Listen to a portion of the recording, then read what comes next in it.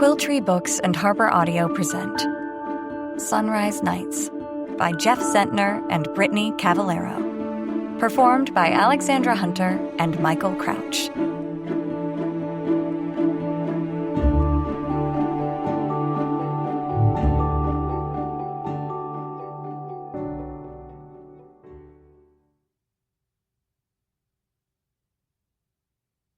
For Tennessee Luke Zentner.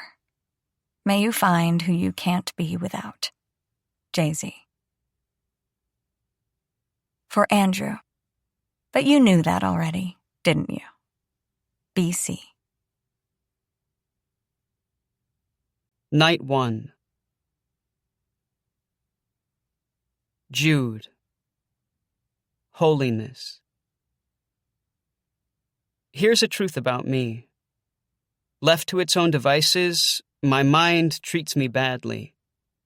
Sometimes.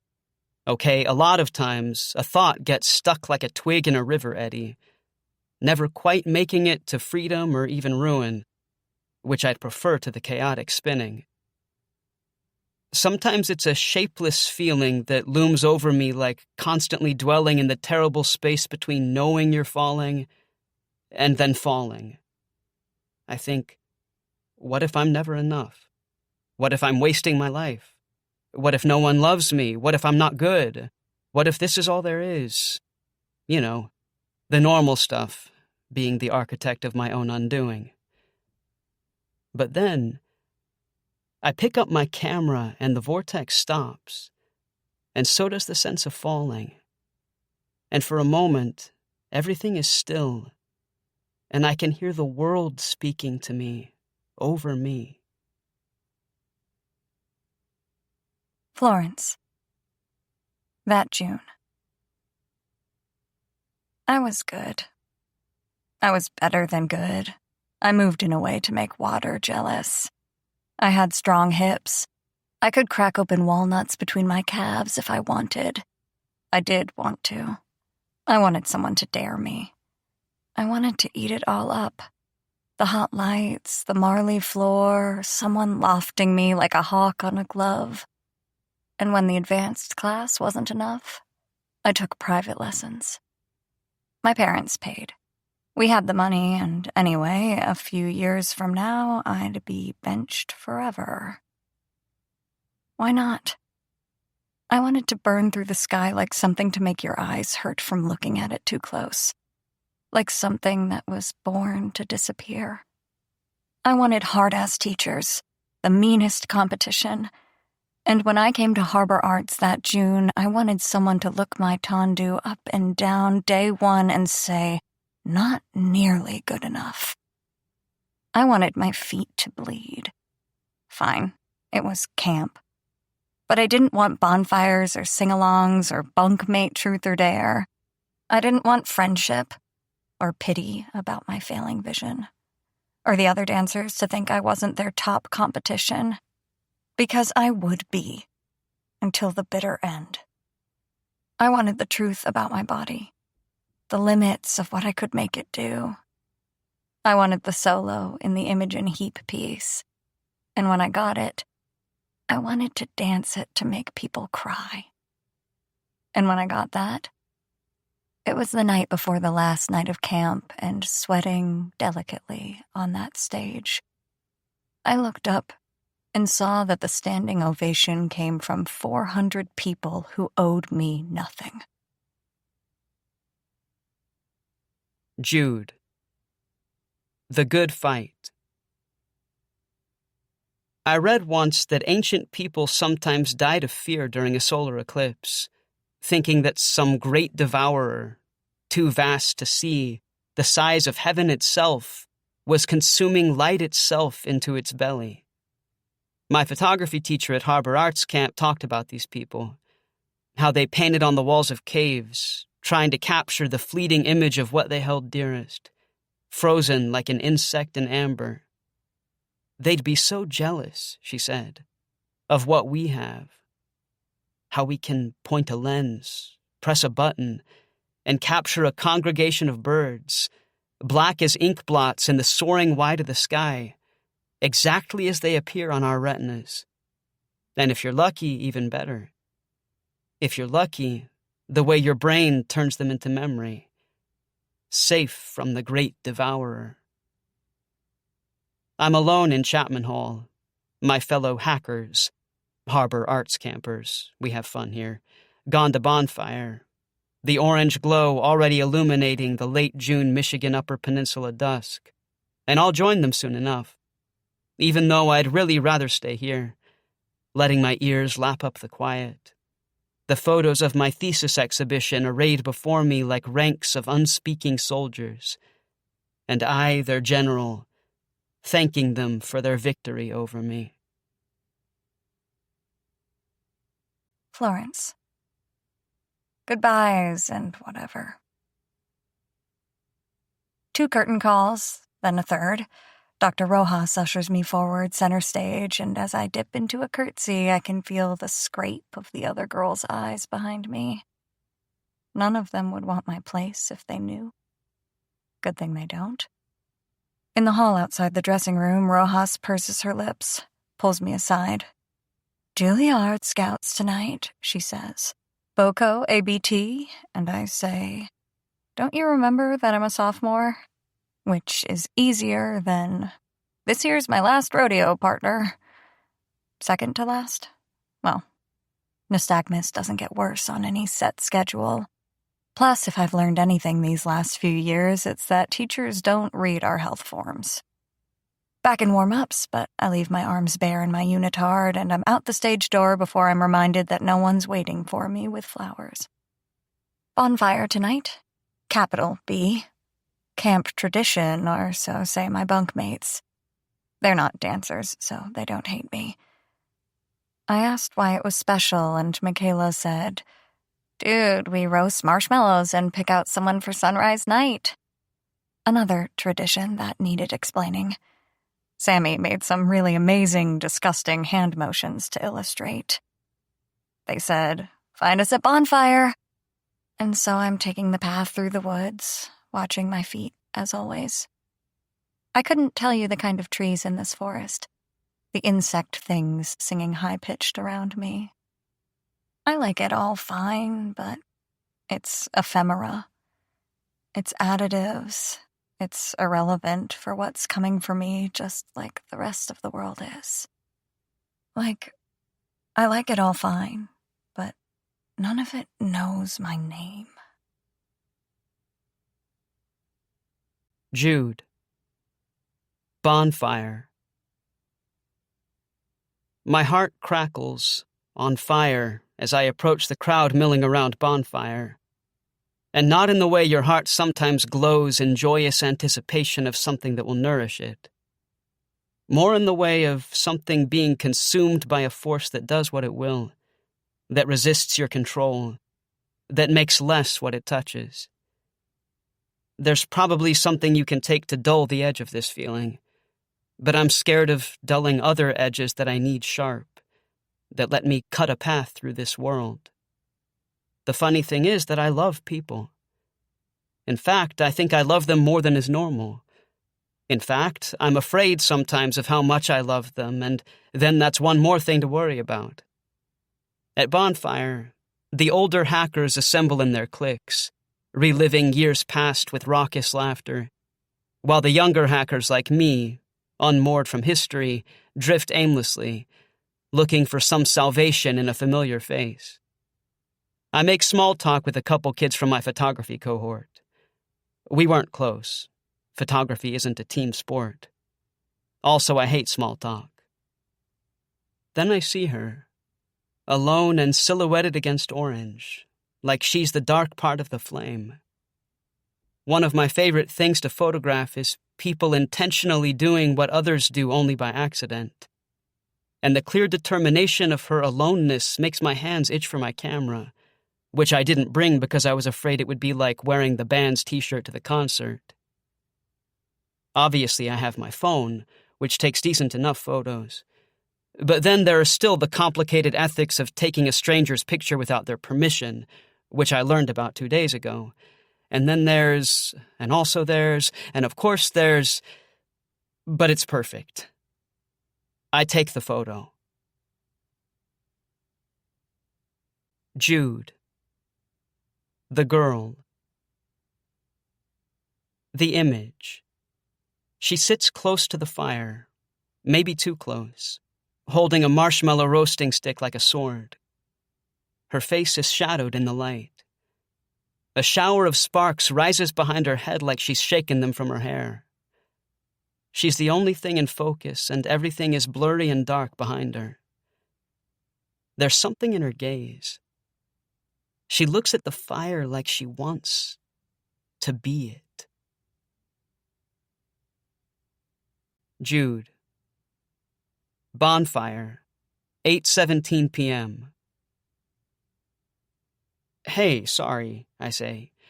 Not to be a weirdo, but not to be a weirdo is always a promising start, the girl says, but smiling. Yeah, I know. Go ahead. Be a weirdo. So, I'm a photographer, and I took a photo of you a minute ago, and I wanted to make sure it was cool. If not, I'll totally delete. That's somewhat less creepy than I was expecting. I don't even want to know. I can show you. I'm good. You sure? I mean, maybe don't do weirdo stuff with it. I won't do... Hey, marshmallow's burning, I say. Oh yeah? The girl says. How'd you know? It was the fact that it was on fire that clued me in.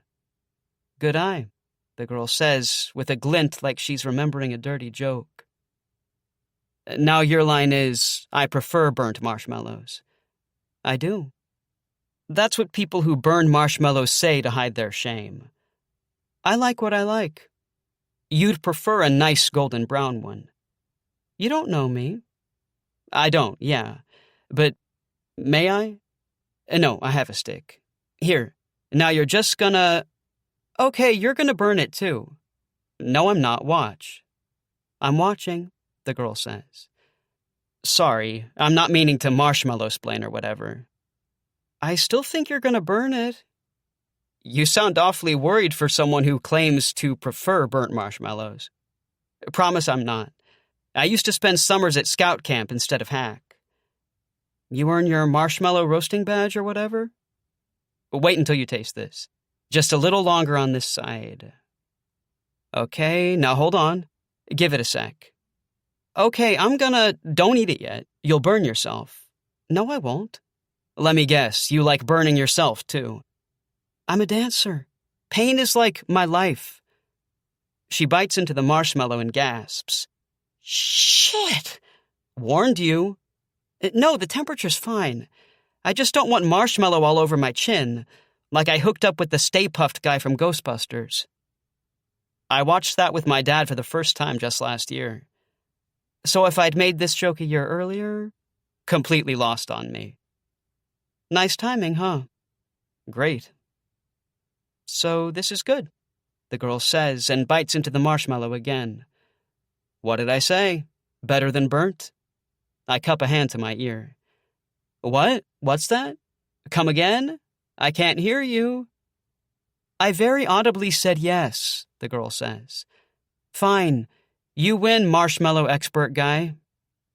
AKA Jude Wheeler. I never caught your name, I say. Florence. First impressions. It's probably the first thing you want me to tell you since he's a boy and I'm, as far as I know, straight. So I don't know. Sort of Timothy Chalamet. I reserve the right to change that comparison if Chalamet ever turns out to be gross. He has that longish 90s hair, but so do lots of boys here, and most of them can't pull it off. Maybe this one does. But I'm not sure yet. Firelight can lie. Dress everyone up in shadow, darken up the edges like film. I don't want to see the picture he's taken of me. My eyes don't line up. You can only see it when I'm still. And also, then I'd have to admit that I care about that. That I care that he's flopped down next to me on this log, roasting me another marshmallow like a dare. Dancers don't eat marshmallows. But how long am I a dancer for? It's these anxious thoughts that make me alone. It's the fear that I don't want to be. Jude asks me, all casual, "Hey, so what is there to do in Harbor City on something like a sunrise night?" And across the fire, Michaela has lifted her eyebrows straight up into her hair. And I take all 3 marshmallows off the end of the stick and say, "I don't know. Everything?" Jude. Everything to do. She says her name is Florence. It's one of those names where you wonder for a second if someone is messing with you, because it seems like only British celebs are named that. So you study her face for a second or two longer than you otherwise would, searching for some hint of a joke. She doesn't meet my eyes. I blessedly resist the urge to ask, "The machine couldn't make it tonight?" Something tells me she's heard it before, and besides, I think it's healthy to suppress my inclination to make dumb jokes when I'm nervous. Instead, I think of the Italian city of Florence, which I've never seen. That's not to say that I haven't been there. I have. But I'm told I only saw a whole lot of the inside of my mom's uterus. This was, of course, when things were better between my parents and they did things together like go to the Italian city of Florence and become pregnant with a son. It's gotten me thinking about cities and actually seeing cities instead of staring at the wall of a uterus. And an alien, marshmallow-drunken boldness passes over me. The same feeling of impending opportunity as when I see a chance for a good photo. And so I ask, "Hey, so what is there to do in Harbor City on something like a sunrise night?" I hope she takes the "something like a sunrise night" to be a knowing mockery of a clumsy attempt at self-conscious casualness, when in fact it's precisely such an attempt, and part of me hopes she won't take the bait. So I'm a little glad when she responds with a non-committal, "I don't know, everything," and then eats 3 marshmallows like she's beyond caring about whether it looks like she hooked up with the Stay Puft guy, and instead wants to look like she hooked up with him, regretted it, then immediately did it again. And now I hope she does take the bait, because there's something I admire about such naked hunger. And also because I bet 2 people who each love to be alone can have a great time together. Jude. Bonfire, 8:34 p.m. "Are you—" I start to ask, but Florence speaks simultaneously. "Sorry," I say. "Go ahead." "No, you go," she says. "Were you gonna—" "No, it's fine, go." "Are you hanging here tonight?" "I don't know." "Because if we're both just big losers who no one likes?" she asks. I was gonna say hanging out alone. "Because we're big losers who no one likes, so we're hanging out alone?" "You're saying it, not me," I tell her. "I'm messing with you." "You've been so busy messing with me that you never answered my question." "Which was? You want to hang out?" "I don't remember if you asked that." "I'm asking now," I say. Florence. Plans. Sunrise night. When they uncollar us and let us roam out into the world until dawn when the cars pull up to take us home. Harbor City's not much of a city, but for one night, it's ours. I was just going to lock myself in the studio, do some stretching, but this boy is looking at me like a dare. Like he's daring himself, or maybe me. And what are the terms, anyway? "There's a barcade," he says. Not that I drink, not that they'd let me drink. But there's an arcade and I heard they have that zombie killing game. "I kill," I tell him, "at the zombie killing game." And now we're off to the races. We put together hearsay with what we can find on our phones. Jude says, "Well, there's a swimming hole," in the voice of someone who's a connoisseur of swimming holes. And I think about a little pond, mist edging it, me in a swimsuit. Romantic. Too bad I don't want romantic. I say, "Target. There's a Target," just to see if he calls me basic, but he smiles a little and says, I love Target. I'm not a monster. Game on. Scrolling my phone, I say, pizzeria. He says, there's an anarchist coffee house where we could play chess. And I say, we? Because I can't help it. Because I challenge everyone always, and it's good if he knows that up front. And since when are we spending sunrise night together? But then he says, with a sense of real gravity, with a look in his eyes I can only call haunted, I hear there's an all-night donut shop. And I can't help it. I never can. When I start laughing, it bursts out of me, and just like that, it's checkmate. Jude. What you expect.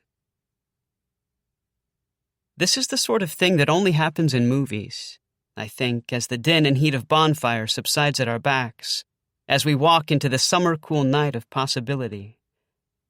Two strangers meeting and embarking on some grand adventure, with the ease of two 11-year-olds becoming friends instantly over a shared love of Spider-Man and pizza.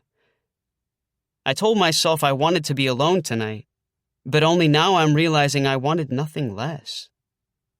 Maybe our bodies produce a chemical that only allows us to feel the full extent of loneliness in retrospect, like gazing at a sad photograph. I look at Florence for some hint of how she's feeling about all this, and our eyes meet and we both smile like we're pulling a prank, which I guess we are, but on ourselves. Isn't a prank just a violation of what you expect? Ring the doorbell, there's no one there. Wake up, your yard is adorned in toilet paper.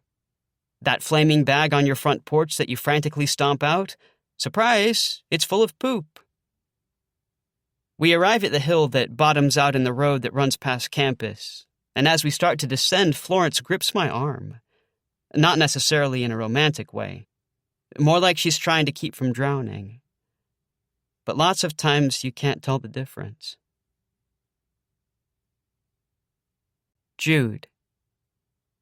Walking gingerly down a large hill in the gathering dark, 8:44 p.m. So, I say.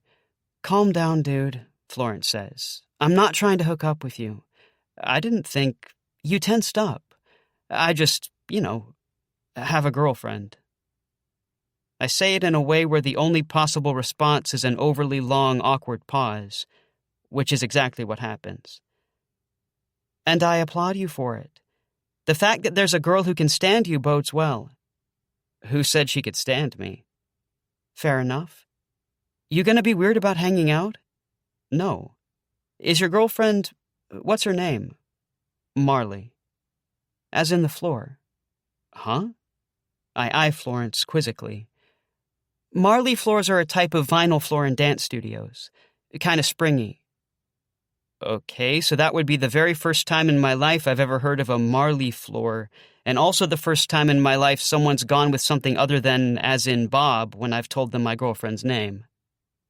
What I hear you saying is that you're already having an extremely exciting and rewarding sunrise night, Florence says. Yep. Is Marley going to be weird about it? I don't want to get you in trouble. She knows I hang out with friends at camp, who are sometimes girls. Bet you don't, actually, Florence says. From the look of it. Theoretically. But yeah, no, not really. What about you? Boyfriend? Huge. MMA fighter. He finds out we're hanging out tonight, you're dead. I laugh nervously. What? She says. Wait, you serious? He's gonna pull off one of your femurs and beat you senseless with it while you try to balance on one leg. I continue scrutinizing Florence's face for some hint of jest. She's stone-faced. No, I'm not serious, she says. Or, am I? No. Yes? I'm gonna make you sign something, like making you responsible if I'm murdered by fist. No, boyfriend. You won't die that way, or at least not at the hands of my non-existent boyfriend. You're a good liar. Thanks. So bear with me. I have a spiel to give you. Florence. Things you don't talk about. That's the title of my memoir. Florence Bankhead, kind of surly. I wasn't always this way. Nobody is, really. You aren't born with your lip buttoned shut. You have to be made like that. It doesn't have to be trauma or whatever. It can just be you learning the way your world needs you to be. Mine needs me to be tough. If it wanted me gentle, it would have given me 20/20 vision and a mom who doesn't get choked up every time she watches me take out the trash. Because someday soon, maybe, I won't be able to do it. Like my life to her is a series of warning signs. Some music cue shivering in the soundtrack every time I reach for a doorknob and miss. An ending buried in everything I do. It could make you lose your mind, or it can make you kind of a bitch. I can track it back. Me, age 12, dumping Jacob Olsen on the blacktop after I watched him raise his foot and squish a spider. Like, really casually, like a killer in training. And then, in retaliation, his best friend Caden told everyone I was a freak because I had zombie eyes. They're like, dead. They don't work, but they move on their own. Cue people looking at my nose when they talk to me. So, yeah. You bet I ordered a shirt that said, "My eyes are up here, asshole," and wore it over my flat chest. Or, I don't know, 3rd grade, January. Me home for weeks, wearing sunglasses inside, and behind them the whites of both my eyes were bright red from another surgery. Talk about The Walking Dead. The way my mom watched me. It was like I was a reminder of some failure of hers. Not a mostly normal blonde girl with 2 pairs of ballet shoes watching videos of Misty Copeland on the couch. Not a 10-year-old who loved her cockapoo Lucky and playing soccer with her dad in the yard, who had a freckle on her big toe and double-jointed elbows. And also a weird thing where her eyes shook uncontrollably when she was tired or stressed or alone. Who sometimes saw halos around lights when there weren't any angels around. Who looked down a flight of stairs and saw a drawing of a flight of stairs. Who looked at a hill in the dark and felt vertigo. Who looked at a spotlight on a stage and decided to grand jeter into it anyway. Who was brave enough, 6 years later, to take a boy's arm on a warm night in June and tell him everything, except maybe the part where she was surprised at how good it felt to press up against him for a few moments in a dark so complete she couldn't see anything. Florence. Quick confessions on the way into Harbor City, 8:48 p.m. So, I say, I have issues. Issues? Not like serial killer issues. I don't kill spiders for fun. Spiders are very helpful. They keep your house bug-free. Thank you! Anyway, no, it's like, okay, I have depth perception issues. Okay? Okay? That's not a big thing, is it? I mean, it's not, on its own, but that's why I grabbed your arm. I have a smorgasbord of eye issues. That's kind of a gross visual. Right? Like sandwiches made of eyes? Between little slices of bread? I'm trying to tell you something, I say. I'm not doing it super well. Basically, I have nystagmus. My eyes shake uncontrollably sometimes. More often now. I have a bunch of other things, but sometimes I just need an arm. Yeah. And I need to not talk about it a bunch because it's a total bummer. My dance friends don't even know, but I wanted to tell you I wasn't, hitting on you.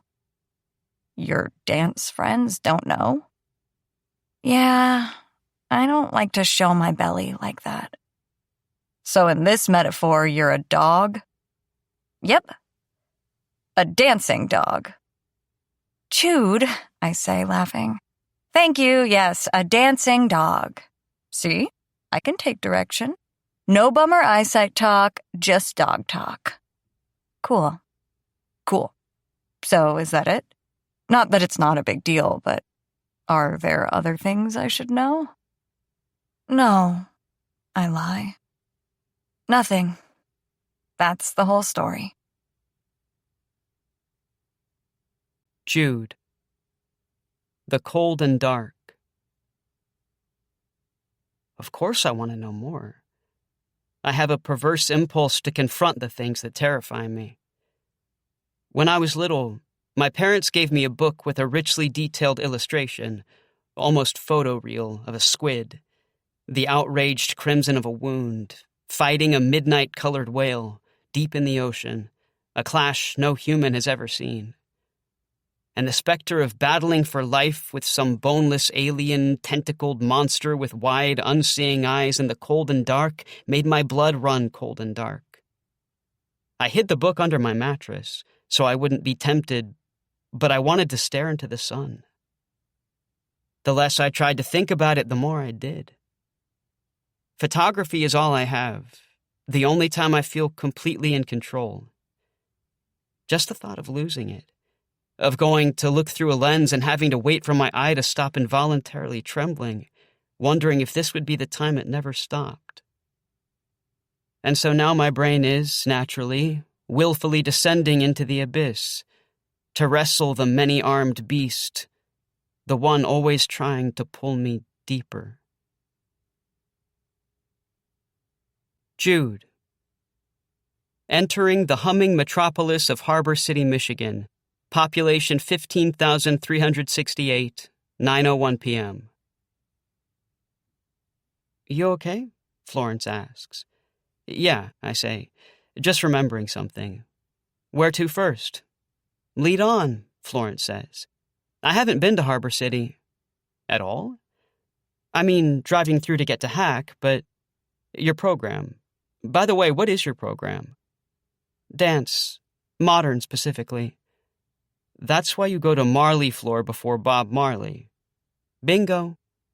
Also why Bonfire was the first time I ever saw you at camp. Yeah, dance is its own thing.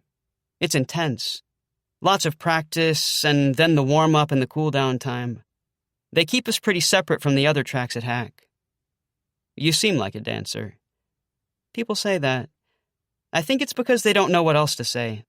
I never know what they mean. I just meant you move sorta gracefully. You walk like a cat. She laughs. A cat? That's a compliment, right? People want to have cat-like reflexes and stuff. That's a thing. That is a thing. People wanting cat-like reflexes. If someone offered to give you cat-like reflexes, you wouldn't say no. I would not say no to some cat-like reflexes, you're right. So yeah. I'm not saying you bathe by licking yourself or poop in a box. You don't know that I don't do those things, Florence says. There I go assuming. So, I was saying, before we got off on this tangent, this wasn't the point? To discuss the desire for cat-like reflexes? No, I was going to say, didn't your program come into town for stuff? Like what? So we could dance on the courthouse steps? Or even just to, eat? I don't know. You ever been in a dance program? Why, do I move like a cat? Well, eating isn't a huge part of it, unfortunately. You hungry now? I ask. Always, Florence says. Should we go eat first? I'm into that. Let's see what's around here. Florence looks at her phone. You vegetarian or vegan or anything? No. Nothing against vegetarians or vegans if you are. Nope. Marshmallows have gelatin or something vegans can't eat. You definitely eat marshmallows. My point exactly, Florence says. So Google Maps is telling me there's this pizza place like 0.3 miles from here. Pie Town, it's called. It stresses me out when people call pizzas pies. Oh, same. But this place gets good reviews. Like, says it's popular with college students. Okay, here's best place to go in Harbor City after smoking a late-night bowl. Here's you have to try the tavern-style pizza. What's tavern-style pizza? I ask. It's good. It's a Chicago thing. Like deep dish? No, that's tourist garbage. I think pizza's pretty hard to screw up. Even bad pizza is good. Well, okay, fair. I guess I've had bad pizza. You from Chicago? Madison, Wisconsin, Florence says. But I've spent a lot of time there. Never been. It's amazing. It's like a slightly smaller and friendlier New York City. Never been there either. Where have you been? Atlanta, Louisville, Orlando, Nashville a bunch of times. I live right outside Nashville, in Dixon, Tennessee. Never heard of it. No reason for you to. You don't really have a southern accent, Florence says. It comes out when I'm back home. I hide it a little here. You don't have an accent either. Not so much. I pretty consciously try to keep it from creeping in. I don't love the Wisconsin accent, honestly. GPS is telling me we go... Hang on. No, this way. We start walking. So you never said what program you're in, but I think I can guess. Let's hear it, I say. Photography. Excellent guess. As in I nailed it? Nailed it. Wasn't hard, Florence says. No. What's it like being a photographer? You know, it's cool. I get to eat. It's cool and you get to eat. Yeah, I mean, there's more to it than that. We get to come into town on little field trips to photograph stuff. We learn how to use a darkroom and film. Florence cuts me off. Tell me why you love it. Why you spend a month out of the summer that you could be gaming with your friends to come to Hack. I think for a while. I'm ready to share pizza with her, but maybe not to share the ways I'm broken. When I was little, my parents gave me my dad's old Android phone. It had a crap camera, but that was my favorite part about it. I played some games on it, but mostly I'd go around taking pictures of stuff. I tried to set up my Lego guys in little scenes. Then I moved on to nature photography. When I was 12, my parents got me a decent DSLR camera. I kept taking photos, started getting into portraits. They're actually still my favorite to do. I like photographing people and nature. Just being joyous or whatever. I sound dumb. I'm not used to talking about it. No one's ever asked like you did. Show me. My photos? Yeah. Okay. I murmur as I pull up a gallery on my phone. I hold it up to her. Can I? She asks and takes my phone. If I scroll, I'm not going to hit any dick pics, am I? No. No topless Marley? No. She's pretty Christian. She's at church camp now. Otherwise what? Would you have nudes? Still no. Not my thing. You're not always trying to take naked pics of her? Like I said, not what I'm about. Lots of photographers are pervs. I know. Not me. Good, Florence says. Hang on, we gotta stop walking while I... Jude. In a new light. She scrolls through my photos, holding the phone at a tilt, adjusting the angle every so often like she's trying to signal with a mirror. Sometimes she makes a small noise, a sort of murmur at seeing one. She finishes and hands me back my phone and looks me straight in the eyes for the first time since we met. These are good, she says. Really good. I like the forthright surprise in her voice because it tells me she isn't lying. I don't know how to explain it. It just makes me feel less hungry somehow. I don't know if that makes sense. Yeah, she says. It does. And speaking of, let's walk. I keep in my mind a chronicle of light, and there's none I love like the new light. Florence. The present. I do this thing where I'm not really where I am. There's a psych term for it. I know, there's one for everything. But while my mouth is telling my mom about geometry class, or while I'm asking Alma, the dance studio receptionist, if she crocheted her new scarf herself, she always has, but I pretend to forget. She's 68. I humor her, sue me. The rest of me is in the future. Not like 5 years from now. My possible guide dog future, slipping a tin can lid into a pot of water so I can hear when it's come to a boil. But like next week. I like the plan more than the execution of the plan. I like the thought of the pizza more than the pizza itself. Like, what's the story of this night gonna be when my stories change completely? I want to have good ones. I want to be able to say, look, I went out there and did that. I took a strange boy to Pie Town and told him at least some of my secrets.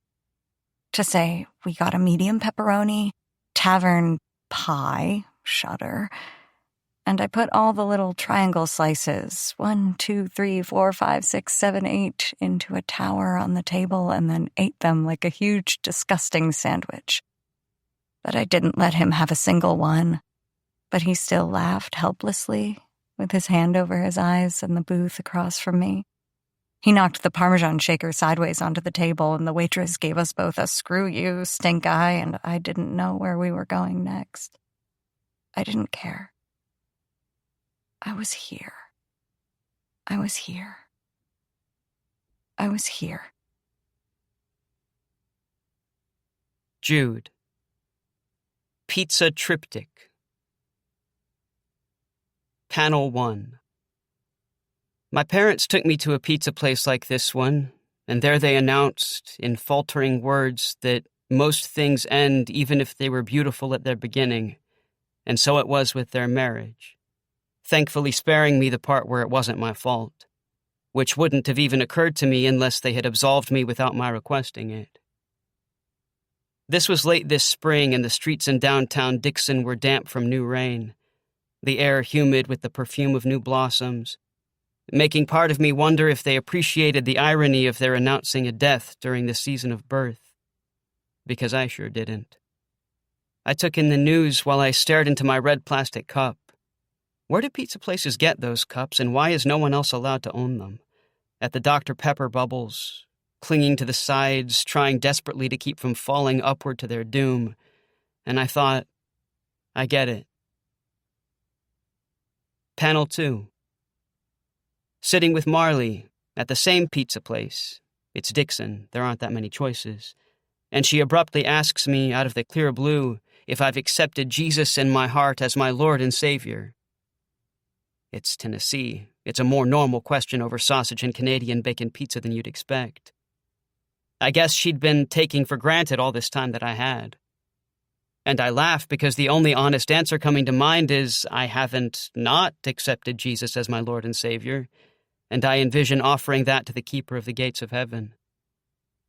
And she gives me that look, the one that makes me wish our relationship was a little bit, by which I mean a lot, easier, and says, not everyone would laugh at that question, which really means Peyton wouldn't have laughed. Peyton being, of course, the absolute worst, 2 years older than us, handsome like a newly waxed Range Rover, a cool youth pastor in embryo who has a YouTube channel on which he does Christian social experiments, which suck even worse than you think. Spoiler alert, they never involve acts of generosity or compassion. So get with that hypothetical person or persons, I say, not really meaning it, but wanting to see how she responds. And she says, I love you. That's why I'm worried about your soul.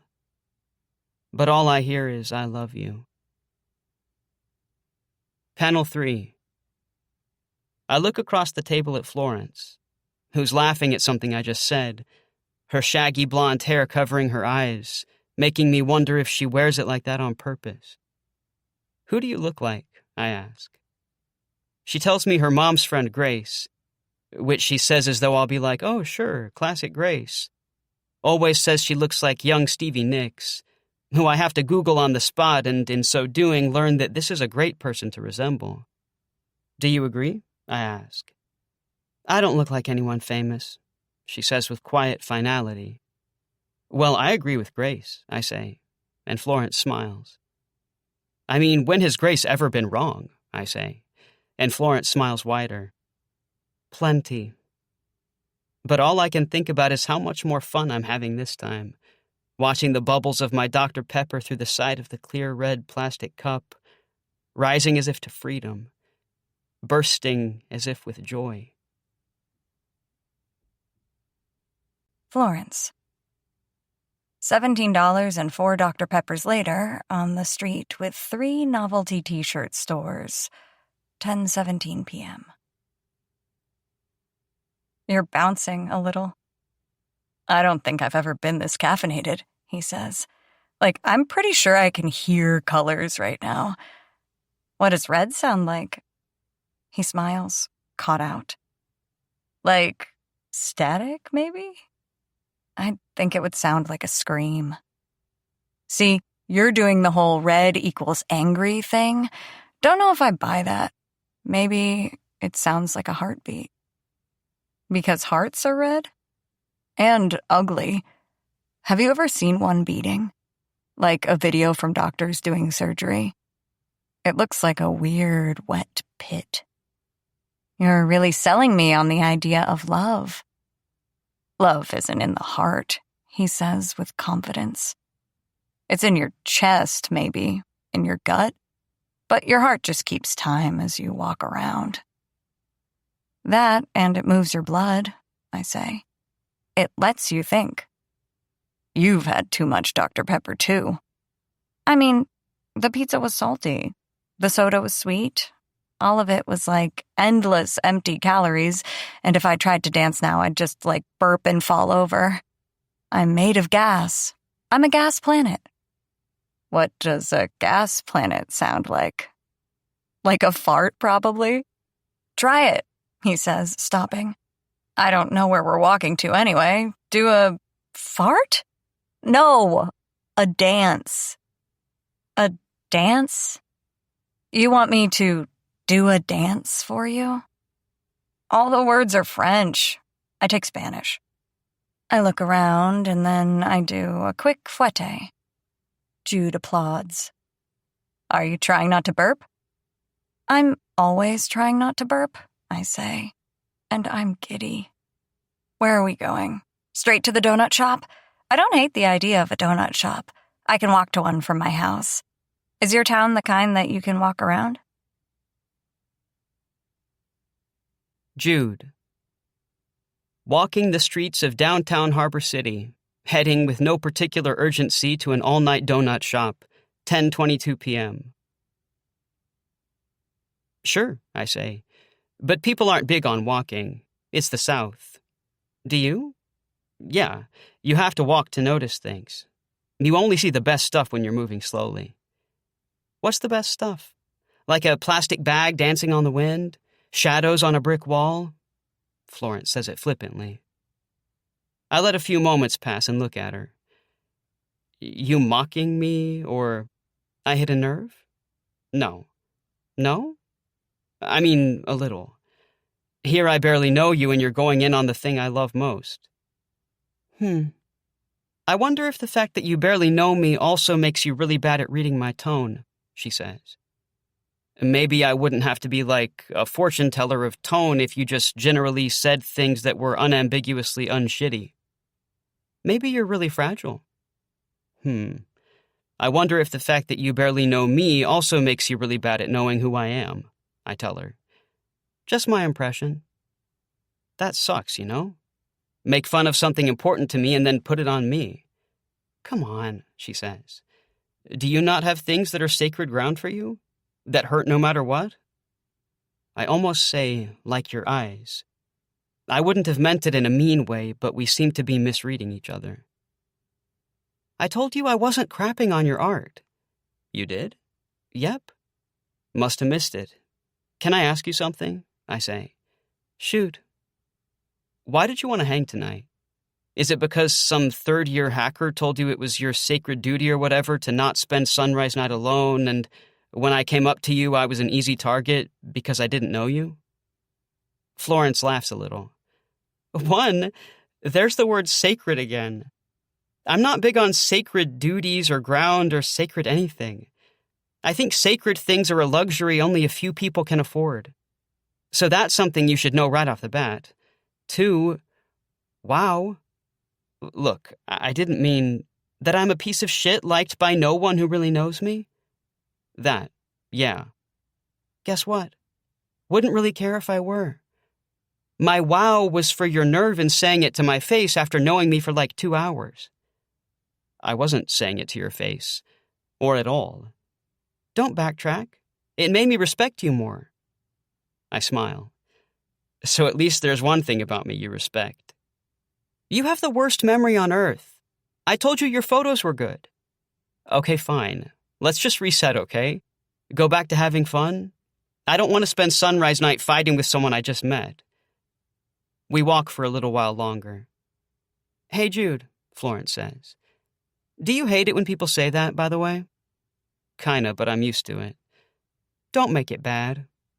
Eat a bowl of diarrhea with milk and raisins. I smile against my will. Raisins? Harsh. So when we get to the donut shop, buy you a donut? Won't say no to that. The catch is I choose, and you have to eat whatever I pick. Fine. I'm serious. Okay. We walk some more. Hey, Florence. Yeah? I still think you're cool. Even though I roasted you? Even then, I say. And her face lets slip that she's happy. Florence. Peace, love, and little donuts. I open the donut shop door and the bell jingles, like an apology. Hot sugar in the air, classic rock on the radio, a case of made-to-order minis laid out before us like a banquet, coconut cream pie and cereal explosion, banana split with 2 whole cherries on top, and a guy in a tie-dyed shirt easing some fresh ones into the case. He props up a little sign that says, Snick Jagger and Shaka Pecan. Groovy, I tell him. 2 thumbs up. He's cute, college-aged, though his puberty mustache is killing the vibe. Still, he smiles at me, and Jude gives me a look because I'm being nice, I guess, to another guy. Because I haven't said sorry. And for the record, I won't. For the record, I hate this shit. The I take myself seriously shit. The my art is sacred shit. I don't have time to stare at myself in the mirror every midnight crying because maybe I won't be canonized. Duh, take your art seriously. Late nights in the studio, up at 5 a.m. to read or stretch or do the darkroom thing. But do it because you love it, not because it's everything you are.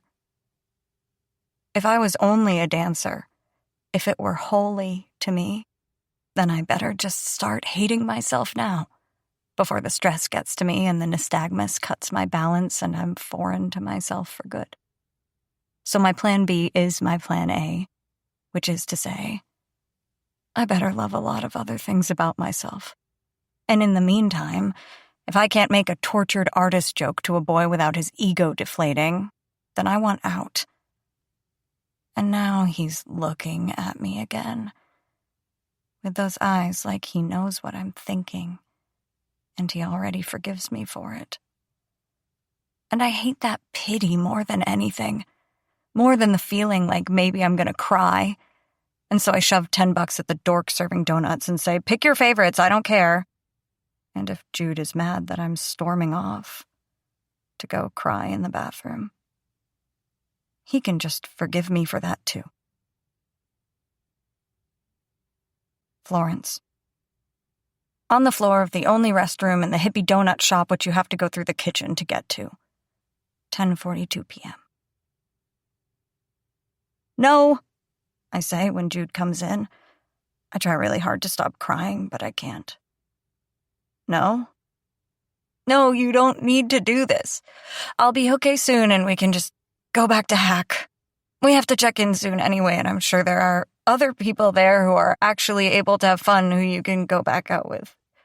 People who aren't, like, all mean and spiny. Normal people, not like me.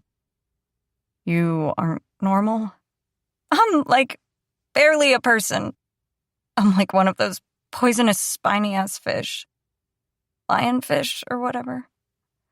Nobody likes a spiny-ass fish. I hear they're delicious. Both of us hear how that sounds after he says it. I mean, ew, not in that way. I meant I'd like to keep one as a pet? No. Oh, God. No, I take that back too. They're pretty. Spiny-ass fish are pretty. No, they're ugly and mean and they're no fun. God, I wish I could just stop crying. You don't have to be fun. And I can hang out here, if that's cool with you. He sits on his heels next to the toilet paper. Here, take a big wad. That always makes me feel better. But what about the little sign? The little sign? The one that says, only take what you need, these come from trees? Guess we're both terrible people. Killing trees and being fishy and yelling at nice people who tell you to be nice to them. No, I think that last one is just you. Do you know what my mom said to me before I left for Hack? She said, this might be the last time you do this, so savor it. She meant camp? Dancing. Oh. She keeps telling me things like, oh, Florence, it's great that you're smart, and because of dance you know all about, like, geometry and stuff. Maybe you can be an astrophysicist. After I totally lose my depth perception, she means. I won't be able to balance anymore, but hey, I can balance a proof. That's a lot. You're going to, like, dance your way into a geometric proof? Which is then going to blast me into space. Nobody can look at me in the moment. Ever. Nobody can say, you're an amazing dancer now, be an amazing dancer, and later we'll just figure it out. Everybody wants me to be playing 4-dimensional chess with my own life, and I don't mean to. But I catch Jude's gaze and he holds it fast. I'm so jealous, I whisper. I'm sorry. I wish there was something I loved that I could do for my whole life. Like you. I wish I could love something that I knew I wasn't going to lose. But we lose everything, Jude says. And that's... Don't you dare tell me that's what makes it beautiful. That's what makes it beautiful. God damn it. I'm going to cry myself a whole ocean. Good thing you can swim, Spiny. Jude. Crying behind bathroom doors. The thing is, I have more experience than I'd like with people crying behind bathroom doors. Just one of the myriad perks of your parents' divorce. The thing is, we go to bathrooms to cleanse ourselves of the things that poison us if we let them build up inside us. And the thing about sobs from behind a bathroom door is they sound like the call of a distant flock of gulls come to feast. Only it's you raising the song and also you the feast. I've known Florence long enough to guess she doesn't cry easily, and I want to hold her hand and assure her it's okay. The days will pass, and somehow you'll weather the season of gloaming, and still you'll see. But all I can tell her without lying is it's okay. I won't abandon you to pass this night alone. You'll see. Jude. Back in the hippie donut shop, ready for post-cry carbs and sugar, 10:51 p.m. Everything cool? The hippie dude behind the counter asks. Yeah, fine, I say. Sorry for bringing the bad vibes or whatever, Florence says. No worries, the hippie says. I didn't pick you out my favorites, though, because I wasn't sure you'd still want them. Yeah, donut us, Florence says. I believe I agreed to eat any donut of your choosing, I say. Oh, that's right, Florence says. Weirdest donut you've got. What is it? Hippie dude grins. As it happens, the weirdest donut we've got is pretty much the weirdest one anyone's got. Maple bar topped with dried crickets. The Jiminy Cricket. Didn't burn too much daylight thinking up that name, huh? Says Florence. I heard the crickets taste kind of like walnuts, hippie dude says. Never tried it? Florence asks. Vegetarian, he replies. You gonna chicken out? Florence asks me. Actually, chickens probably love crickets. You gonna human out on me? I swallow hard. A promise is a promise. If I die, will you tell my parents I loved them? I'll tell them you loved them, but not more than you loved eating cricket donuts. Cricko nuts. One cricket donut coming up, hippie dude says. Make it 2, Florence says. Hang on, I agreed to 1, I say. The other one's for me, she says. Seriously? If we die together. We grab our donuts. We raise them to our mouths and pause. Count of 3, Florence says. 1, 2, 3. I say. Doesn't taste as crickety as I expected. What would you expect crickets to taste like? I don't know, but I'd know it when I tasted it. Is it weird for me to say I thought it'd taste minty? I mean, crickets are green, aren't they? Mints are green. So what about Marley? She doesn't taste like crickets, I say, my mouth full, if that's what you're asking. You didn't ask me to tell her that you loved her if you croaked from the cricket donut. Just your parents, Florence says. Yeah, well, trouble in paradise? I mean, I don't know how comforted she'd be if a pretty girl showed up at her door and said, Hey, your boyfriend died hanging out with me and eating a cricket donut I picked out for him. Pretty? Aw. I'm just saying, you have a nice face. And you have a solid restroom therapy game, Florence says. Solid restroom therapy game? Aw. Does Marley make you practice your therapy skills on her in the bathroom? She a bathroom crier like me? I don't want to talk about Marley tonight. Would Marley eat a cricket donut with you? I'm guessing she'd sooner drink warm milk poured through a sweaty ass crack. Now let's change the subject. Okay, fine. Florence pauses for a moment. What's up with Marley? Good one. These dried crickets really do taste like walnuts. Know what I've learned? That the really important thing is the friends we make along the way? Close. Anytime you see weird stuff on a menu, you should get it. You think? Because if it's actually gross, it would never make it on the menu. I had hot Cheetos ice cream at an ice cream place once, I say. And? Yeah, it was weirdly good. Your theory checks out. We finish our cricket donuts and sit looking out the window, the neon open sign bathing our faces in pink glow. We better keep track of the time, I say, so we're not late to check in. Did you think you were going to offend me by saying keep an eye on the time? Florence asks. Maybe. You're sweet, but I'm fine. Okay. Thank you for caring about my feelings. We sit quietly for a while. Florence asks, Think I'm a drama queen for crying in a donut store restroom? Not at all. I can't control when things hurt too much. No one can. Florence. Trouble. When we finally hit the street, Jude says, Oh shit, it's 10 minutes to first check-in.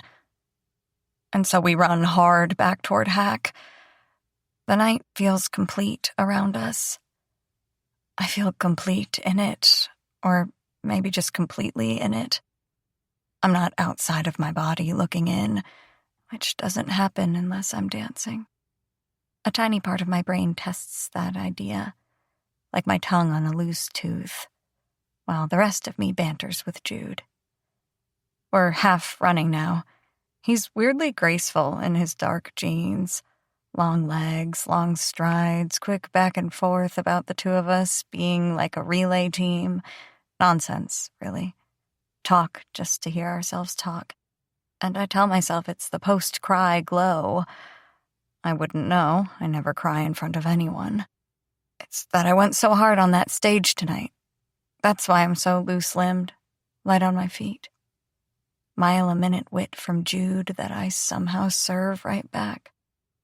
The hack sign glows ahead like a finish line, and I lift my hand to Jude to bump it. We made it! And when he does, I want him to touch me again. Shit. Trouble is, the 2 inches between me and this boy, electric, charged with particles only I can feel. Trouble is this boy who thinks I'm beautiful because he thinks everything is. Trouble is, I want to reach into his past with both hands and hear it all. Find the hairline cracks. Hope the telling helps them heal a little. Trouble is that tonight my edges softened too. Trouble is mostly a girl back home named Marley, and I would never push it. Jude's morality clings to him like sunlight. Besides, I'm no other girl, and I can get over it. I know I can. Even if every hacker around us is looking at me and him in the check-in line, snorting about how cricket donuts taste like Snickers. The trouble is there's so much I'm told I can't have. I need to get better at not wanting it after that. The trouble is me.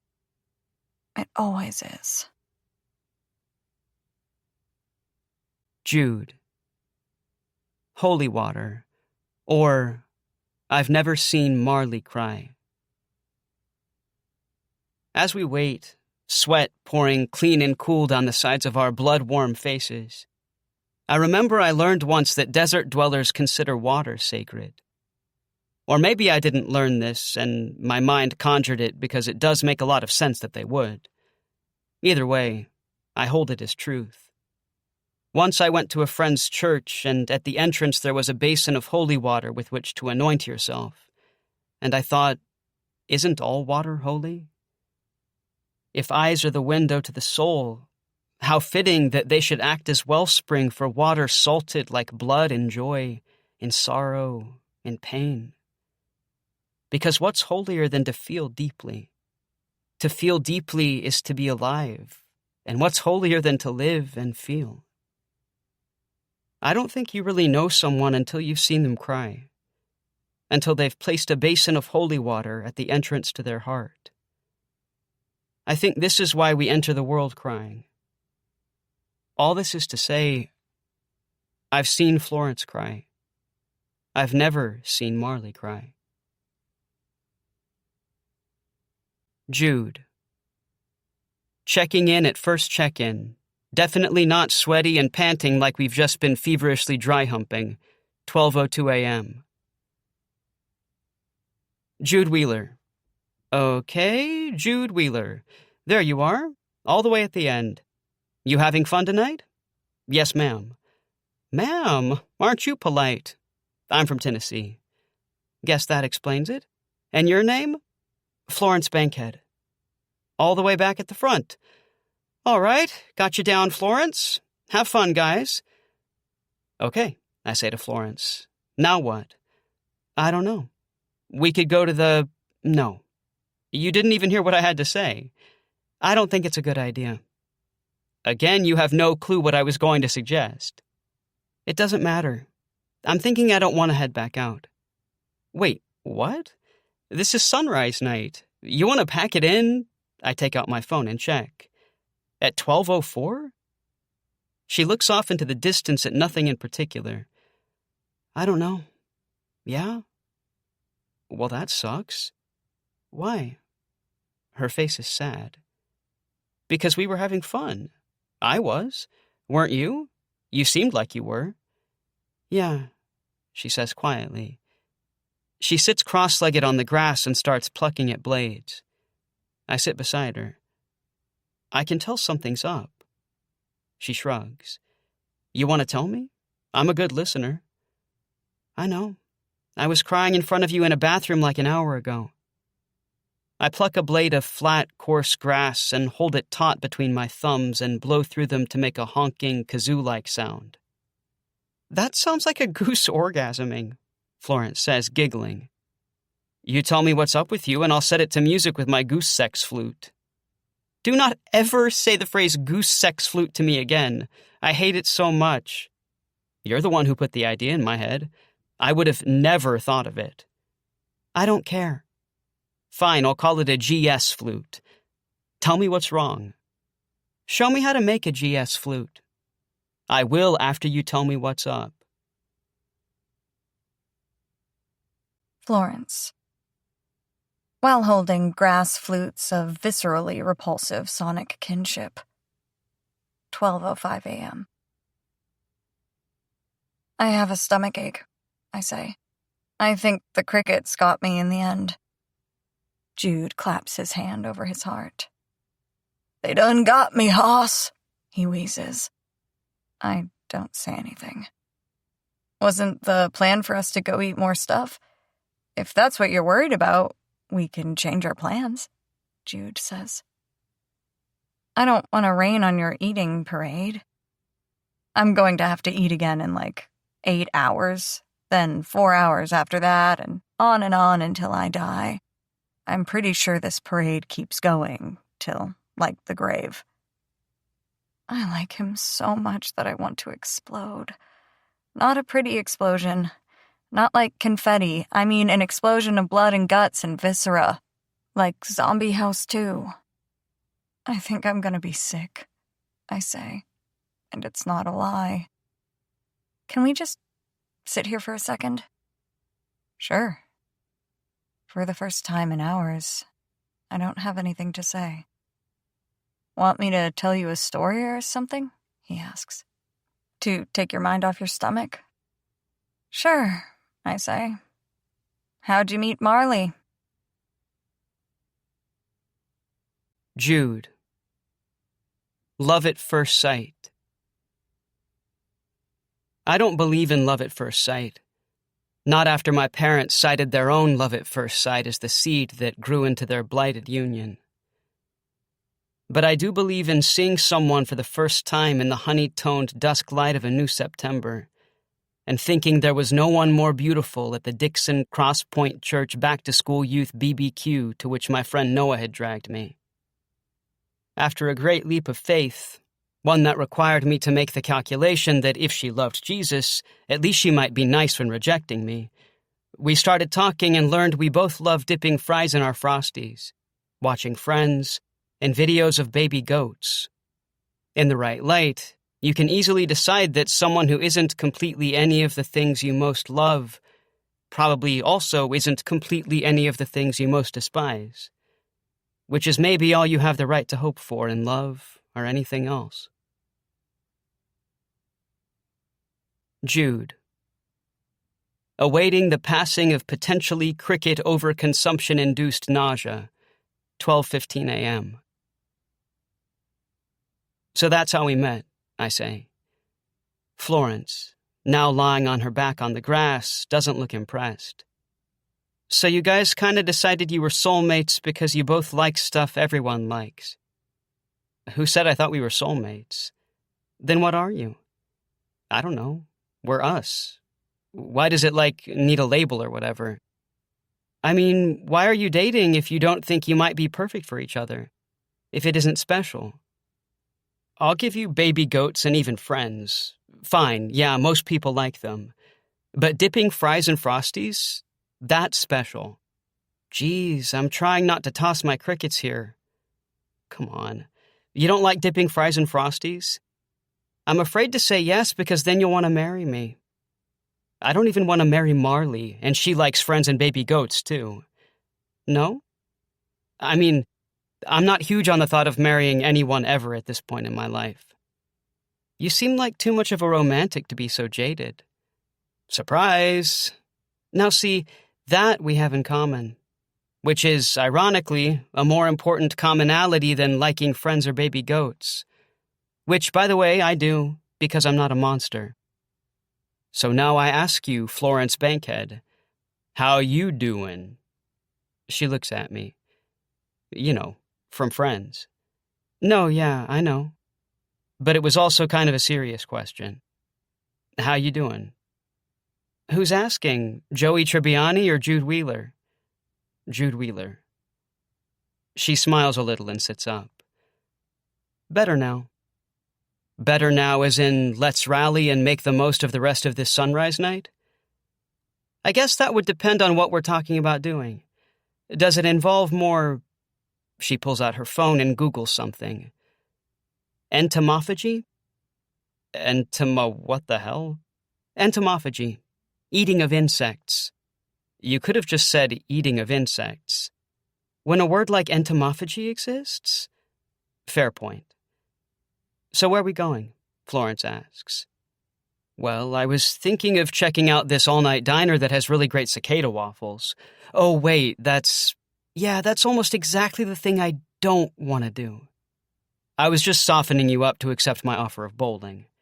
Because I'm sure you find it unbearably average, like loving baby goats, I say. Is there an all-night bowling alley? Wait, you're entertaining this?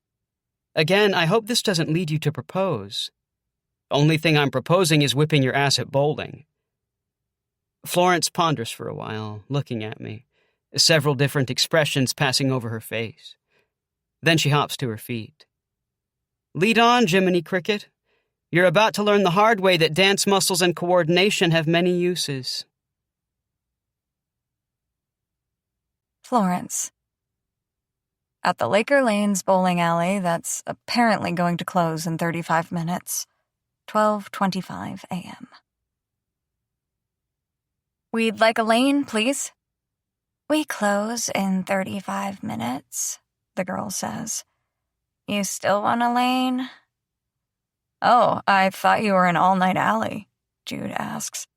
The sign outside says, Welcome, hackers, which sort of seems like it could be a problem.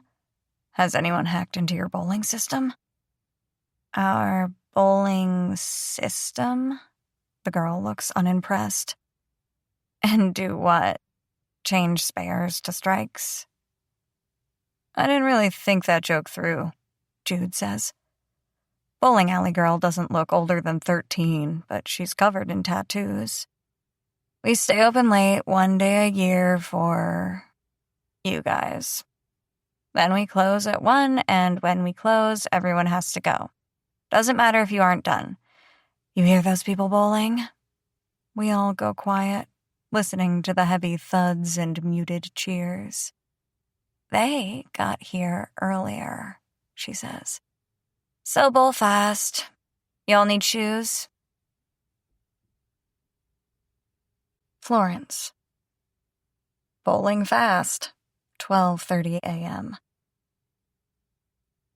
Do you think our family owns this place? Jude is programming our names into the bowling system. Probably, he says. Or they're breaking like a million child labor laws. I wonder how much crap she takes from the patrons. She was all ready to take us on if she had to. Duke's out. Reminds me a little of you.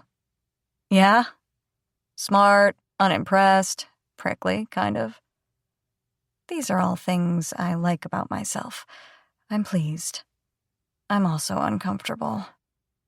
Some people don't like prickly girls, I say. Boring people. Boring people, I agree, relieved. I like it that I know you're not just saying things you think I want to hear, he says fast. I know when you like something. It's for real. You don't lie. I think about my fake stomach ache and try not to flinch. What color ball you want? I ask. Blue, like yours. Blue balls all around. 8 pound? 8-pound blue balls. I think we've pretty much squeezed the blue balls joke dry. Squeezed dry. Yes, Jude, thank you. I see you have a pulse. Now, am I thing 1 or thing 2? I ask, looking at the screen. Thing 2. Then roll that ball on down the hall. I'm getting us Slurpees. Florence. Making crucial Slurpee decisions. 12:34 a.m. You want blue raspberry or Coke? I like both. You have a preference? I hate blue raspberry with a passion, but also he's so cute that I want to die. Nope, no preference, I tell him. Cool, he says, and takes the Coke. Got fries, too. Cheese fries. Okay, stomach of steel. Guess you're over that cricket donut. Nah, I'm just gonna coat my stomach in plastic cheese so I can't feel the crickets jumping around in there anymore. This is a medical decision. Cool. You bowl already? I did. All the pins are still up. They replaced them, he says, after you knock them down. Oh.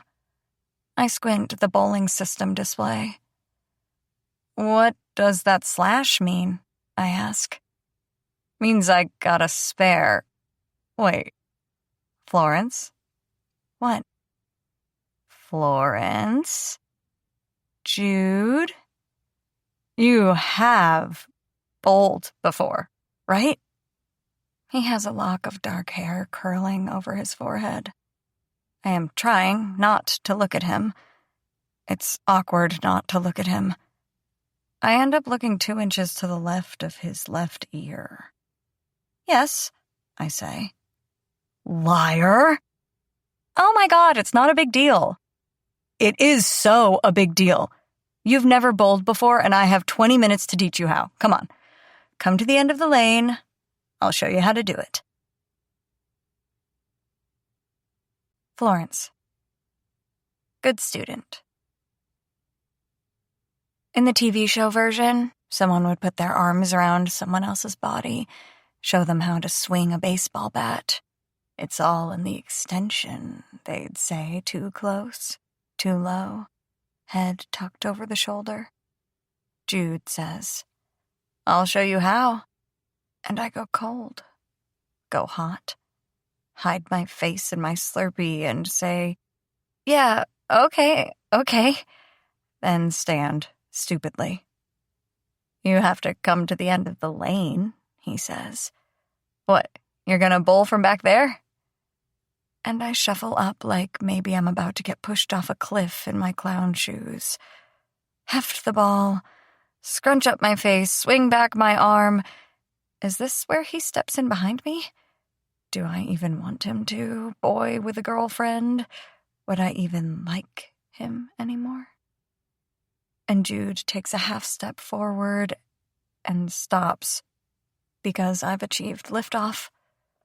The ball careens down the lane, pins spinning wildly out, and I don't even think about it. Just pirouette twice like the tool I am. Drop into a curtsy for Jude. Whoa. Okay there, he says. Strike land. Dancer muscles, I tell him. Looks like you don't need my help after all, he says. And we lock eyes, and from 5 feet away I can imagine his hot breath in my ear, on my neck. His fingers tighten my hair, saying, "You've surprised me," saying, "This is what the beginning of something feels like, Florence." And that's when I know I need to end it. Jude. Bad boyfriend. Did she really need my help that badly? She's a natural. She has great instincts for bowling, and like she said, dancer muscles.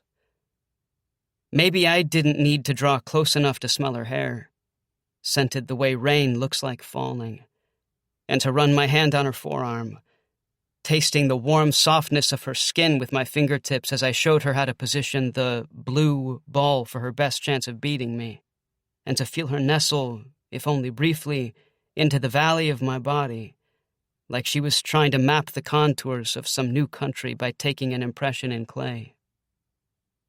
And even all that left me greedy.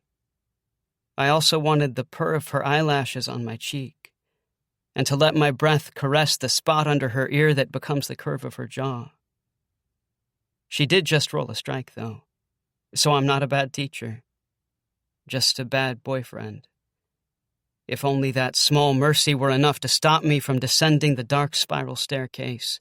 You know the one that only goes down. Jude.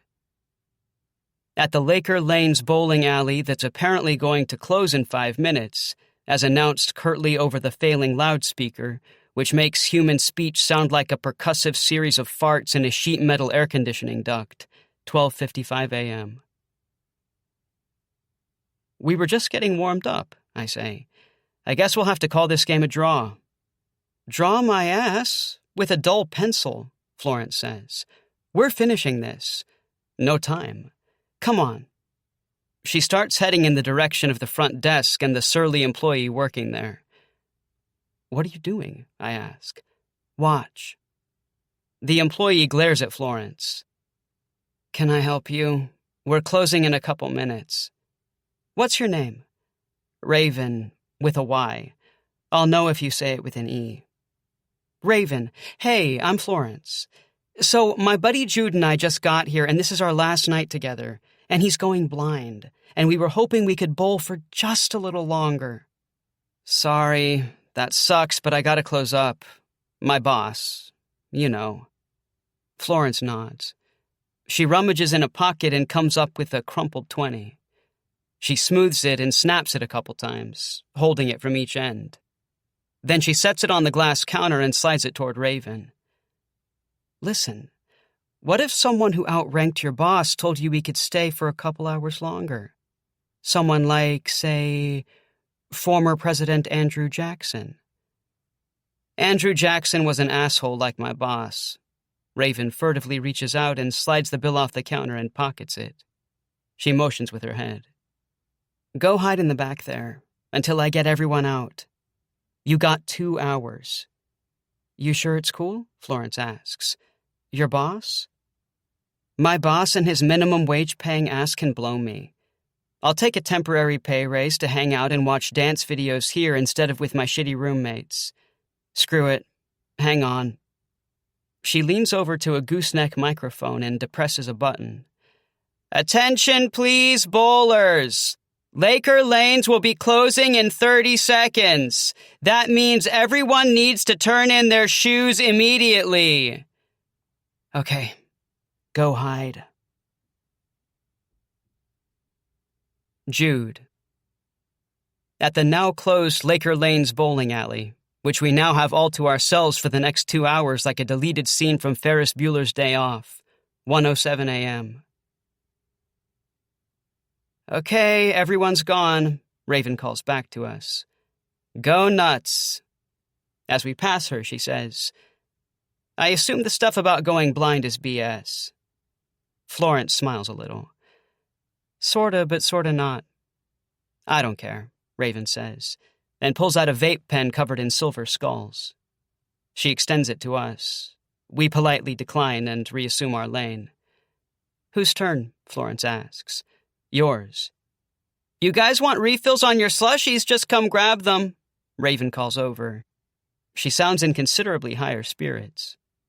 You won't get in trouble? I ask. Does this place look like the kind that keeps close track of anything? Closing time, Florence responds. Raven erupts into peals of laughter.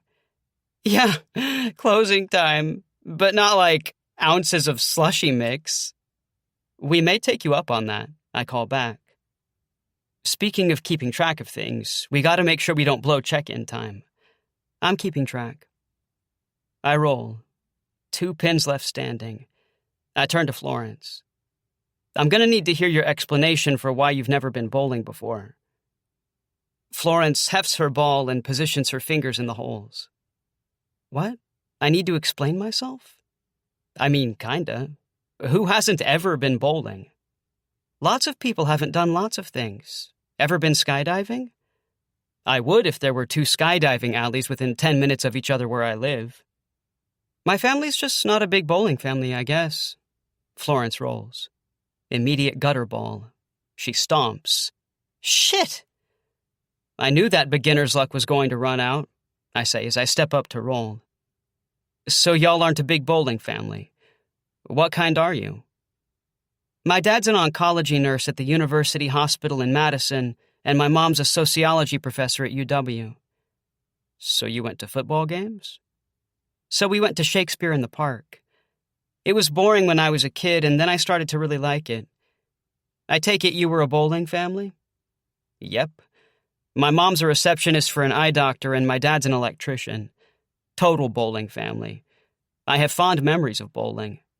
Hang on. I roll a spare. Like this one time, I think I was 11, I want to say. We found out my grandma had cancer. I was super upset because my grandma and I were really close. Were? Are. She's still alive. She survived and she's doing okay now. Woo. Were you, interrupting my story to offer preemptive condolences? You're not mad, are you? Of course not. What a sweetie pie to interrupt for that reason. Florence smiles and flips me the bird as she walks up to roll. Here's your sweetie pie. Now that's the Florence I've come to know and love over the last few hours, I say. I feel a twinge in my gut as I say love out loud. I've just told Florence I love her more times in the last few hours than I've told Marley during the same time period. I know it was a joke love, but the fact I'm having enough fun for a joke love still makes me feel like an awful boyfriend. I resume spiraling in my head. Florence releases her ball with a teeth-jarring thud. It slinks its way down the lane, arriving at the pins with enough momentum to bashfully tap 1 or 2 over. Definitely try not to, break the bowling alley, though, Raven calls to us, tinny dance music issuing from the speakers of her phone. I hate this job, but there aren't millions available in this town. Sorry, Florence replies to Raven. And sorry to you, she says to me. Your story about your dad taking you bowling? Oh, yeah. My grandma got cancer and my dad took me bowling and let me win, and it made me feel better. And then my grandma lived and still sends me a $20 bill and a birthday card every year. The end. It's not a great story. Well, your grandma lived, so that's good. And I suspect there aren't many great bowling stories out there. I don't think it's you. It's just that I don't think bowling as a sport inherently lends itself to compelling stories. Once my friends and I went bowling and we gave each other names like Poop Lord and Diarrhea Dan on the scoreboard. Did you get kicked out? Well, no. Did anything happen because of it? Because of Poop Lord and Diarrhea Dan? Yeah. No, nothing happened. Okay, so that story actually... No, yeah, it also kind of proves your point, I say. I wasn't trying to say it was great, but I do legit think bowling at 1:15 a.m. with someone you just met after you've paid off the bowling alley employee to let you stay past closing is about as good of a story as it gets. Florence smiles a little. I might give you that one. She sets herself up for her turn. I return her smile. Oh, you might give me that one, huh? Aren't you generous? Hang on. I can tell from the way you're holding the ball that you're about to do a whack roll. I get up and go to her. I position myself behind her, a lock of her hair tickling my nose. I put my hand on her wrist, almost on top of her ball hand. So when you hold it like this, it's going to spin off into the gutter. You got to hold it like this. I position her hand. She seems to welcome the touch. She makes a reasonably solid roll, knocking over about half the pins. She pumps her fist. Boom! Look at you go.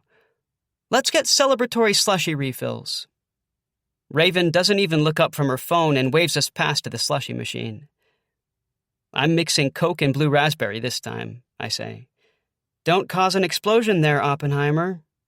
An explosion would probably be healthier than a second slushy. You guys want some of the leftover hot dogs? Raven asks. I'm pretty sure they're fresh from this morning. She makes air quotes around fresh. That's going to be a pass from me, but thanks, Florence says. You sure? I think bacteria pretty much avoid these hot dogs. I know I've never caught ants eating one.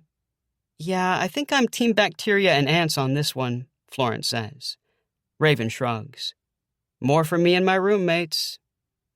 We get back to our lane and sit with our slushies. This would be such a bummer place to work, Florence says. I guess if you don't have many choices, better than starving, I say. Could you ever live in a place like this? The bowling alley? Why on earth would I be asking you if you wanted to live in a bowling alley? I don't know. You said a place like this. We're in a place. I meant this town, you absolute goof. I start giggling. Did you sneak a quick snort off of whatever Raven's vaping when I wasn't looking? Florence asks. My giggling intensifies. No, it's late and I'm getting dumb and loopy. What does Marley say when you get like this? You're obsessed with Marley. Am not. Just curious. Wouldn't know. Never been out this late with Marley. Seriously? Not that I can think of. This is not helping my spiraling thoughts. I consider texting Marley. That would probably look bad, me texting her this late. Early? I change the subject. I say to Florence, I kinda already do live in a town like this. Dixon isn't that much bigger than Harbor City. Don't you want to get out? Florence asks. I don't know, I respond. I guess someday? Haven't thought about it that much. What about you? Florence. At Laker Lanes, ignoring Raven having a really loud phone call about hockey with her cousin behind us. 1:30 a.m. I am, pathologically obsessed with getting out, I tell Jude. He walks up to the line, does a waltz step. 1, 2, 3. Knocks down all the pins but one. Yeah? He asks. Yeah. For a long time it was the Bolshoi. Bolsheviks? Bolshoi. I heft my ball. Look at it instead of Jude. Ballet company in Russia. Are you even allowed to do that? Go to Russia? I don't know if I'd want to now. But your parents would let you if they did? I shrug. They had me late, I say. He pauses. So they're older? What does that have to do with anything? No, I mean, it's something they tell me a lot. They had me late, so I was the plot twist in their lives, air quotes. So sometimes I get more leeway with stuff. If I moved to Moscow, they'd be thrilled. If I moved to Moscow, Idaho, they'd be thrilled. It's almost like they don't have any vision of what my life is going to be like. I wasn't expected. They don't have expectations. Because they had you late. Because they had me late. And because when I was born, there was a lot of shit wrong with my eyes, and now every day is a magical, perfect present because I'm alive and I can see for now, or whatever. It's my turn. And I hit the gutter hard. We listen as the ball return machine chucks back up the ball. We keep looking at each other like we each expect the other to say something. I like you a lot, I tell him. I don't know why. It's been punched out of me. He blinks, hard. Then he picks up the ball and takes it up to the lane, and now I'm talking to his back. Not like that. I mean, I like you a lot, but I don't trust things not to go away. People. Things I love doing. I mean, not that I love you, doing you. I mean, I like you. Jude isn't bowling. He's listening while I ramble on like a fool. But you'll still be able to dance when your vision goes, right? You can still move your body. He sounds genuinely confused. He still hasn't turned around. I know it's different, but can you tell me how? I guess we're going to skate over the I like you thing, I think. Nystagmus means my eyes shake uncontrollably, but mine only do it when my eyes don't work together. So, like if I shut one for more than a few seconds, the other shakes, which wouldn't be a big deal.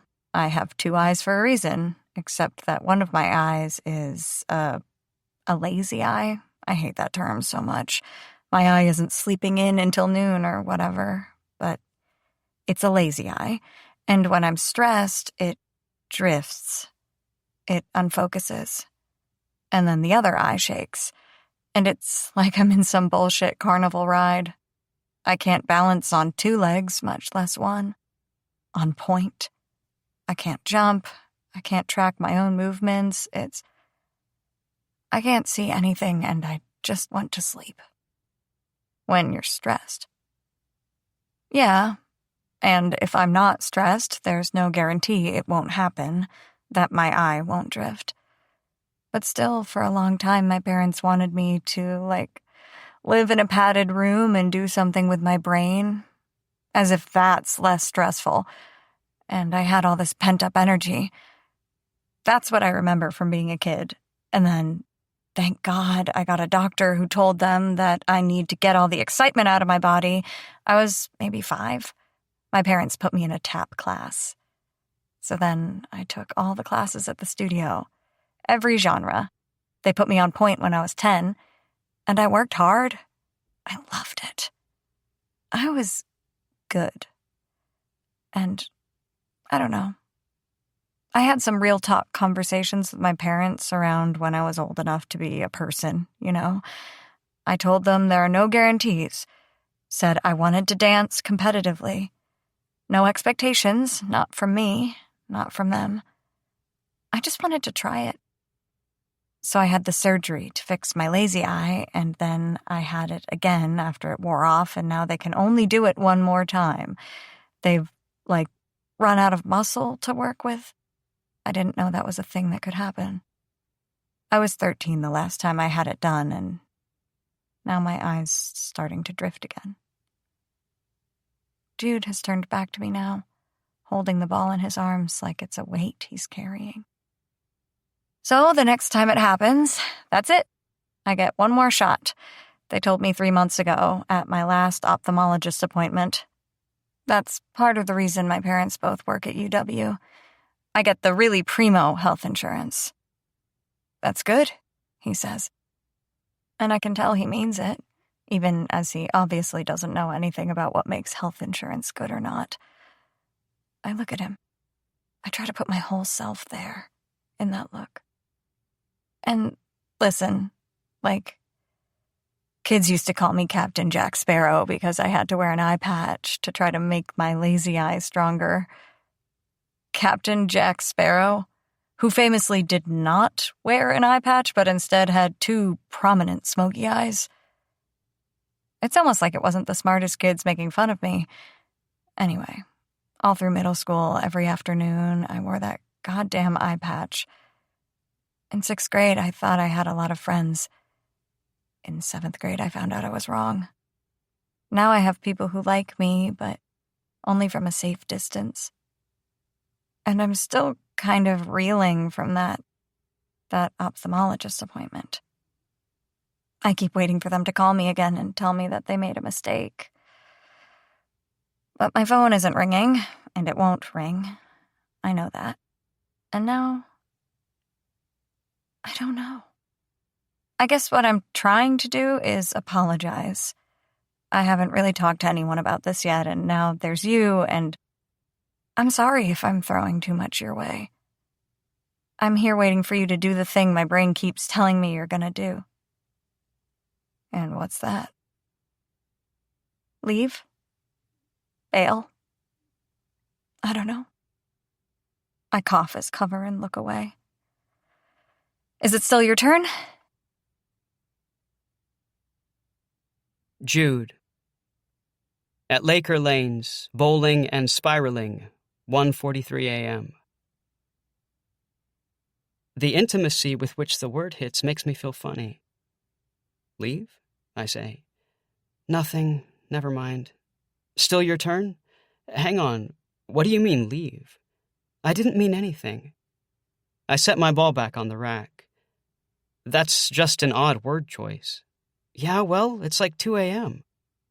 I sit beside her. Look, please don't make me regret opening up to you. It's just that leave you has romantic connotations. Well, any such connotations were extremely unintentional. You sure? I don't want us to have some misunderstanding.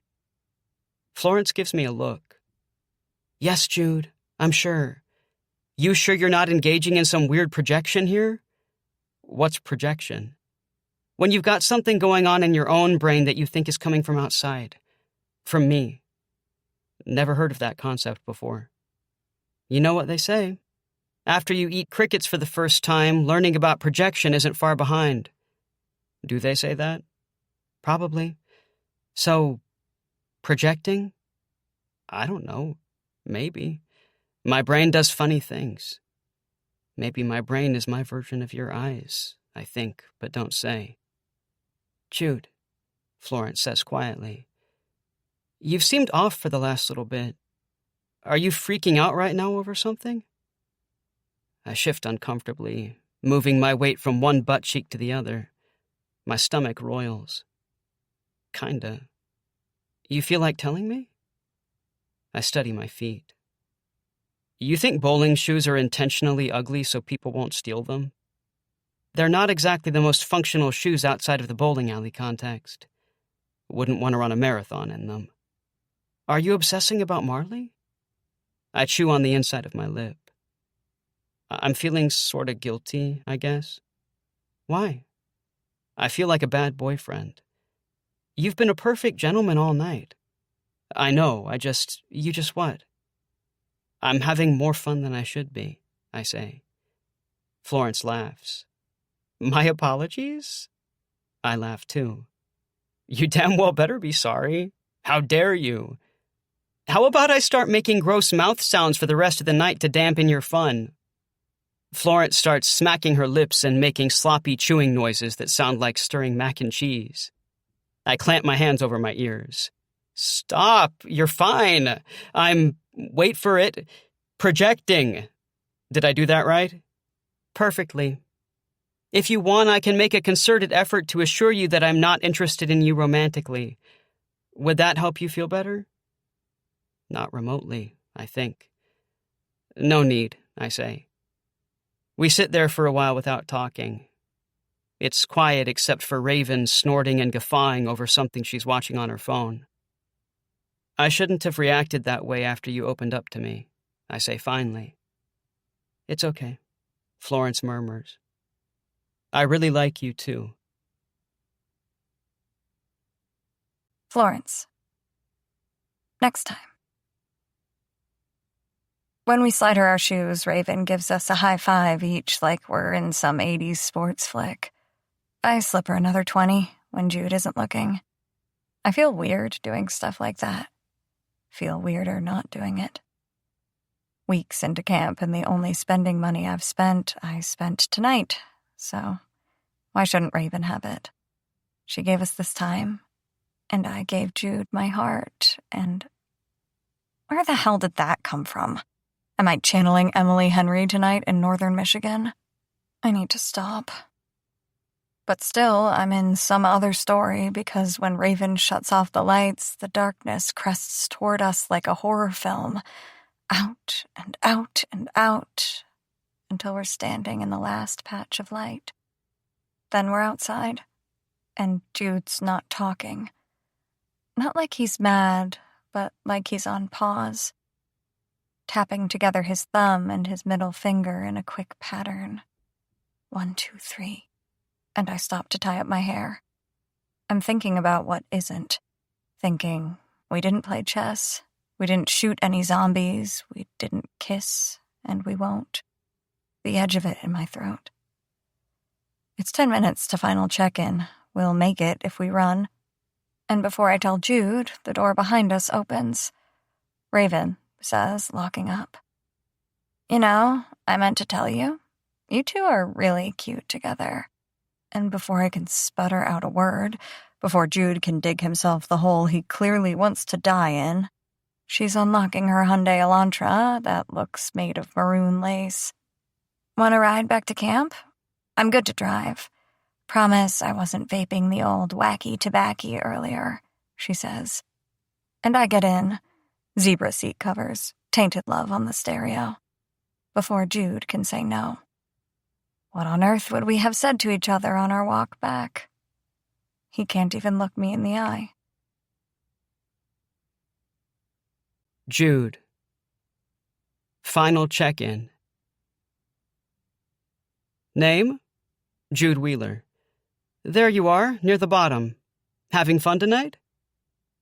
As a matter of fact, yes. More fun than I've had with any other human being for as long as I can remember. Which is a problem, because good boyfriends don't have more fun with girls who aren't their girlfriend than with girls who are. And good guys don't become bad boyfriends with some girl they just met hours prior. And they don't let themselves imagine what it would be like to be with that girl.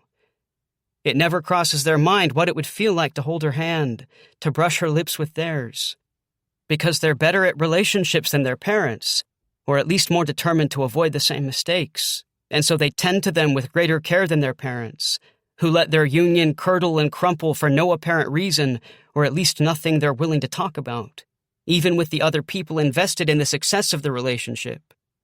Because they choose carefully, otherwise both parties to the relationship will be miserable, and good guys don't make people miserable whenever they can avoid doing so.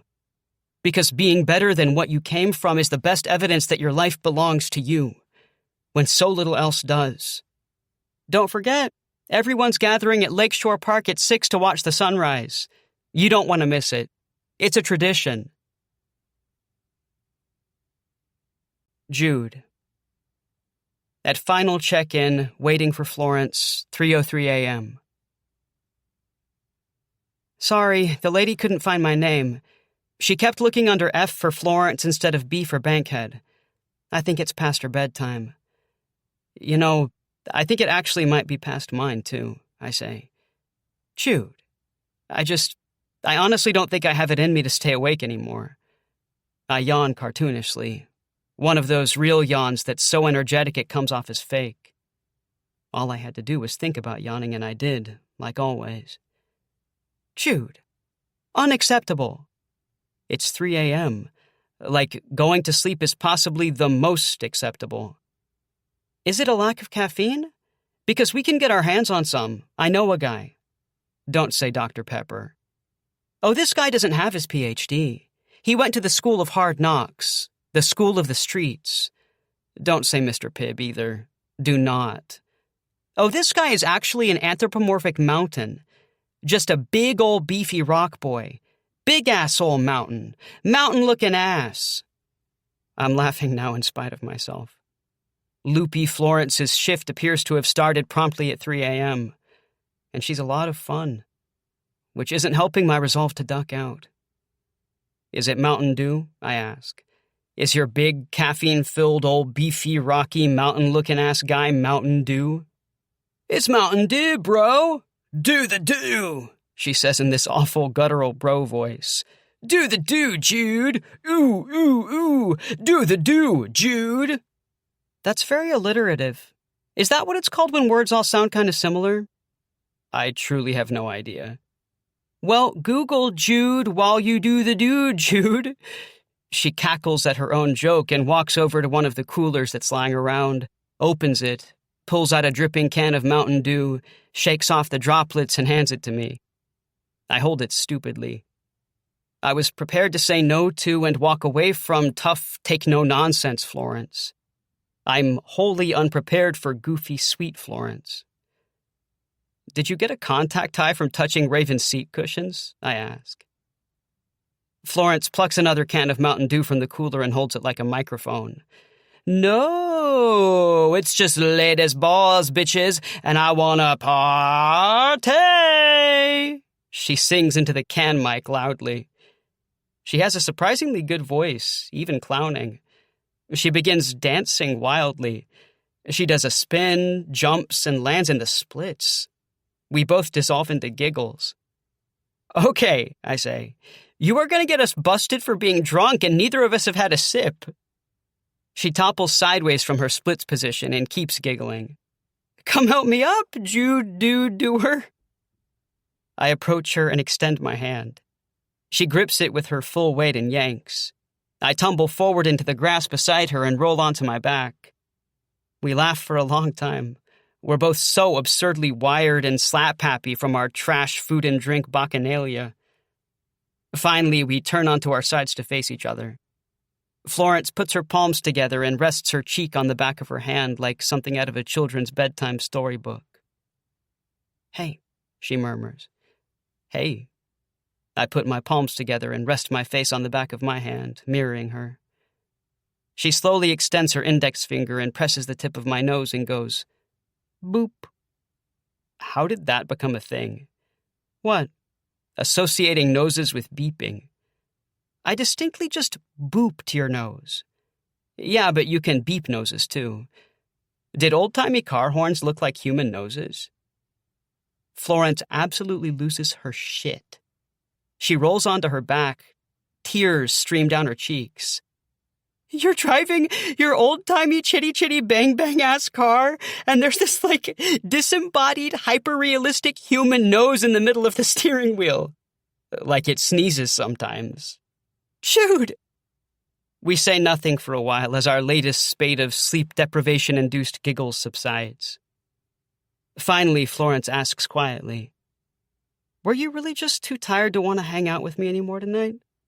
Was that the truth? Yes, I lie. Promise? Promise, I lie. It does feel damn good to be lying down. I know, right? What if we took a little nap? Here? Like an hour.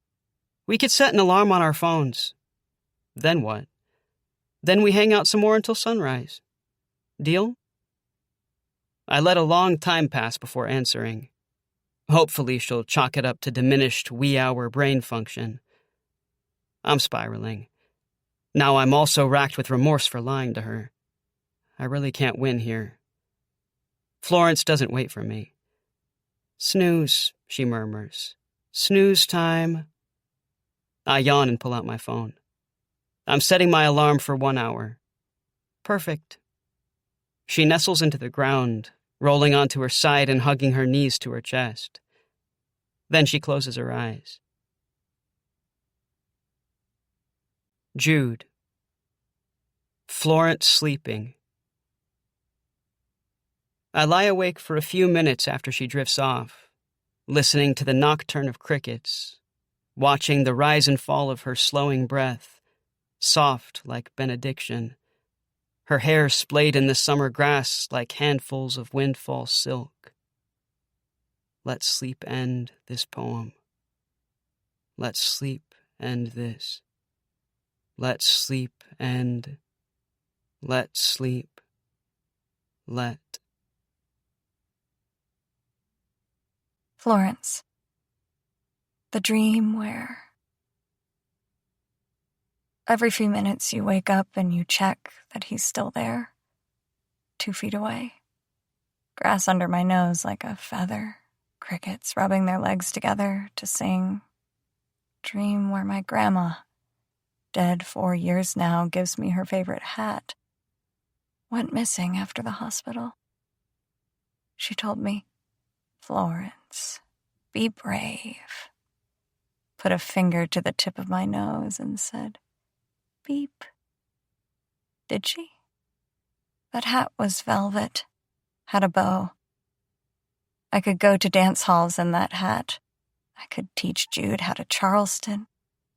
Dream where we walk all night. We're in some European city and there's only hours until sunrise. Other cities, other people we're gonna be.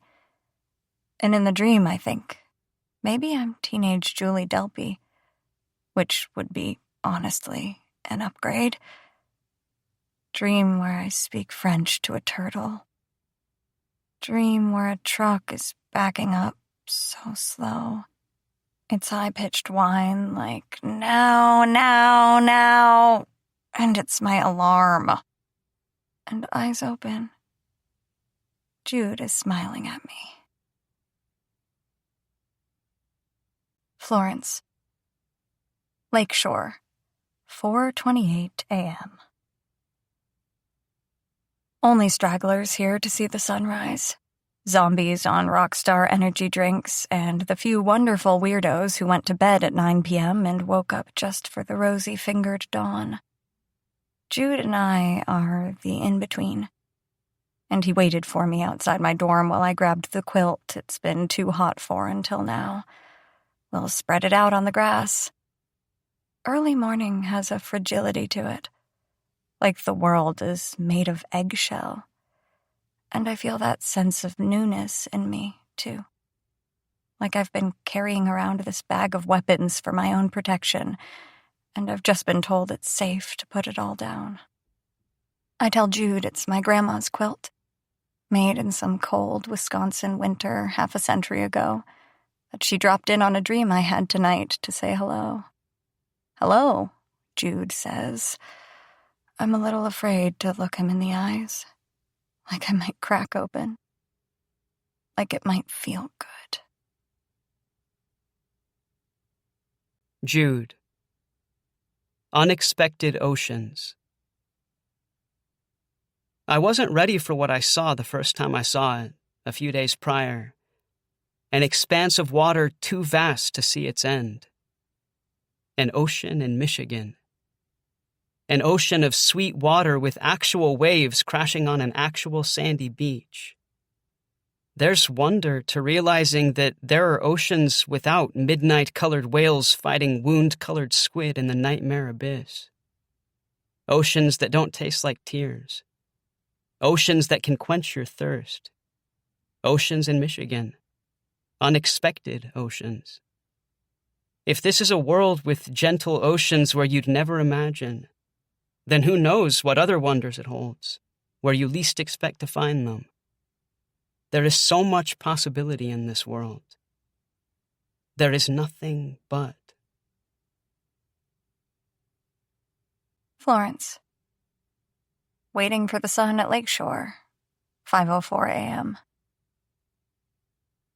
It's another hour away, I tell him, looking at my weather app. Sunrise? Yep. Didn't realize you can check that there. Sunset, too, down to the minute. What's the first thing you're going to do when you get home? Maybe go check in at the studio, I say. They keep asking if I can teach one of the ballet classes for the little ones, the Sunday morning class, and I was worried about it being too much for this summer, what with hack and all. But if they still need someone when I get back, I don't know. It might be fun. How little? Little. Fun-size little? Even littler. Can you put newborns on point? I laugh. No, we're talking 3-year-olds. I cannot imagine you teaching ballet to toddlers. It would be anarchy, I admit. But I like them. They're little hellions. You should see them cruising around the studio. They're like heat-seeking missiles. But the teaching's not hard. Mostly you just get them to bounce up and down. Parents like it when they come home tired. Kinda like puppies. Yep, exactly. Puppy ballet. I want a full report, like every Sunday. I dodge that one and ask, what's the first thing you're gonna do when you get home? Sleep for like a million years. And then, I don't know. Depends if I'm at my mom's or my dad's. They're still figuring that stuff out. Who gets me when. Kind of like I'm a suitcase or something. What's the difference between them? Your mom's and your dad's? So far, Dad thinks we're like buddies in a buddy comedy. He wakes me up early to go fishing. He told me he had a surprise right before camp, and he drove me to this axe-throwing place an hour away. Everyone else was like 30 and loud and drunk and throwing axes. Oh my God, I say. Yes, exactly. It was exactly, oh my God. Did you die? Florence, I am literally sitting here telling you this story. Yes, but did you almost die? I had a close shave. That's not even an axe joke. That's a razor joke. I don't know what to do with that. It was fine, he says. It's just like the divorce has made him forget how to be my dad. And he's staying up late writing some Judd Apatow script in his head for how we should talk to each other. Like, at the Axe place, he was like, "How are things with Marley?" with a big wink. And before the divorce, he pretended like he couldn't remember her name. Really? That sucks. Yeah, Jude says. It was his way of telling me he doesn't like her. And now he's acting like he does, and he's possibly down to hear if, like, she and I are hooking up. No! I know. And obviously that's not what he means. I mean, at least I hope to God it isn't. Anyway, my mom's house is better. She's the same, she's just sadder. But also she's doing stuff I haven't seen her do for a while, and I guess that's kind of nice. Like what? When I was a kid, we had a dog, like a little curly white dog. And in our house, we always had a family discussion before we made a big change. And my dad made it clear that he really didn't want her to get that dog. And they fought about it for weeks. And Muffin, the dog? Muffin? Muffin, the dog? Yes, I clearly did not name the dog. I love it. I love it so much. Muffin only lived a few years. It was really sad. She had bone cancer. Oh, man. I'm so sorry. Yeah, me too. And when she died, my dad didn't even pretend that he wasn't relieved. It was really shitty. And so now, a few weeks ago, my mom, went out and put a deposit on a new dog, and we're going to pick her up when I get back. A deposit? Can't she get one from a shelter? Adopt, don't shop? Jude shrugs. Sometimes people need to be able to make a decision for themselves without the world coming down so hard on them about it. That's deep, I say, teasing. But also, I agree. Tell her not to put it on the internet. They'll tar and feather her. She wouldn't. She's not trying to make a statement or anything. Anyway, we have a cat, so we need a puppy that can be trained to not eat the cat. That's the reason. What are you going to name her? The dog. My mom asked me if I wanted to name her, he says. But I'm going to let her do it. She's been auditioning names. The dog has red fur, so right now she's thinking Maple. Like a maple leaf. Maple? Maple the dog? You like it? I love it so much. I want to hug Maple the dog. We can make that happen. Jude. Lakeshore. The first rays of sunrise peeking out over the horizon. 5:49 a.m. Hey, come with me, I say to Florence. Over here. Why? She gets up. Because the light is awesome right now and I want to make your picture. Make your picture? I laugh. I must be really tired to let that slip. That's Southern for take your picture, I explain. Southerners don't get their pictures taken. They get their pictures made. You know what? Florence says. I actually prefer that. Isn't art about making things rather than taking things? Ideally. Although the mamas and papas who taught us all that expression probably didn't think of that. Can I start saying it? What? Get your picture made. I mean, sure. I don't think that, the Southern Language Police will come for you or anything. We've been generous with the y'all license. If I ever come visit you, I'll fit right in. No one will ever guess the truth. Wait, stand there. Here? A little to the right. Here? Little more. Good? Perfect. Okay, now do something dancery. Dancery? Florence cocks an eyebrow. I was kind of hoping you'd know what that meant. How about... Florence balances on her left leg, lifts her right leg, and then raises it skyward along her body, holding the bottom of her high-top white Chuck Taylor. Holy whoa, you are flexible. I literally did the splits in front of you like an hour ago. I know, but this feels even more next level. By all means, let's keep discussing while I stand here on one leg. Sorry. I point my camera and start photographing her. She's a dark silhouette against the rose-purple dawn sky and new sun. She looks like a sculpture. No, better. Like a tree. I approach her, starting to look through the photos as I walk and show them to her. I expect her to crack some joke about how they should say, "Just breathe," or "You are beautiful" in some script-style font on them. Honestly, she'd be well within her rights. No ground broken in these photos' composition. But she doesn't. Instead, as she looks, she smiles faintly, maybe a little sadly, and murmurs, "These are really good, Jude. Will you send these to me?" "Sure," I say. Florence. Lakeshore, 6:18 a.m. Listen, I tell him. Jude turns to face me. What? Nothing, I say, chickening out. But he's looking at me now, so I say, I've been thinking.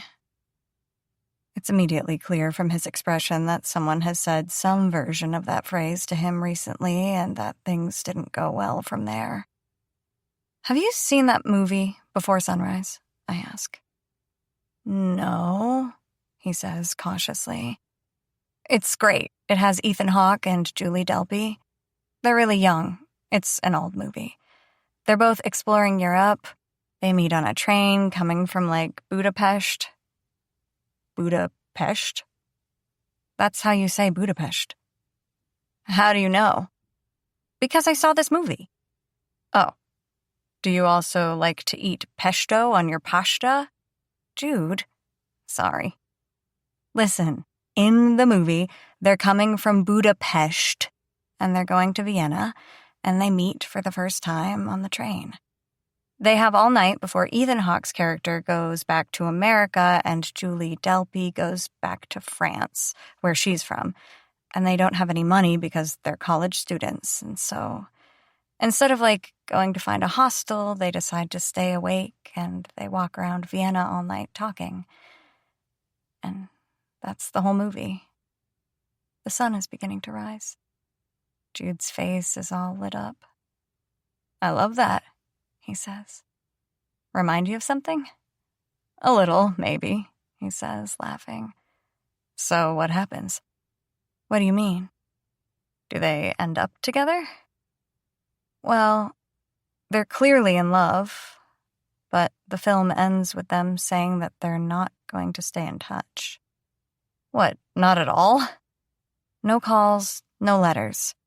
I guess they didn't have text or email back then. But they agree to meet back in Vienna in 6 months, if they both still feel the same way. Jude just looks at me. Don't you love that? I ask him. I don't know if I love that. Do they meet up 6 months later? You don't find out? Seriously? There's a sequel. You find out then. Will you tell me? You should watch them. I've already said too much. Listen, what if... Jude is so beautiful. Cheekbones, dark eyes, and smudges underneath them. And he belongs to somebody else. I don't want to say it, but I have to. What if we do the same thing they did? Jude. Lakeshore. Starting to spiral, 6:23 a.m. What, meet in Vienna in 6 months? And then make a movie about it? No. What if we don't stay in touch and meet up next year and spend sunrise night together again? Like it all? No texting, no talking, no anything? Exactly. Total silence for a year. Precisely. I want to tell Florence that this idea is breaking my heart for reasons I probably couldn't articulate, even if I'd had more than about 43 minutes of sleep, but instead all I offer is a feeble, why would we do that? Florence, why we would do that.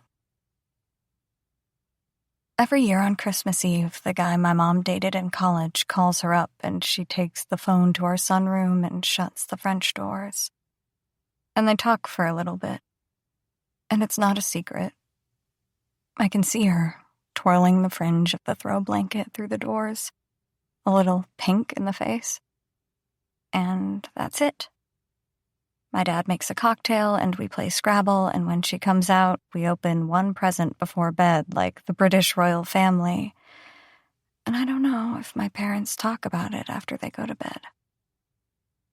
I don't know if the other guy is married. I don't even know his name, if it should bother me. But the situation, whatever it is, has a clear beginning and end. Somewhere in Tennessee, Marley is probably sleeping under her own quilt, made by another grandma's loving hands. And I can't pull the ripcord on dancing. Not yet. Not when I can wring the last shining moments out of this sunset. Be right there, on the edge of it. I know there's a chance I won't be dancing next summer at Hack. Or at all. And so I might not have to make good on this promise. Meet up again with someone who could become my favorite person, knowing I can't be his. Call it self-preservation, call it pride, call me a control freak, but at least I can get out while the getting's good. And if I'm back next summer, we can have another night like this. Something bounded by space and time. Instead of an impossible year of wanting, impossible waiting. Knowing all the while that soon loss will creep into my house with its knives and cut every last thing away from me that I so stupidly pretended was mine to keep. Jude. And it made sense somehow. Call it sleep deprivation, but it made sense the way she explained it. It's a chance to move through the world in a different way. Isn't that what we do as artists? Seek unconventional modes of living? Explore new experiences? So where any two normal people who just walked around and talked all night would obviously stay in touch over the next year, we just don't. We choose to live differently. And that was well and good, and sure, yeah, we're artists. But it got me thinking, too, that I don't have to feel guilty when Marley looks me in the eyes tonight and asks, "So, did you meet anyone cool at camp?" Because I can casually respond, sure, but no one I'm going to be writing letters to, and I'll be telling the whole truth. But here's the other thing. My parents did everything the way you were supposed to, and look how it turned out for them. Maybe a forced commitment to doing things the way you weren't supposed to would be some sort of blessing. Jude. Farewell. Okay, so I guess I won't put my number in your phone, and no cyberstalking, that'll ruin it. And then hugging, breaking the hug to walk away, but finding an excuse to hug again. Sleeping on the flight home. Waking in a start, checking my phone to see if she texted somehow to say, "I was just joking, Jude. Of course we're going to stay in touch.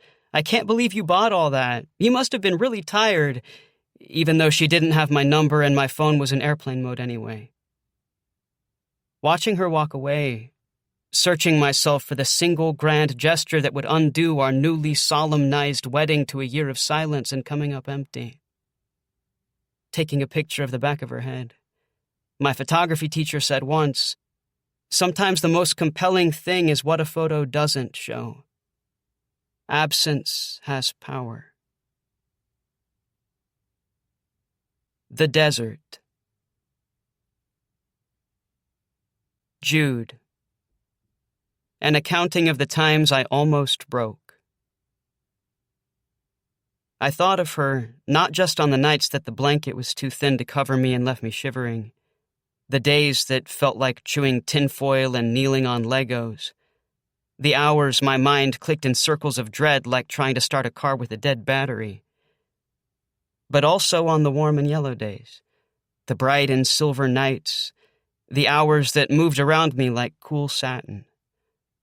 I wanted nothing more on this earth than to hear the voice of the girl I've known for 12 hours. I wanted to hear her voice on the dull afternoons in my dad's sad new 2-bedroom bachelor's apartment in a place called Coventry Green. Everything the color of lac. Cream-colored carpet, eggshell walls, ivory ceiling, cheap off-white plastic blinds, a community pool stinking of so much chlorine that it's obvious someone made the calculation, if it singes nose hairs, it'll kill algae.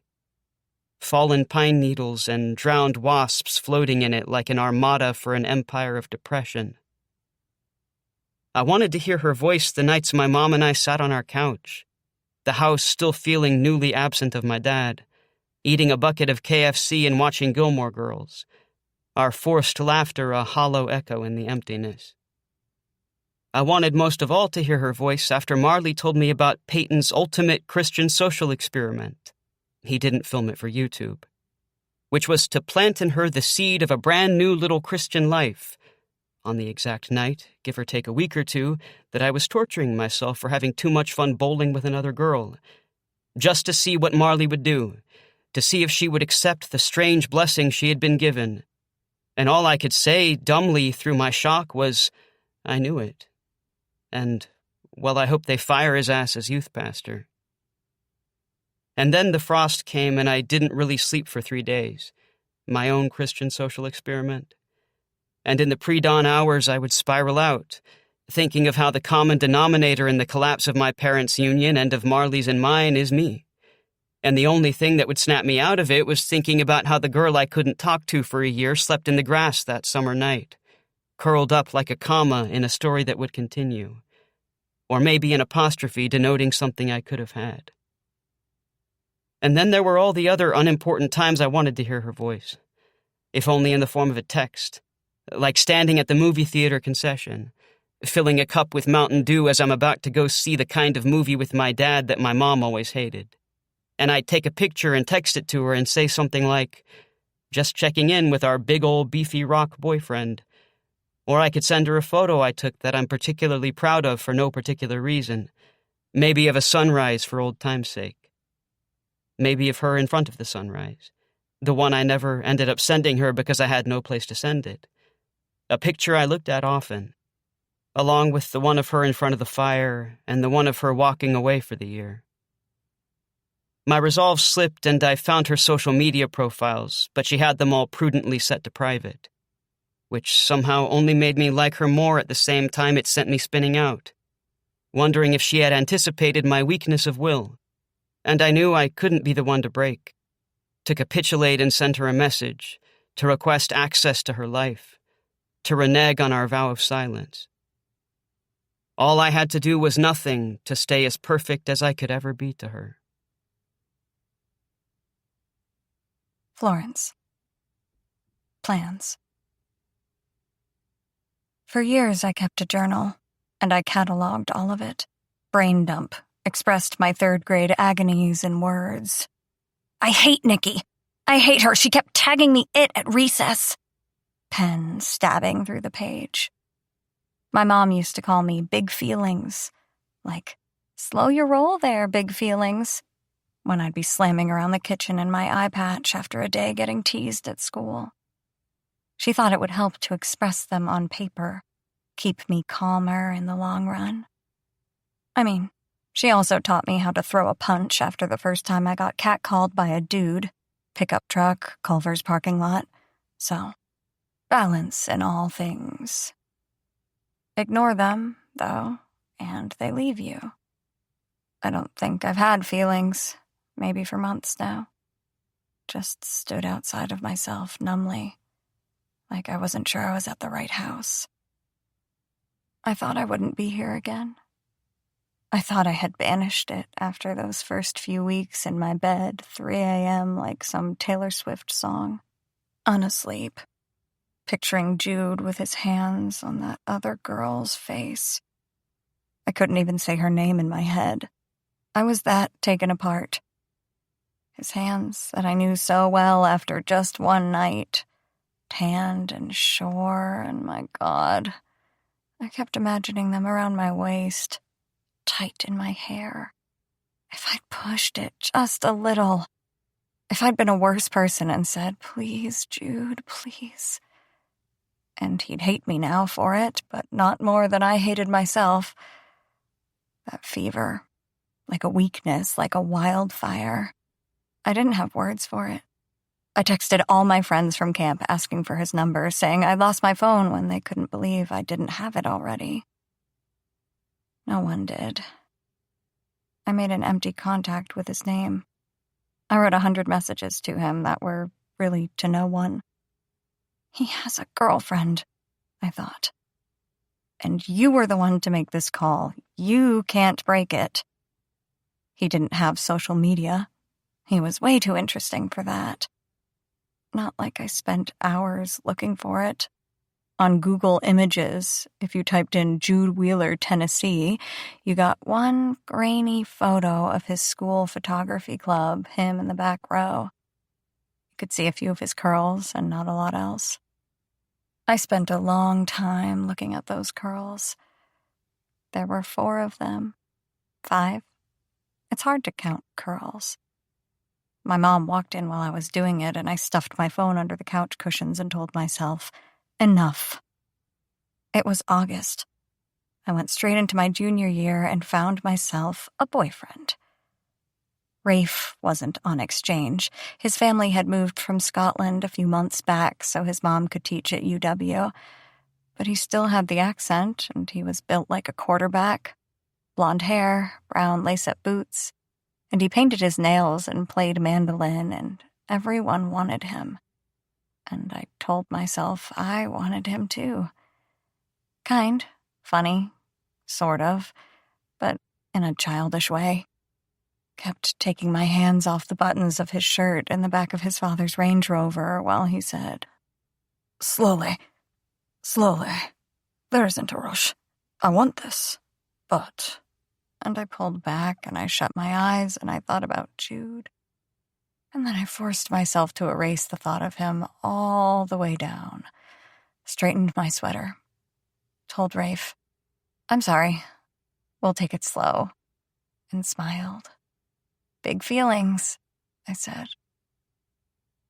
That next week, my eye started shaking again. Night 2. Jude. Defective son. I'm standing alone in front of the bonfire after looking for her all week at camp in vain. And I'm waiting for her to arrive, but she's not coming, and what sort of son am I who can't keep anyone in my orbit? Even when I haven't had an opportunity to screw things up because I haven't spoken with them, her, once in any form for almost precisely 365 days, give or take 30 minutes. And speaking of suns, the fire is searing my face hot and tight like I've spent too much time in the sun and wind, and I'm ready to leave in defeat. To walk back to my dorm to try to sleep, if my whirlpooling thoughts will allow it. They won't. It'll be my own private sunrise night no matter what. And then I hear her voice. Florence. More. I didn't get the lead in the Satie piece because I didn't go out for it. They couldn't say no because I didn't let them. Even tonight, flinging myself through the barrel turns that I choreographed myself. That's what I told Dr. Rojas. I didn't want to be distracted by a lead from my love for choreo, which was a big old lie. I can feel my feet landing badly, all the weight on the inside, ankles rolling in a way I'll pay for tomorrow. But at least if I fall, it'll be in the back somewhere. They can just drag me out by my legs and play that vaudeville hee-haw sound. At least this far back they can't see my bad eye well enough to get how it's probably tilting off its axis. This is my consolation. While I'm in the back, landing badly and 5-alarm fire freaking out because I know that Rafe is watching me dance on the live stream. When it's finally over, I skip the bow, walk straight through the wings to the stage door and outside, and no one's there yet. Thank God. No one's there to see me cry. Not even Jude. I've managed it this long. Mealtimes have been the hardest to miss him. But we rehearse late, and so we eat late. And when I see his head in the buffet line, I run. Have some granola in my room.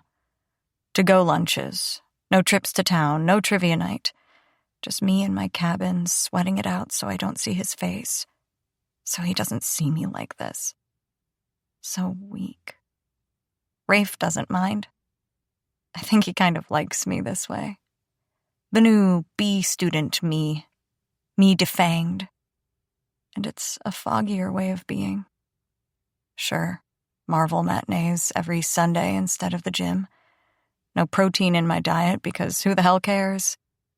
We eat Rolos on my basement sofa and make out to Phoebe Bridgers, and he tells me about growing up in Inverness.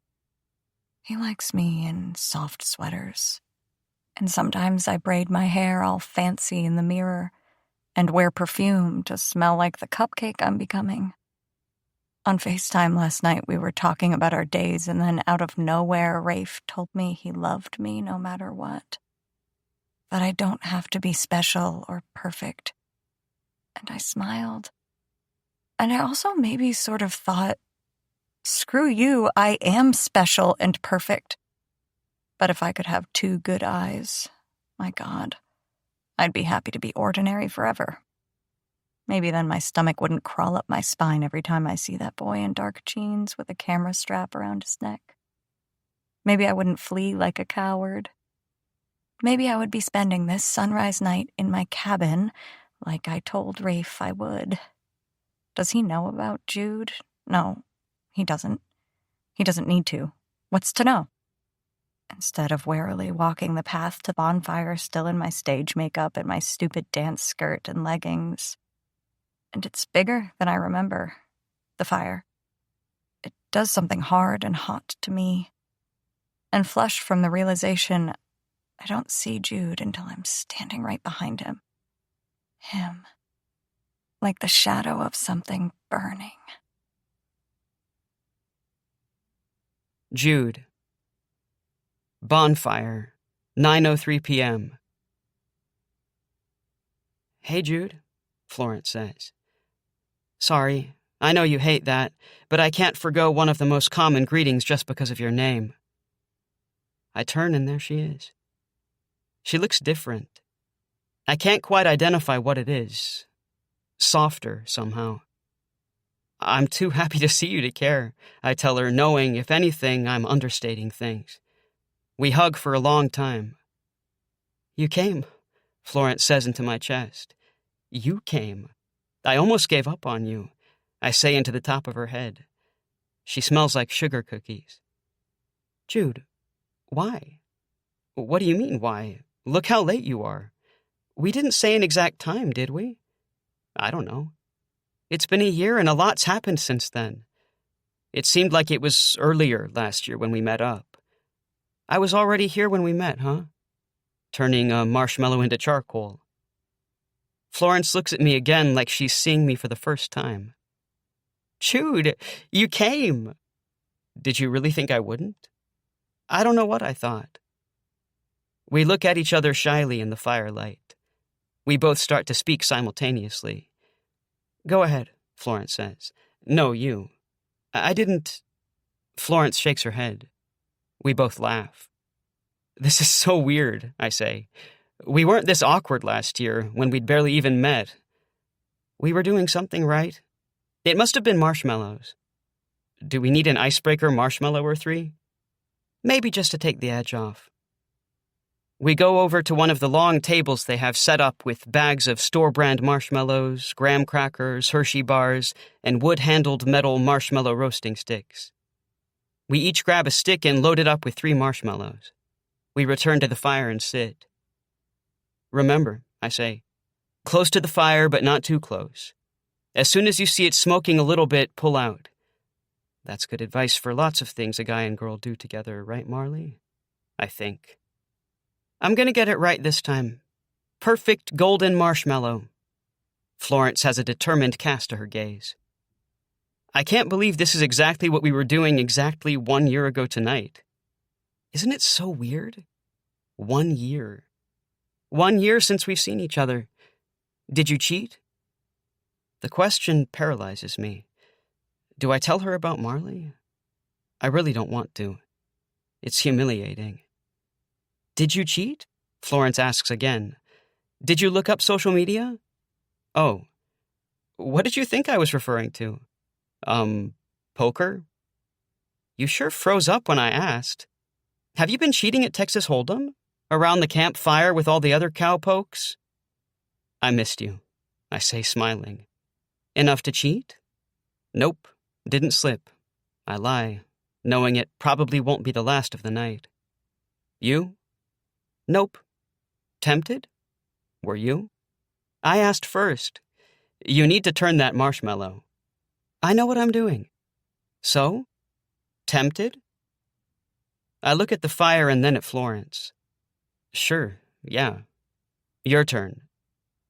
Florence lifts her lightly smoking marshmallow from the fire and gives it an appraising spin. I mean, of course. I told you I missed you. Did you miss me? Florence. Bonfire, 9:10 p.m. Duh, of course I missed you, I tell him, and stick the marshmallow back into the fire. I don't want to look him in the eyes, so I force myself to do an exaggerated up and down take. Are you taller? Is it weird for me to ask if you're taller? I'm taller. 6'1". What were you before? 5'10". Did you spend this year, eating dozens of eggs like Gaston? Every morning, a gigantic glass of milk? Big old milk mustache? Yes, Florence, I was a commercial for the Dairy Farmers of America. Okay, but that would be amazing. I would buy cows from you. Cows? He's laughing. I reach out to touch his arm. You're definitely taller, I say, but it comes out quiet and weird. You look different too. I do? I mean, yeah, my eye is worse, I guess. Not that I didn't notice it. It's okay to notice it. I know, he says, but I didn't. I mean, your hair? It's half up with pins from the performance. I pull them out. My hair falls around my shoulders, and Jude lifts up a hand and then puts it back down. I got curtain bangs, I tell him. Curtain bangs. Yeah, like Stevie Nicks, I guess. I guess I'm leaning into the 70s thing. Plus, it helps to hide my bad eye. This is something I've never said out loud. And it's longer, too. Was it curly last year? Yeah, I say. It was. I remembered your hair in a different way when I thought about you. You thought about me? Yeah, Florence, he says. I thought about you all the time. Why do I want to cry? I think. Jude. Bonfire, 9:12 p.m. How about you? I ask. Did you think about me? I said I missed you. That doesn't mean you ever thought about me. How would that work? I've missed people who I didn't think about. Don't you have to think about them to miss them? Not necessarily. Not sure I buy that. Well, I shrug. Okay, well, when you're done trying to argue your way out of the answer I know you want, I'll be right here. What do you think is the answer I want? I didn't say think. I said no. Florence stares intently into the fire. Shadows dance across her face. Which is? That I thought about you all the time, too. Florence looks at me, sizing up my expression to see if I betray myself. I do. Yeah, okay. Busted. Florence looks back into the fire with an unreadable smile. Yeah, Jude. I thought about you all the time. Happy now? Jude. All the time. If you're anything like me, all the time never means all the time. It means once you saw a sunrise and you wished I was there to make a photo of it for you, the way I did that once, with your soul raised heavenward like you were testing the temperature of the sky.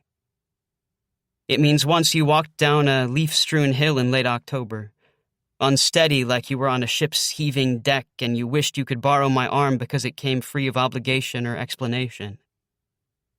It means once over a donut you remembered eating one crusted with crickets, and you wondered what I was doing at that exact moment and if I ever thought of that night. If you're anything like me, it means once you awoke in the stillness of 3 a.m., and the sound of the wind against your window reminded you of me, for some reason or no reason. Jude. Bonfire, 9:22 p.m. Yeah, I'm happy now, I say. Florence has a thin string of marshmallow on her chin. I reach out and wipe it away. Touching her face sends a charge through me. Thank you, she says around a mouthful of marshmallow. Didn't want you looking like you hooked up with Duke of Duke's mayonnaise fame. Didn't we have almost this exact conversation last year, but not involving a famous mayonnaise duke? Also, there's a famous mayonnaise duke? Do you not have dukes in Wisconsin? Everyone loves it where I'm from. Why are you suddenly this huge mayonnaise guy? A huge mayonnaise guy? You've just basically revealed yourself to be part of the Duke's mayonnaise fandom. By acknowledging the existence of Duke's mayonnaise? You clearly love it, too. My grandma used to use it in deviled eggs and tomato sandwiches. Was this your grandma who had cancer and survived? Good memory. Yep. She treated all other brands like they were radioactive waste. I can respect a woman who has fervent opinions on mayo. Now look who's a huge mayonnaise gal. I respect people with fervent opinions on a wide variety of topics. I think if an opinion's worth having at all, it's worth having fervently, Florence says. I know that about you, I say. I've never told you that about me. No, but I still know it somehow. Doesn't it feel like we've known each other for way longer than we have? We haven't even known each other for a full 24 hours. However many hours plus a year. Well, the year doesn't count, does it? Yeah, guess not. So, Jude, what are we going to do with our one wild and precious sunrise night? Did you just make that up? It's from a poem, Mary Oliver. She wrote about sunrise night? Did she go to Hack? You think you're funny, don't you? Honestly, yes. Yes, I do. For real, though. What should our first stop be? Florence. Strategy. All week I've haunted the dance building morning to night. Choreo, yes. Modern class, yes. But also I sort of started making the director and the pianist coffee in the staff room. I stayed to mark the floor, to check the light cues, to insist on taking another load of dirty towels in the washer-dryer in the basement. Anything to keep me there longer. Later. No chance to see Jude. No time to call Rafe. Too late to play Capture the Flag or sign up for a little walking trip through town. Too late for the hotline at the cafeteria. Just a salad in a to-go box before it's me and Michaela back in the girls' dorm, and she's looking at me like I'm a human hazard sign. Maybe I am. But he has to still be with Marley. I knew it in my stomach. Like, can you imagine Jude breaking up with someone? Can you imagine anyone breaking up with Jude?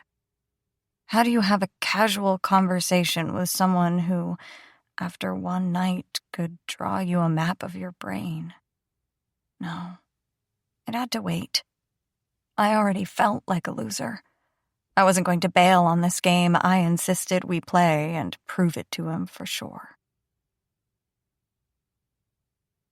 Florence. Bonfire, 9:28 p.m. Pac-Man, he says confidently. Pac-Man? Yup. Is this something you think that I want to do, or is it something you want to do that you're attempting to, incept into my head?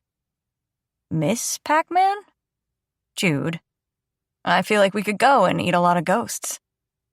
Haven't you ever thought about how weird it is that it's Miss Pac-Man when it's her on the title of the machine and not Mr. Pac-Man when it's his? Is she just that much fancier than him? No, he says. I always just kind of figured it was the patriarchy. I love him. No, I don't. Marley. He has Marley. And more importantly, I have Rafe. I should call Rafe. Right now. I should call him right now.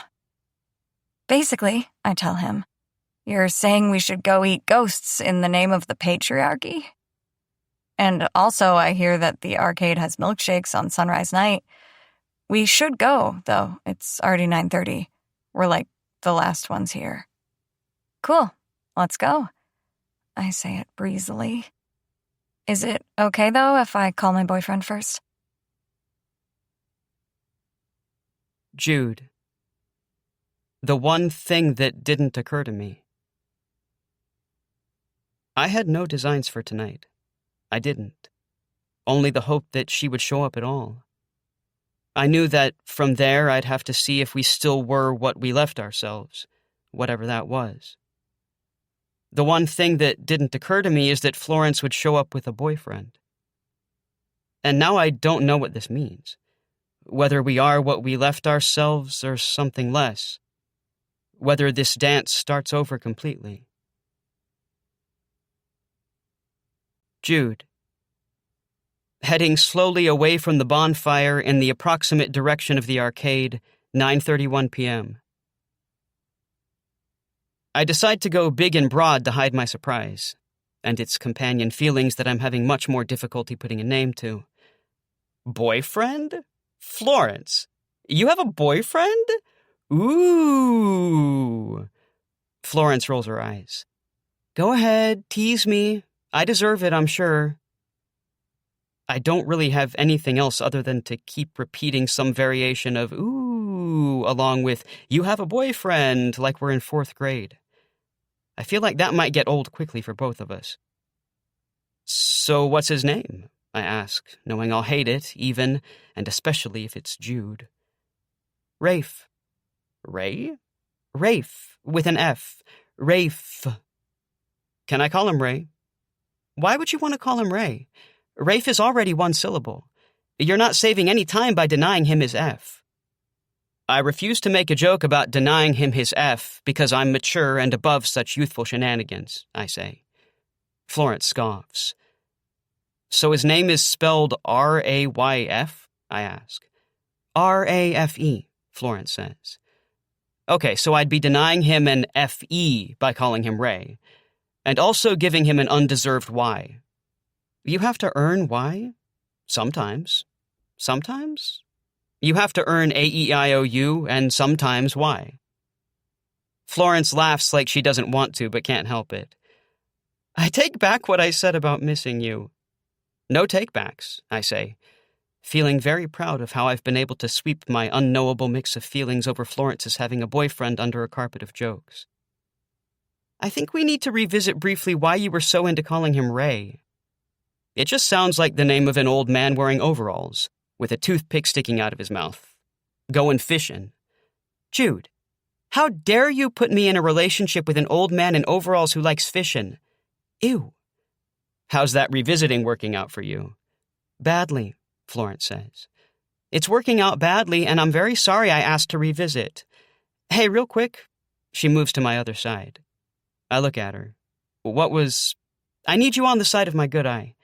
If you're on the side of my bad eye, I'll keep turning, trying to see you, and then I'll start veering off in that direction, and I'll run you right off the sidewalk. Probably to my death. Probably to your death, in a cataclysmic explosion. I'll stay on your good side. Hey, do you think that's where that phrase came from? My condition seems very specific to have resulted in a phrase like that. It probably came from, when old-timey people would slaughter a goose and you had to stay on the good side of the goose when slaughtering it. The good side of the goose? Am I going to have to Google this for you?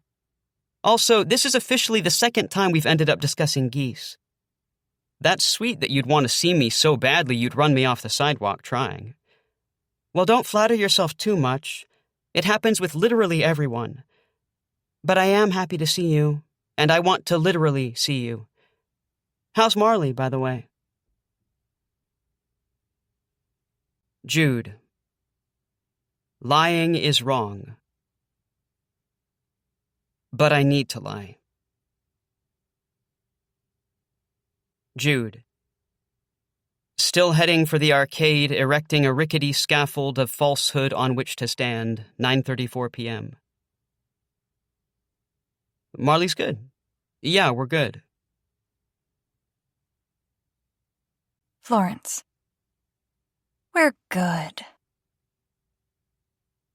Good, they went apple picking maybe in the fall, and Jude made her picture under the trees. Good, Jude had Thanksgiving with his mom first, and then saw his dad for dessert, and Marley rode along and held his hand when it was hard. Then they had a slice of pie together in the park. Good, they accidentally got each other the same thing for Christmas, the same perfect thing, like a vintage Pepsi t-shirt because they had Pepsis on their first date. Good, Jude's dad warmed up to Marley so much that he makes her favorite dinner on Sundays, and he never cooks, ever, except for when Jude and Marley come over. Her favorite dinner is mac and cheese casserole. I'm sorry, I can't help it. She has to be kind of basic in my imagination, or I'm going to cry. Good, Jude thought about me all the time, like he said. And when he did, he thought how he likes Marley so much more than he likes me. Florence. About 5 feet farther down the sidewalk. 9:34 p.m. I can join the club now, I tell Jude. The club? The old married folks club. You guys have been together for what, a year and a half now? 2 years? Yeah, that sounds right. Basically, you're high school married. Is she one of those girls who wants to get hitched right out of high school? That's kind of mean. I didn't mean it to be mean. Some girls are romantics. Well, some guys are romantics. Do you want to get hitched right out of high school? You could, I don't know, you could have a square dance with a collar and everything. Florence, you need to tell me exactly what you think courtship rituals are like in Tennessee.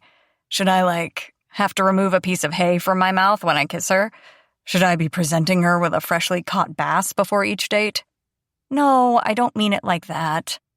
Some of my family is from Scotland. My grandparents came over here on my dad's side. My boyfriend is from Scotland. At weddings and stuff, we have ceilidhs. Someone calls the dances, which means they tell you the steps, and there's a band, and it's loud and sweaty and really fun. The guys wear kilts. Jude's eyes are a little glazed over. Your boyfriend is from Scotland? Yeah. Rafe. He's from Scotland? From Inverness. Is that how you say it? Inverness? I could do it with the accent, but then I would sound like an asshole. Americans putting on accents always sound like assholes. It's like a law. Is he an exchange student? No. Jude seems weirdly relieved. Oh, so like he was born there and moved here when he was little or something? Actually, he just came over last year. His mom got recruited by UW-Madison to do some kind of biomedical research. And the head of her department knew my dad was Scottish, and so we had them over for dinner, and then last fall we started dating. So he has the accent? Yeah. That's how you learned how to say Inverness. Jude, I've always known how to say Inverness. Does Marley have an accent? Marley doesn't have a Scottish accent. Marley has the kind of accent where she sounds like she's swallowed her tongue. He says it with an acidity that surprises me. Is it cute? I ask him. Yes, it's adorable. Jude. Continuing down the sidewalk on Florence's good side, 9:39 p.m. What's something she says? Florence asks. I think for a few seconds. Sometimes she'll be like, hey, come on over here. Hey, come on over here? Yeah. Or like, hey, get on out of here. Okay, so the first one sounds like a fairly normal and non-regionally specific phrase. And the second one? Is she always telling you to get on out of places? Rarely. But it does occasionally happen where she'll say, Jude, get on out of here? Occasionally. What's a place she'll tell you to get on out of? Maybe if we're riding in a pickup truck down some gravel road. She'll tell you to get on out of a moving pickup truck? On our way to go mudding. She won't let you get to the mudding before you have to get on out of the truck? She's a very private mudder. A private mudder. Mudding is her thinking time, like when people meditate. It seems like maybe she simply wouldn't invite you along in the first place as opposed to telling you to get on out of the truck. But she's also an impulse mudder. I look at Florence. Her face is equally divided between credulity and outrageous incredulity. At this point, Marley is whatever ridiculous person I want her to be. I don't feel any obligation to truth or reality. The real Marley can live her happy life with her new baby Jackston or Chaxton or Kaylee or Nayley or Cakeston or Nakeston or whatever they'll be named. So what do you and Rafe do? Mostly kilt-friendly activities? Florence. After checking my phone map to make sure we are still headed toward the arcade and not off into the wilderness to be murdered, 9:42 p.m. Kilt-friendly activities. Yeah, Jude says. Like, don't they say something about kilts? That you're not supposed to wear anything beneath your kilt? Are you about to ask me if Rafe wears underwear beneath his kilt? No, I'm not. Are you okay? Jude looks kind of ill. No, I am not going to ask you if you know whether Rafe wears underwear beneath his kilt. He does. Oh, good. That's good to know. For the record, I have never seen Rafe in a kilt, but like, what we actually do? Rafe likes to play, like, weird little instruments. He plays the mandolin, and the Fisher-Price accordion, and the harmonica. Harmonicas aren't weird. He plays the banjo with that little harmonica attachment. Are you sure he isn't from Tennessee? No, I say, laughing. He moves a lot, and he says that it's easier to bring small instruments along. He had to stop playing the piano because they lived a bunch of places where he couldn't have one. And you play music with him? No. I mean, I sing sometimes. I'm not good or anything, but I'm thinking about taking lessons. Really? That's cool. Yeah. You sound kind of bummed about it. I mean, I'm sort of just looking for other stuff I'm good at. I like to sing. I joined the choir. I go see a lot of movies. Movies. Yeah, like Marvel movies. You sound kind of bummed about Marvel movies. Am I supposed to sound a certain kind of way about Marvel movies? I'm not like an evangelist or anything for Marvel movies. I actually sort of don't care about Marvel movies. I mean, I'll go see them. That's pretty much the movies there are to go see. Which is how I also feel about Marvel movies. So I guess I'm kind of not sure why it's not okay to feel vaguely bummed about that. I don't ask it meanly. I really want to know. You just seemed kind of sad right there, and I was trying to figure out why.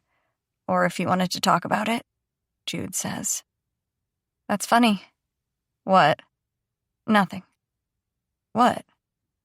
Nothing, it's just that sometimes I kind of think that Rafe likes that I'm sad. Like it's the way I should feel or something. Or he tells me to cheer up and, gets me ice cream. Oh. But he doesn't really want to know why I'm sad. Sometimes I think he's afraid to know why. Some people are wusses. But not you. No, Jude says. What does Marley do when you're sad? He looks like he's about to say something, and then shakes his head. She says we should go to youth group, he tells me. She says that'll cheer me right up.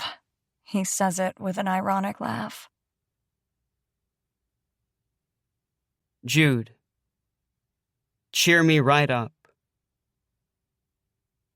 I never accepted Marley's kind offer to cheer me up through youth group attendance, which of course proved a severe miscalculation for many reasons, not the least of which being that I had dramatically underestimated the amount and sort of fun that could be had at youth group.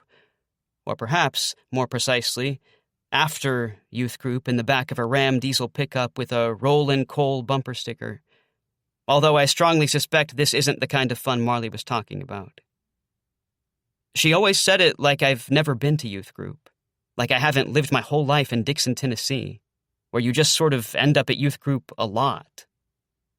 I went with my buddy Aiden once, and the youth pastor talked with us casually, while bowling, about how short we fall of perfection, which is why we need Jesus' salvation.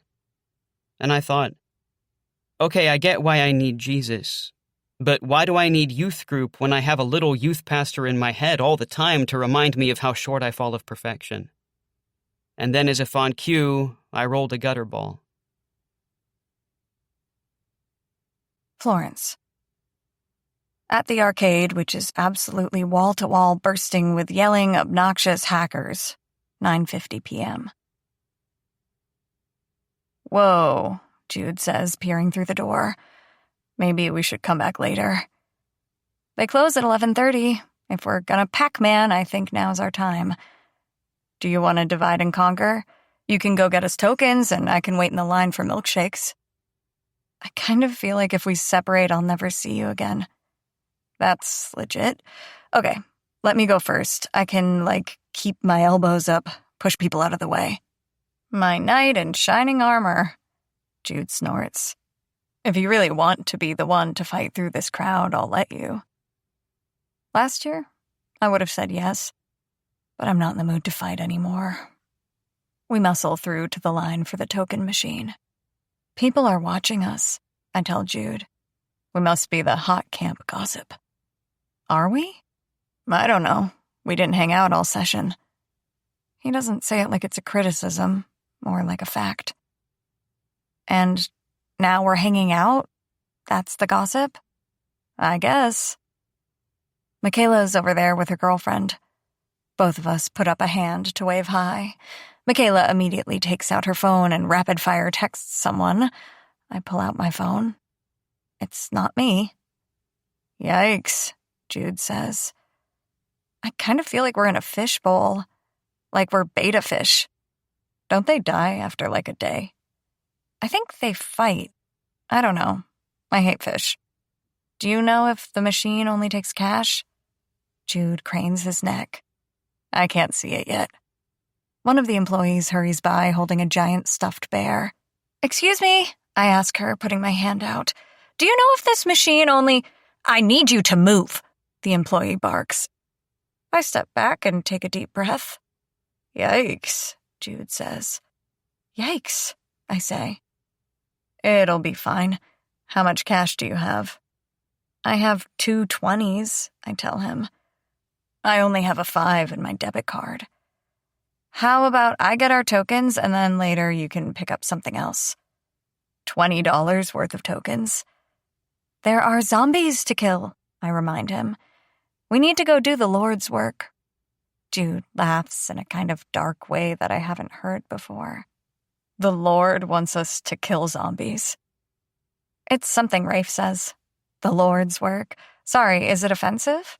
No, he says. The Lord definitely wants us to kill zombies. Jude. What you hope love is. For the first few minutes we played the House of the Dead 2, she sparkled. She was chatty, full of life. She blew away zombie after zombie like it was what she was born to do. One of us would die while the other would frantically jam more tokens in the machine to resurrect ourselves. It made me want to go with her to a house filled with monsters in real life and show her how I would fight for her and see how she would fight for me. After a while, though, she grew quiet and subdued. She began to miss more and more. It was okay. I wasn't thinking about the game anymore. I was thinking that this is what you hope love is. You enter a house full of monsters with someone, and then you fight for each other until you can't fight anymore. Jude. At the arcade, which is absolutely bursting with yelling, obnoxious hackers, 10:24 p.m. Hey, how you doing? I ask. On the screen, I'm dead. Florence is still fighting. Is that your Joey Tribbiani again? Because it's still terrible, Florence says, squinting as she takes aim. God, the graphics on this are worse than I remember. My Joey Trib... Remember? Last year? Ah, right. No, I was genuinely asking. You got quiet. A zombie jumps from the shadows and slashes Florence to death with a sword. She sighs and puts her gun in the rack. I'm having a hard time playing, she says finally. I can't focus. Too loud? No, I mean aim right. Because of my eye. Bright screen, dark room. It's hard. Oh. I'm a bad teammate. You're the best teammate. I never would have gotten that far without you. Want to play something different? Let's give Pac-Man a go. I think my eyes can handle that one. We wait a few minutes for the Pac-Man machine to clear and then we step up. Florence starts having fun again. At least, it looks like she is. I start to ask her something, but Miles walks by with Nolan and Henry. They're all from my dorm floor. Big upgrade from Marley, bro, Miles says loudly to me as he passes. I freeze. They know the truth about Marley. Florence, however, shoots me a look. We're just friends, dude, I tell Miles. What I don't say, because they know the truth and will bust me, we're just friends, dude, and besides, Marley and I are good. Your friends are rude about Marley, Florence says after they've left earshot. Yeah, well, you not gonna stick up for your girl's honor with them? What, I'm gonna fist fight them at the arcade? Pick them up by the seat of the pants and toss them out? Not throw down, just, I don't know, say something. It's fine. Does Rafe kickbox everyone who's rude to you or about you? Florence. Slaying Pac-Man like it's my job, 10:29 p.m. It doesn't have to be a fist fight, I say, and even I know I sound annoyingly prim.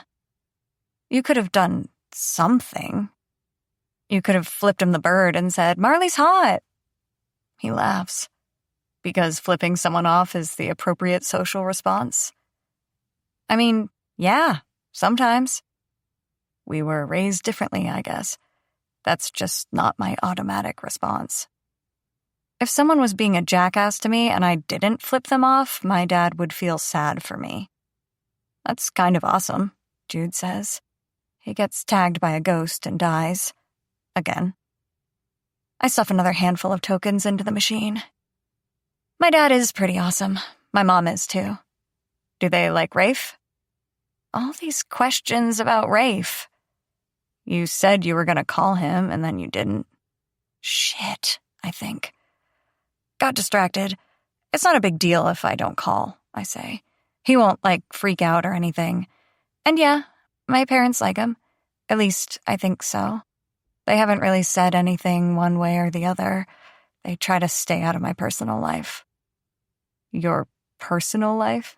Do they call it that? They do, actually. That's cool. I think if I asked my mom to stay out of my personal life, she'd take my bedroom door off its hinges. I laugh at the image. That's hardcore. Is she that afraid you're going to get someone pregnant? That familiar "wat, wat, wat" sound from the machine. Jude has been eaten by another ghost. This time he feeds the game tokens. Pregnant? He asks. I mean, yeah? Or, she just doesn't want you hooking up with anyone, or... Jude isn't talking. He jams his joystick left and right. The machine is beeping like a carnival ride. Your parents aren't like that? He finally asks. Pack of condoms in my bathroom. Lots of talks about consent. Sex-positive gynecologist. I'm supposed to tell my mom when I finally do it if I want, and we can go out for a Sunday. A Sunday? Yeah. Like a reward? No, I mean, when my mom wants to have a serious talk with me, we go to the Frosty Treat and eat hot fudge sundaes in the car. Oh, that makes more sense than, having a parade to celebrate that you had sex. I don't know. I think having a big-ass parade sounds kind of nice. You should feel that good about sex when you decide to do it. But you haven't yet. Led a parade? I say, misunderstanding on purpose. You've never seen me twirl a baton. I'd be amazing. Jude sees the dodge for what it is and smiles. And I appreciate him not pressing the issue. So I tell him the truth. No, I haven't had sex. Me neither. Not with Marley? Really? After 2 years? Oh, Marley's had, no. Not after 2 years. Marley's had sex? He's kind of sweating a little. He really doesn't seem to want to talk about this stuff. I'm surprised he hasn't died again. Marley's more religious than me, he says, and I don't know if I want to. At all? With her. Jude. Lying is wrong redux. I heard a story once about a girl who faked a British accent on the first day of school as a gag, and got so much positive attention she just kept up the charade and, for an entire school year, had to speak in a fake accent because committing to the lie for as long as it took was less humiliating than admitting the truth. Florence. The Null Point. There's a place I can go to just by turning my head. Far left, chin down, let my right eye sit at its edge. The shaking stops.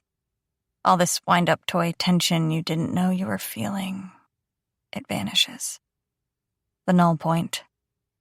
It's how I spot when I pirouette, how I keep my temper in check, how I imagine grace maybe feels if you're seeking grace. Like finding your echo in another person, except you found it in yourself. But I don't go there anymore. They train it out of you. The eye doctors, specialists, the physical therapists. They tell your parents to correct you when you tilt your head. My mother tapping my shoulder almost apologetically every time she'd find me like that. Like a little Joan of Arc listening to God. Like a composer teasing out a counterpoint to his melody, I'd stand there, far away in the ocean of it. Waves of quick release, and then a calming. The only way I could see the way the rest of the world saw. I think love is like that. I think Sex might be like that, with the right person. The still point in the shivering world. When I tilt my head now, it feels wrong, because I've been told it's wrong. I want to know its rightness again. Jude. Being slain by Pac-Man, 10:34 p.m. Don't you think Marley's hot? Florence says. Sure. I hate this. So aren't you tempted? Yeah, but I really hate this. I die, finally, and step back from the console.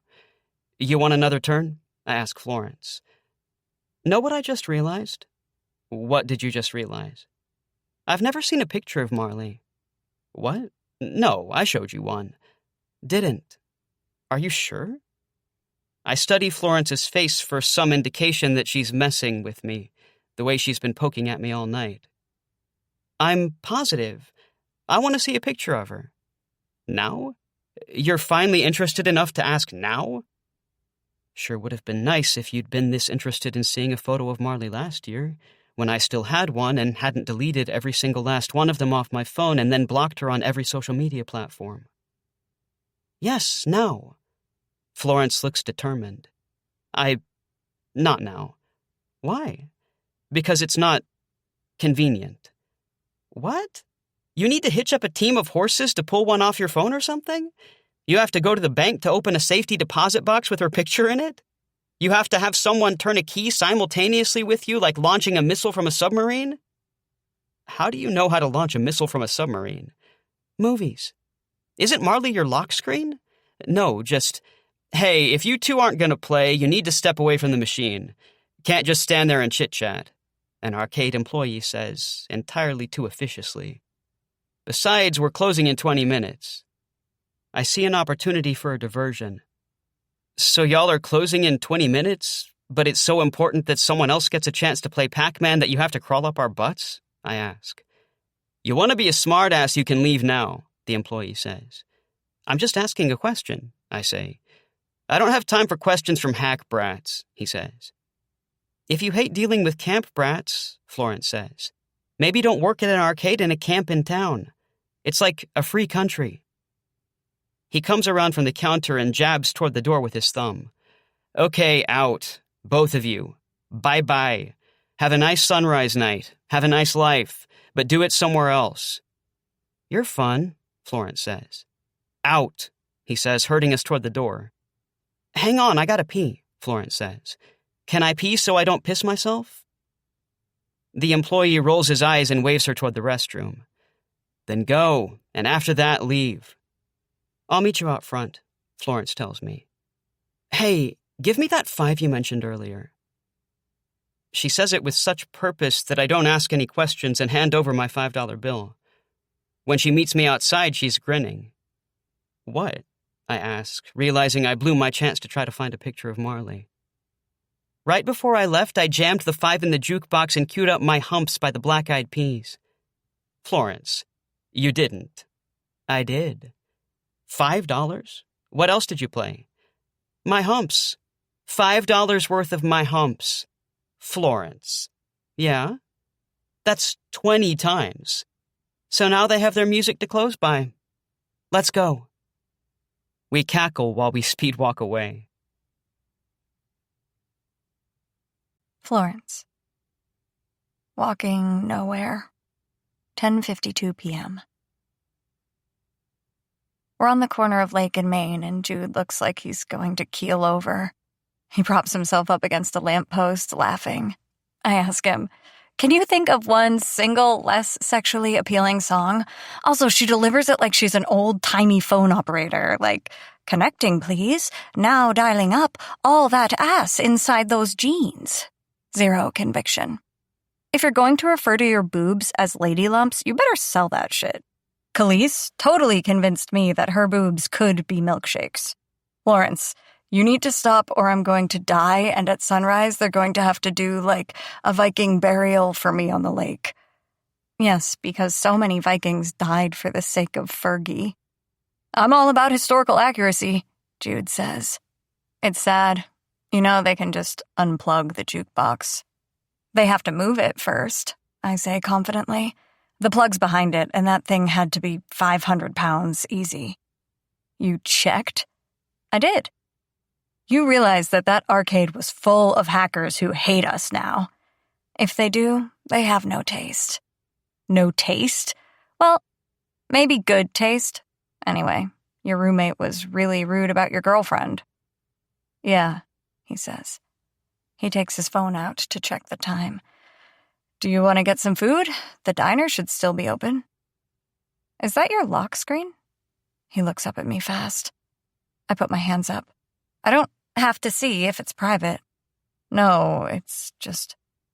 Jude hands me his phone. I touch the screen. It's a picture of a window pane. Lights behind it.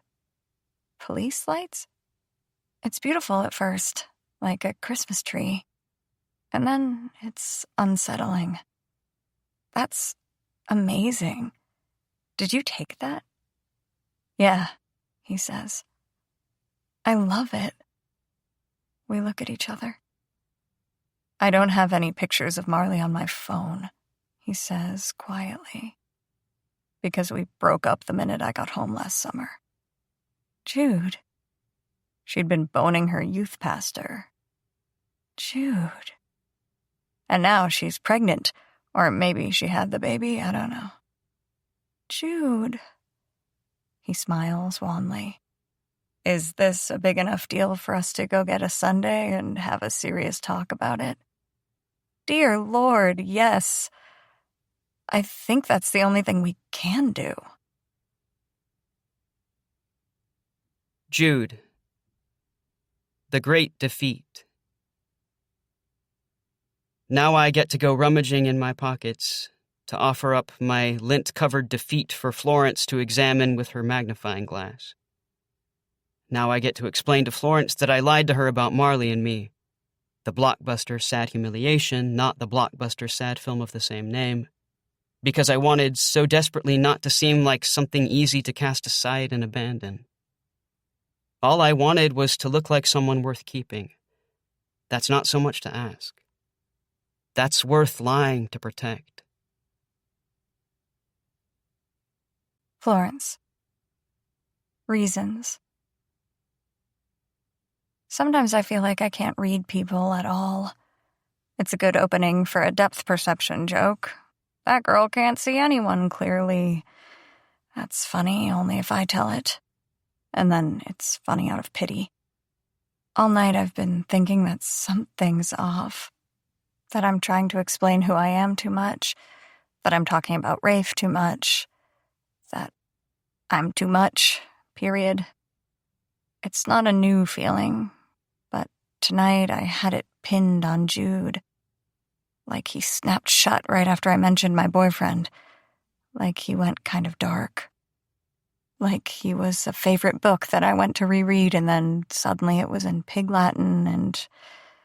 Did I like it? Yes, Florence. You kind of liked it. After last year feeling like a fool. Feeling like you'd made it all up. Just you pining all July and August, opening up that blank text to him and wanting. Tonight, I was a little high off the petty win of it. The thought that he wanted now what he couldn't have. That he was comparing me to Marley. That I was maybe winning. And now I feel like such a loser. Because the boy I love... No. A boy I love, Jesus, Florence, was bleeding in front of me, and I was too up my own ass to see it. Jude. At Stavros's Diner, studying laminated menus, 11:05 p.m.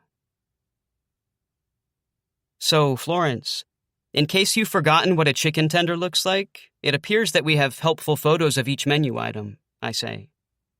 Honestly, that is helpful.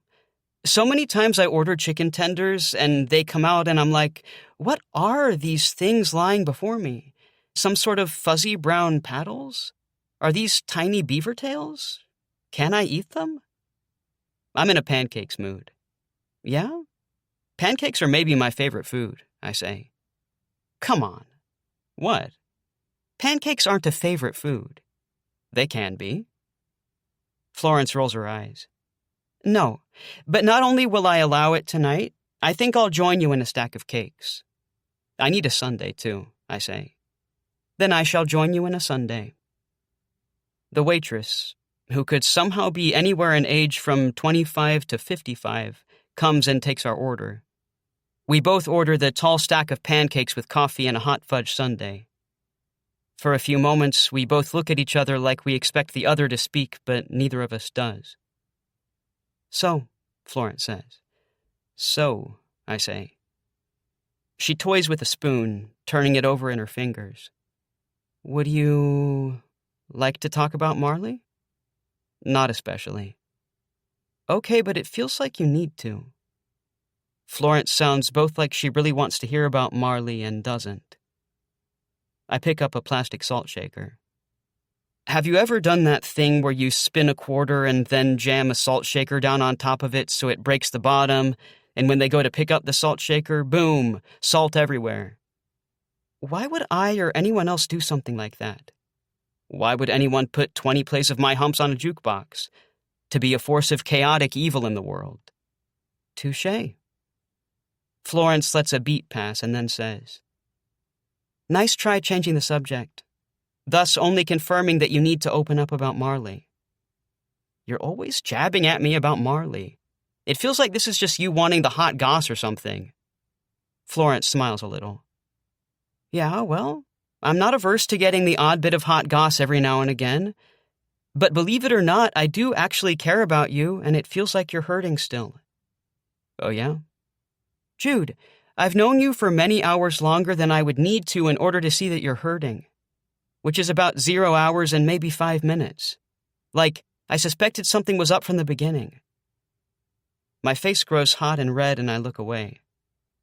I really don't care that you lied about her, by the way, Florence says. Really? She looks me dead in the eyes. Meditative mudding? Meditative. Oh man, I forgot I said that. Marley, mudditating. Marley the mudditator. We laugh until we're both crying, but for me it turns into real crying. I hope Florence can't tell the difference.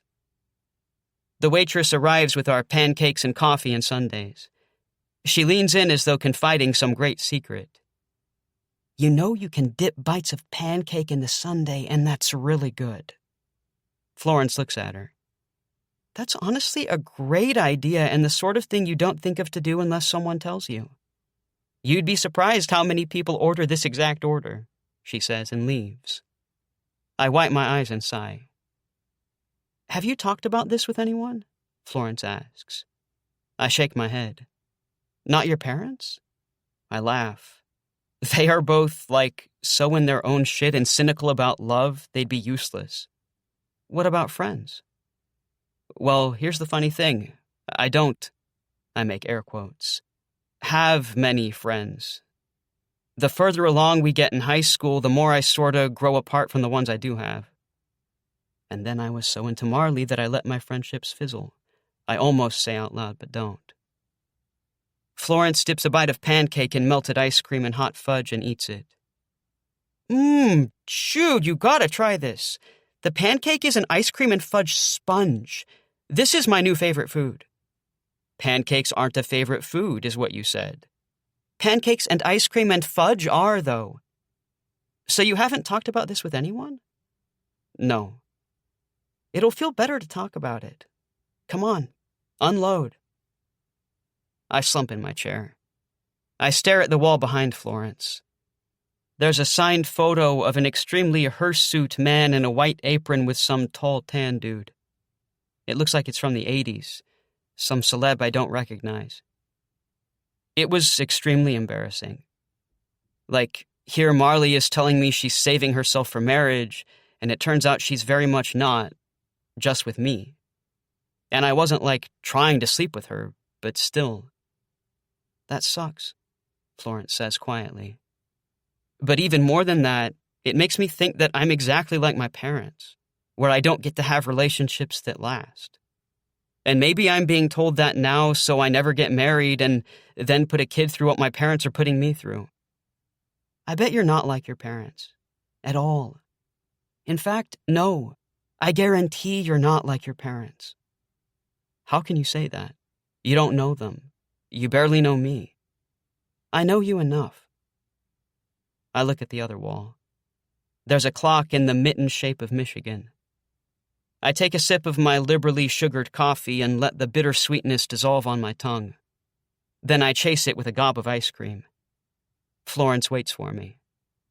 Then I stop because this part is hard to say out loud. But Florence's eyes are soft toward me and look like an easy place to land. Then here's the other thing. I wonder what's wrong with me. That you could say you love me and then do something like that to me. Like, why am I so broken? Why do I deserve that? You don't, Florence says. You don't at all. You're not broken. Florence. After ordering a second round of pancakes because we're in it for the long haul. 11:18 p.m. That's why I lied about it, he says. I couldn't have you looking at me too, like I'm broken. Hey, you're talking about my friend Jude there. Go easy. I worry about threading the needle on the thing I'm about to say. That it might sound like I feel sorry for Marley. And maybe I do, just a tiny bit. And maybe I don't at all. The thing is, I pause. The thing is, Marley had to be coming into that relationship with you with just like a catastrophic amount of damage to behave the way she did. I hate that, Jude says hard and fast. I hate when people use trauma as an excuse for bad behavior. It might be a reason, but it's not an excuse. It's not a get-out-of-jail-free card. I'm not excusing her. Okay, he says doubtfully. That's not what I'm saying. What I'm saying is that you're not the broken one. She's the one who grew up probably with everyone in her church and her family telling her that her only real worth was, like, her purity. And then you're her boyfriend and she can't have you looking at her like she's dirty or anything. That would break her. So she pretends that she doesn't want sex. But she's like 16. She definitely wants to go to Bone Town like the rest of us. Jude clenches his teeth a little. Okay, bad choice of words. She, wants physical stuff like anyone else. And so she does it with someone who she doesn't need respect from. Huh. I don't know.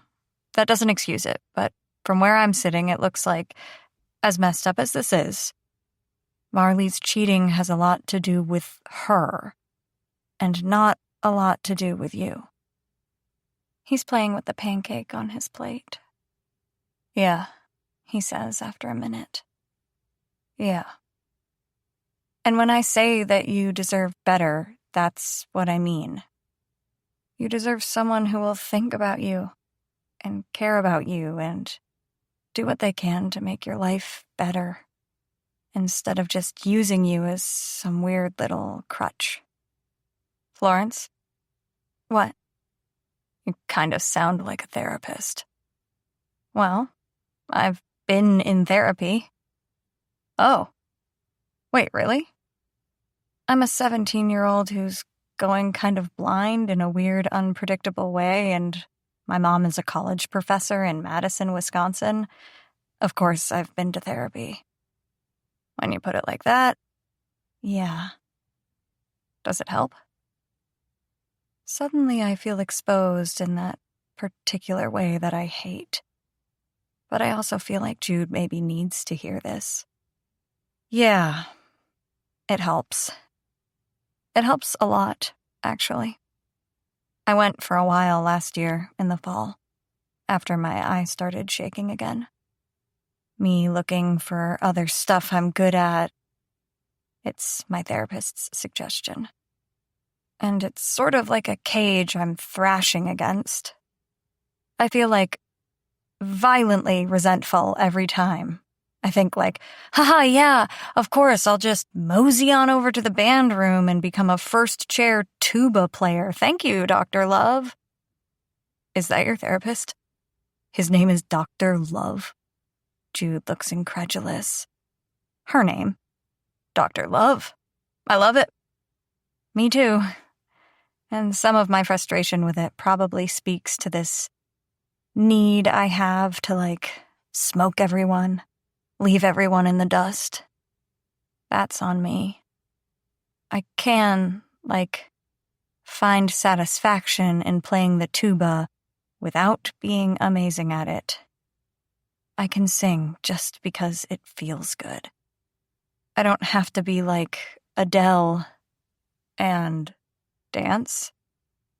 I pause. Dance? Yeah. Is the goal to, be able to dance just because you love it and not because you're good at it? I go hot, cold. I muscle down the urge to punch something. I do the thing I've learned to do instead. I smile as nice as I can and then hide my mouth. Sip my water. I think that's the goal, I say when I can talk again. Because you can just make art because it feeds your soul. I know. You don't need to be the best at it. I was the best at it. The words come out like projectiles. I was the best at it. I was going to be the best. And I can't go from that to going to some, scarf-waving bullshit and bare feet dancing to new age music for the old ladies in the nursing home. I can't do it. I can't. I would rather never do anything at all. Jude reaches out and touches my shoulder, and I am not going to cry. So, what you're saying is that your therapy's working really well, he says. I snort. It's a work in progress. But last year I couldn't even get this far with it. Have you ever thought about it? Therapy? Jude.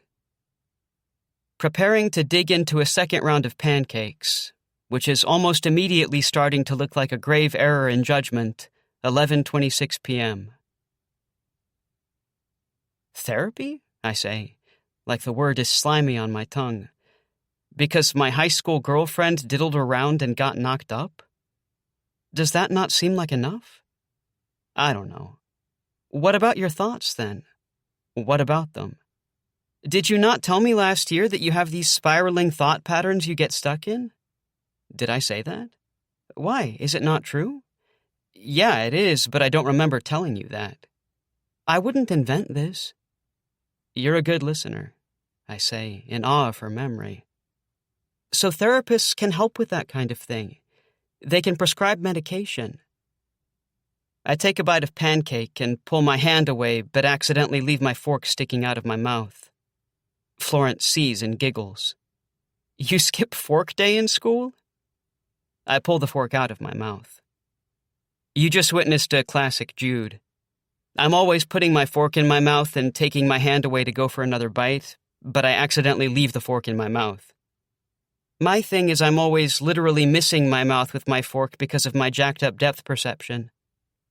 We laugh, even though that's a bummer. So yeah, medication, I say. I guess they probably do have medication for my deal. For sure they do, Florence says. I don't know if it's my thing. Why not? Florence carefully nibbles a bite of pancake off her fork. Now I notice how tentatively she eats. I don't think she ate this way last year. I shrug. I just worry.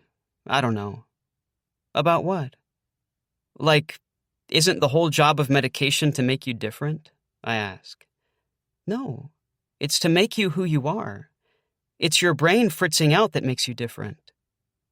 I'm scared of it, like changing who I am. What if I can't take good photos anymore? Jude, do you honestly believe that it's the parts of your mind that make you unhappy that are responsible for your art? Florence sets down her fork and her eyes bore into mine. One of her pupils is larger than the other. What if it is?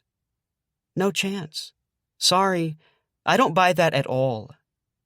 You don't think if I started taking medication from my thoughts that it would affect my photography? I so completely do not. Or if it does, it'll make you even better.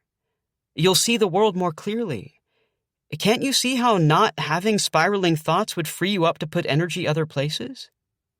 Do you take medication for anything? I ask. Not for mental health, but I take Advil when I get cramps. It's really no different. My brain is PMSing? In its own beautiful way, Florence says. I'll think about it. And think about it. And think about it. And think about it. And think about it. And good one, Jude. I do try. Jude. Quiet. Now I'm wondering if there could be a place for me away from the bedlam of my own thinking, where I don't have to squint to see over the whirlwind of my own thoughts. I read somewhere once that there's more of us that is not us than is us, by which I mean that we contain more bacteria than we contain ourselves. How much are my thoughts some self-replicating bacteria? Is my brain more not me than me? What if I could take some mental antibiotic and become more myself? What would I find there? What would be left? If there is only the murmur of snowdrift, wind moving through grass, the sound of nightfall, of an hour turning into two? What if my mind learned a new language of stillness and was, just for a while, quiet? I put down my debit card, pay, and we leave under the moon, glowing silent as a temple in its cradle of sky. Florence. Map. The thing I'm learning about Harbor City, way up here like a crown on Michigan's head, is that it can transform itself into the place people need it to be. All summer long, it's a beach town for families on vacation, and so it's all fudge shops and sun hat shops and places selling jam. And then in the winter, there's the liberal arts college, the reason for the dive bars, and the little indie bookstore that sadly doesn't stay open for sunrise night, and the coffee shop with the chess tables and the punk music playing too loud on the speakers. Places from the shadow Harbor City that you can only see traces of in the summer. And on sunrise night, the last Sunday of every June, the two harbor cities both stay open for us, like a gift. And yeah, we're just teenagers with money to burn after a week grinding away over at Hack, making art, wishing we could just sneak out some night for an ice cream. And yeah, we're probably annoying on sunrise night because of it. The employees probably hate staying up until 2 so we can drink coffee and feel cool about ourselves. And yeah, I overtip everyone because I feel guilty. Yeah, it's kind of like a cleaned-up, curated Disneyland of a town. Everything laid out across 4 pristine blocks, all its city edges sanded off. But mostly, it's magic. I want to be done thinking about the ways that my life could be better. After we check in at Hack and Jude offers me his arm to walk back down the hill, I hold it all the way to the coffee shop, my hand tucked in his elbow. And he keeps looking at me like I'm the map to a place he can't quite believe he's found. Florence. At the anarchist coffee shop that I'm sort of afraid to go into, 12:14 a.m. I can hear the music all the way out here, I say. We're peering through the window. The sign says open, but the coffee shop is too dark to see anything inside. How do people talk in there? Jude asks. I don't know. I say. Isn't this the place people go to play chess? To a soundtrack of Metallica? Bizarre. I don't know if it's Metallica. It sounds like Anti-Flag or something. It's like music that wants to eat you and then floss with your bones. Florence? What? Are you scared of punk music? I am not scared of punk music. I wouldn't know about Anti-Flag if I were. You kind of sound like you are. I just wanted to play chess with you, I tell him. And I don't think I can play chess while the music is trying to overthrow the government. Come on, he says. I'll buy you a coffee. And when he opens the door, the song pretty much punches us in the face. No one's here, I tell him. I have to say it kind of loud to be heard. It's just like a floor that's never been mopped and a bunch of gross tables with chessboards painted on them that look like they're going to tip over and all your chess pieces are going to fall off. And this music. What? Jude leans in. This music. What? This music. What? There's no one at the counter. The menu is written in a font I can't really read. I turn my head a little, which relieves the pressure on my bad eye. Is that drink called the Bender Ender? I ask Jude. Yeah, it's a tea drink. Looks like raspberry iced tea. Raspberry iced tea is a Bender Ender? The decaf is called Kill Your Enthusiasm. Cool. This is a cool place, I say. Are you being sarcastic? Honestly, I say. I'm not sure. Do they have food? How are you still hungry? I'm not. I just want to know what they name their food. Jude looks around. Soup of the day, he says. Oh. What? The soup of the day is F-U. They didn't write out the word? This place seems too self-satisfied to not write out the word. No, they wrote out the word. Oh. I didn't want to give them the satisfaction of saying it, Jude says. I hate this place. This place hates us. F this place. F it. F it right to heck. There's a bell on the counter. I ring it hard, but you can't hear it over the music. Die, die, die, die, die, the singer is chanting. Hey, I yell. Jude looks momentarily horrified, and then he looks delighted. Hey, he yells. Hey! Hey! Hey! Hey! Hey! Hey! We both yell. Hey! Help us! Hey, somebody! Help us! Jude. Help arrives, 12:15 a.m. An employee comes out of the back. What the hell? I say. Her! It's her! Florence says. We know you, I snap a couple times, jogging my memory. From the bowling alley, right? Last year. Raven, Florence says. I remember now. Your name rules, with a Y, not an E. You'll know if we say it with an E. Recognition passes over the girl's face. She looks fairly stoned and as though memory may not be her strong suit.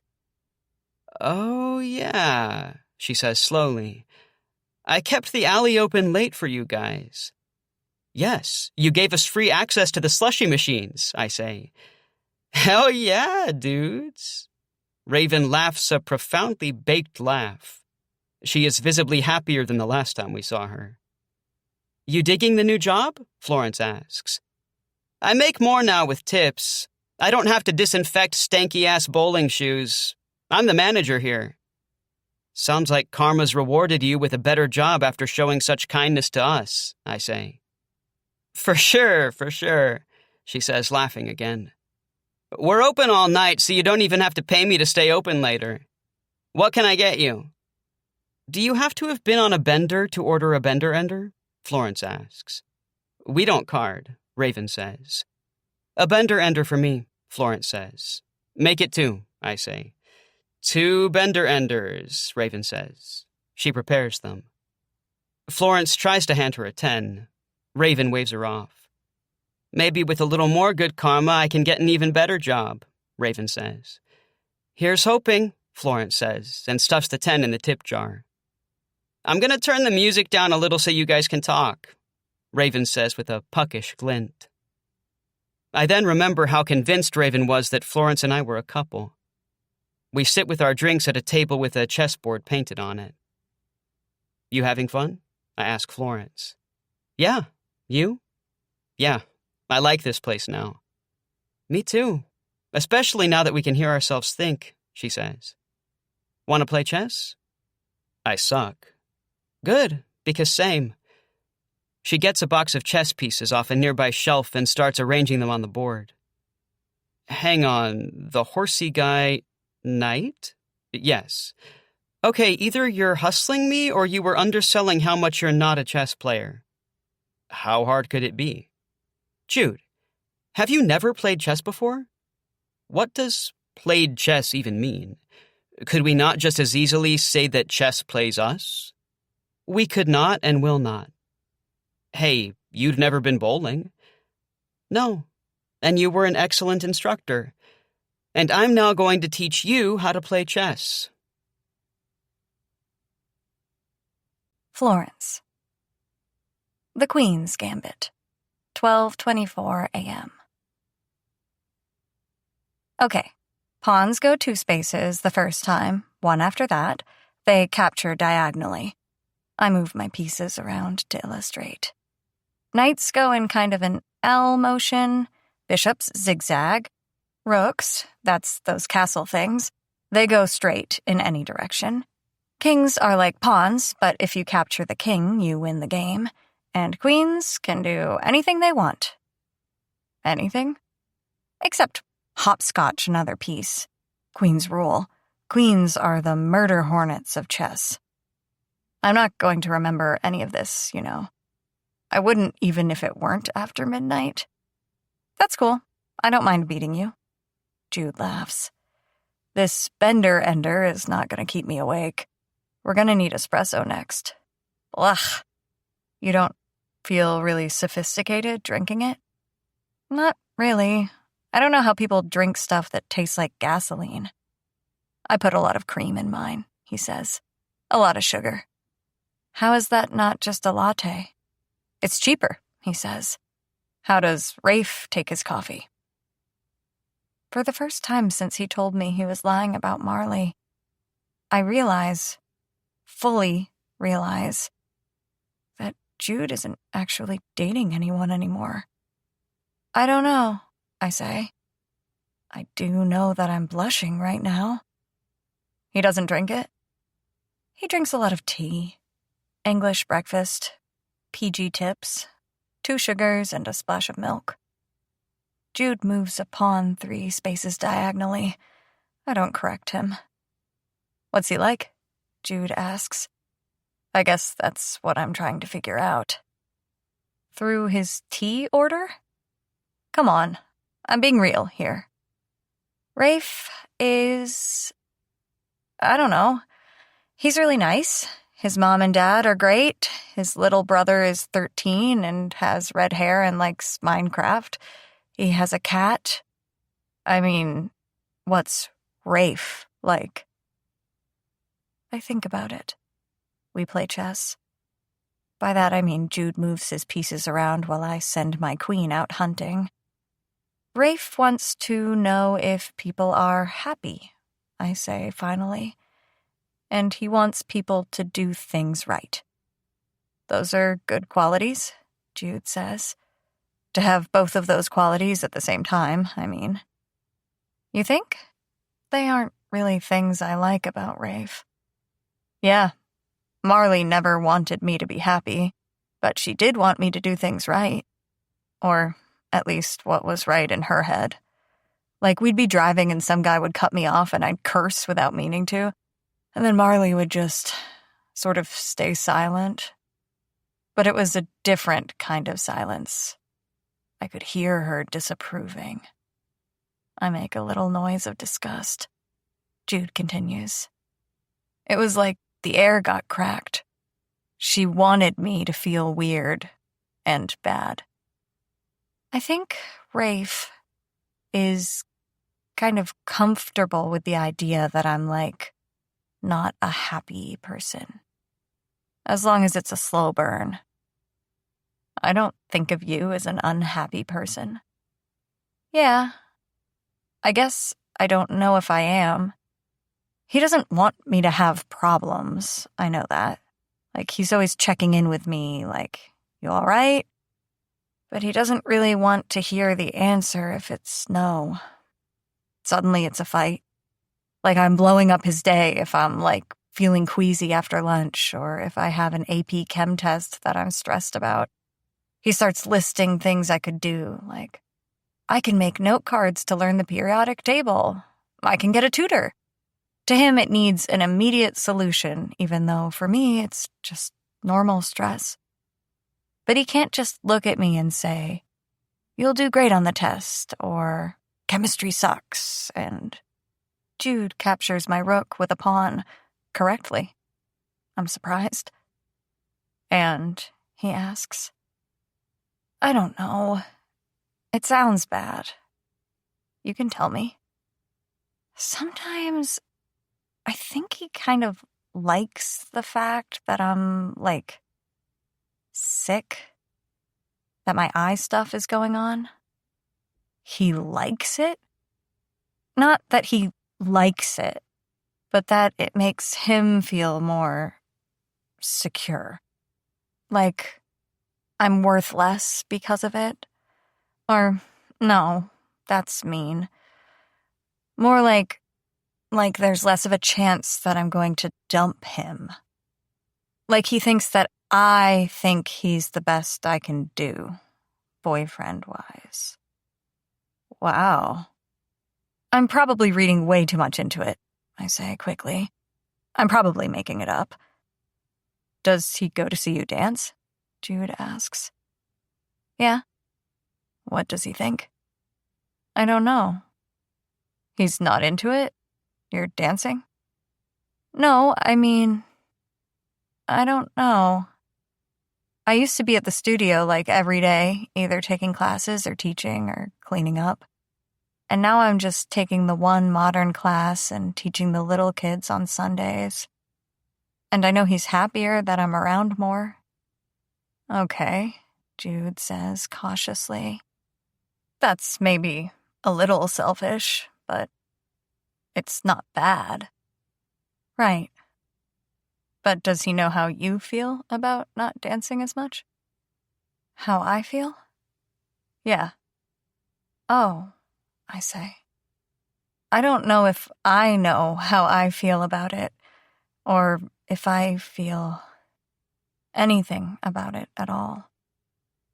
Jude moves his queen like a heat-seeking missile. Check. Check? You know to say check when you have my king in jeopardy? Oh my god, have you actually been sharking me this whole time? Then I look at the board. Jude, you're nowhere near my king. Oh. Why did you say check? People say check. They say check? When they play chess, they say check. Hey, check out what I just did. Check yourself before you wreck yourself. I sigh and pick up my bishop and make the move I could have made 5 turns ago. Checkmate, I tell him. That means I won, right? Yes, Jude, I say. Congratulations, you won. Let me go get us some coffee. Raven? He asks at the counter. She looks up from her book. She's reading Naked Lunch. Yeah? Can we have 2 lattes? I'll pay this time. Do y'all want some weed gummies with those? They're good. Peach slices. Like the candy or made from slices of a peach? Like the candy, she says. We're okay. Thanks, though. Jude waits for the coffee at the counter.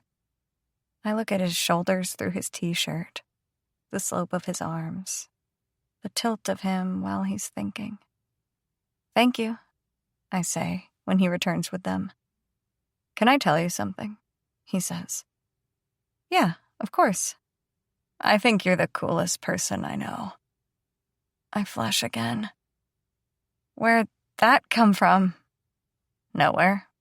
The air. Thanks, I say. I think you're the coolest person I know. I wasn't fishing for that, he says. I really want you to know it. You're cool because you know who you are, even when you don't. You're cool because you listen when people talk, and you're really smart, and you move like gravity doesn't have a hold on you. And what? I can't breathe. Jude has been looking me dead in the eyes, but now he swallows and looks at his hands. And you're beautiful, he says. And if Rafe thinks he's the best you can do, I think he's about to get a really nasty wake-up call. Florence. Beautiful. I don't know a lot of things for sure. I mean, I know my mom won't eat any desserts that have those little flecks of coconut on them, that she won't even pretend to like it, that she'll wash her mouth out in the sink if she spots a single white shaving on her cake. I know that if my dad is talking to someone with an accent, he'll be talking with their accent within minutes, to that person's face, and that he won't notice even while everyone around him is dying inside. I know that the earth circles the sun, that takeout sushi from that place on State Street takes 45 minutes minimum, and I know that Rafe won't ever dump me. Ever. That I'll have to be the one to do it when the time comes. And I know the time is going to come. That I'm not marrying Rafe. That I would never marry anyone who thinks I'm such a sure thing. I know that Jude has waited all night to tell me that he wants me. I knew it from the moment I saw him lit up like a candle at bonfire. I knew it. And I know, too, that I can't stand his timing. I can't stand the pity in his voice. Poor Florence got herself in a bad situation. Poor Florence with bad taste in men. I get enough pity as it is. I know that as much as I want to kiss Jude right now, I just as badly want to pop him in the kisser. Jude. With chess pieces no longer the only thing on the table. 12:30 a.m. A nasty wake-up call? Florence asks archly, setting up the pieces on the chessboard again. I immediately feel stupid for my late-night bravado. Yeah. What sort? Who's administering it? I don't know. You? Why are you saying it like that? You? How am I saying it? Like with this little laugh. Sorry, but it's funny. What is? You being all like, Rafe is gonna get a huge wake-up call. Florence says it in a mock-deep voice like she's imitating me. Why are you like this? I mutter, and go to move my pawn. Like, I was just trying to give you a compliment. Sue me. Jeez. I forgot boys expect you to be so grateful for throwing you a few scraps. Boys? Sorry, men. Manly men like you. I called you beautiful. Beautiful. Famously the finest praise a manly man can pay a woman. Know what? Forget it. I take it back. Florence shrugs and moves her pawn and doesn't reply. No, but seriously, why are you this way? I ask. Like, I'm actually kind of glad we didn't talk for the whole year. You are? Yeah, I am. I press my hands to the sides of my head. Grrr. This sucks. I hate that the nicest thing will set you off. It's my turn to move, but I don't care about the game anymore. Calling me beautiful and then insulting me and my boyfriend in the same breath isn't quite what I'd call the nicest thing. It's definitely a thing. Nicest? No. Your move. She nods at the chess pieces. Hold up. Whoa, how did I... Well, kind of obvious how you insulted Rafe. You were the one who was complaining about him. Sorry for agreeing with you. It'll never happen again. Plus, you were always insulting Marley last year. Florence shakes her head. Nope, never happened. I'd remember. You did it implicitly. Nope. It was obvious. You kept asking about her in a snide way, like she was beneath you. She didn't sound very cool. She sounds even less cool now, Florence says. She's not wrong, I think. So what grave offense did I visit upon you? I ask. I don't need you to fix me by telling me how beautiful I am. Whatever issue I have with Rafe has nothing to do with me not feeling beautiful. I don't need your pity. I don't need you throwing me a bone. I wasn't trying to fix you. I wasn't pitying you. When I say beautiful, I mean it different. How? Jude. Beautiful. The problem with words is how you reach the end of their meaning. Alone, joy, storm, sweet. And then you travel out from that circle of light into the darkness and hope you stay on the path. Ocean, time, lose, door. When I say beautiful, it means something different to me than when most people say it. It has more weight. I know this from the way other people say it. Toss it around like it's featherlight, like it's easy to bear, like it costs nothing. The problem is, though, that when I try to explain it, I reach the end of meaning. Horses, wind, love, die. I journey into the darkness. Nothing has a shape anymore. I can't see the way back. Eclipse, mother, tide, fall. No word means more to me than beautiful. And sometimes it feels like I'll spend my whole life trying to explain what I mean when I say it. Jubilation, vision, murmur, dusk. Florence. Playing favorites. 12:35 a.m. All of you, he says.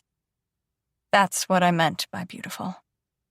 What I mean is, even when you are pissing me off, you're still my favorite person in the world. Jude is looking at his feet, which is good, because I'm pretty sure I'm about to cry.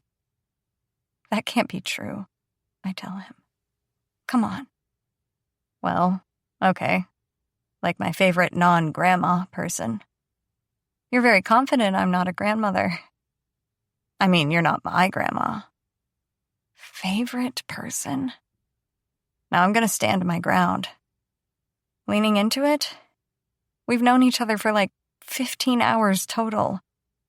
When I was with Marley, I kinda shed my other friends.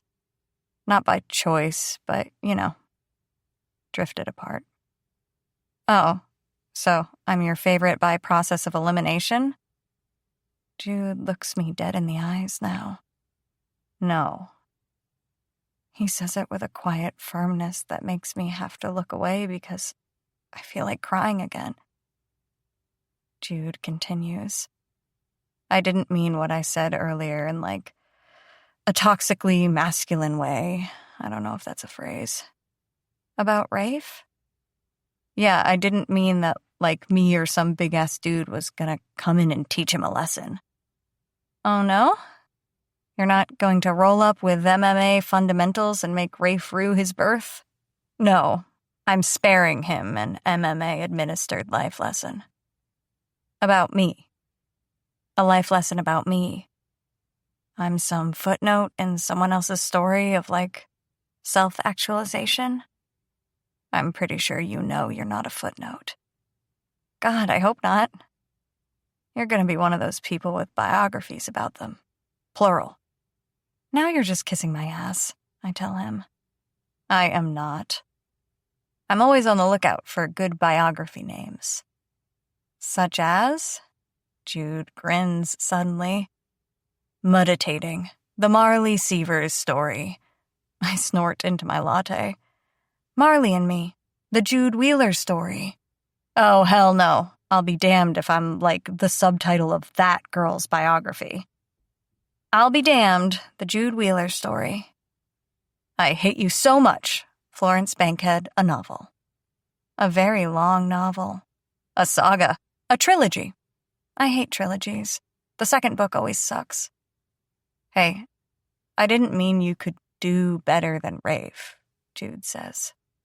You did, though. I did, though, he says, quiet. We play chess for a while longer, not talking much, but laughing when Jude intentionally makes bad moves as a joke. I don't care. The queen is boning the bishop. It's a huge scandal in chess land. She wants to be next to him, even if it means she gets captured. She's a sucker for doomed love. Hey, I say. What else are we gonna do tonight? I just had all this caffeine. I feel like we should move. Move? Let's go somewhere. Let's get out of here. They always say that in movies, but no one says that in real life. Let's get out of here. Somewhere we can talk. There's nobody else here. Let's go back to Hack. We have final check-in at 3 anyway. We'll be right there. What's worth doing at Hack? Have you heard the legend? The haunted elevator in the dance building? They put it in so that they could move the baby grand between floors and... Jude is looking at me like I'm killing him a little bit. And they say that the ghost of Michael Flatley is in there. I say, a little frantic. Who is Michael Flatley? Michael Flatley? The Lord of the Dance? Jude. What? I don't know the various lords and ladies of dance. Not various lords and ladies. The Lord, singular, of the dance. He led an Irish dance troupe in the 90s called Riverdance. They were massive. Then he struck out on his own.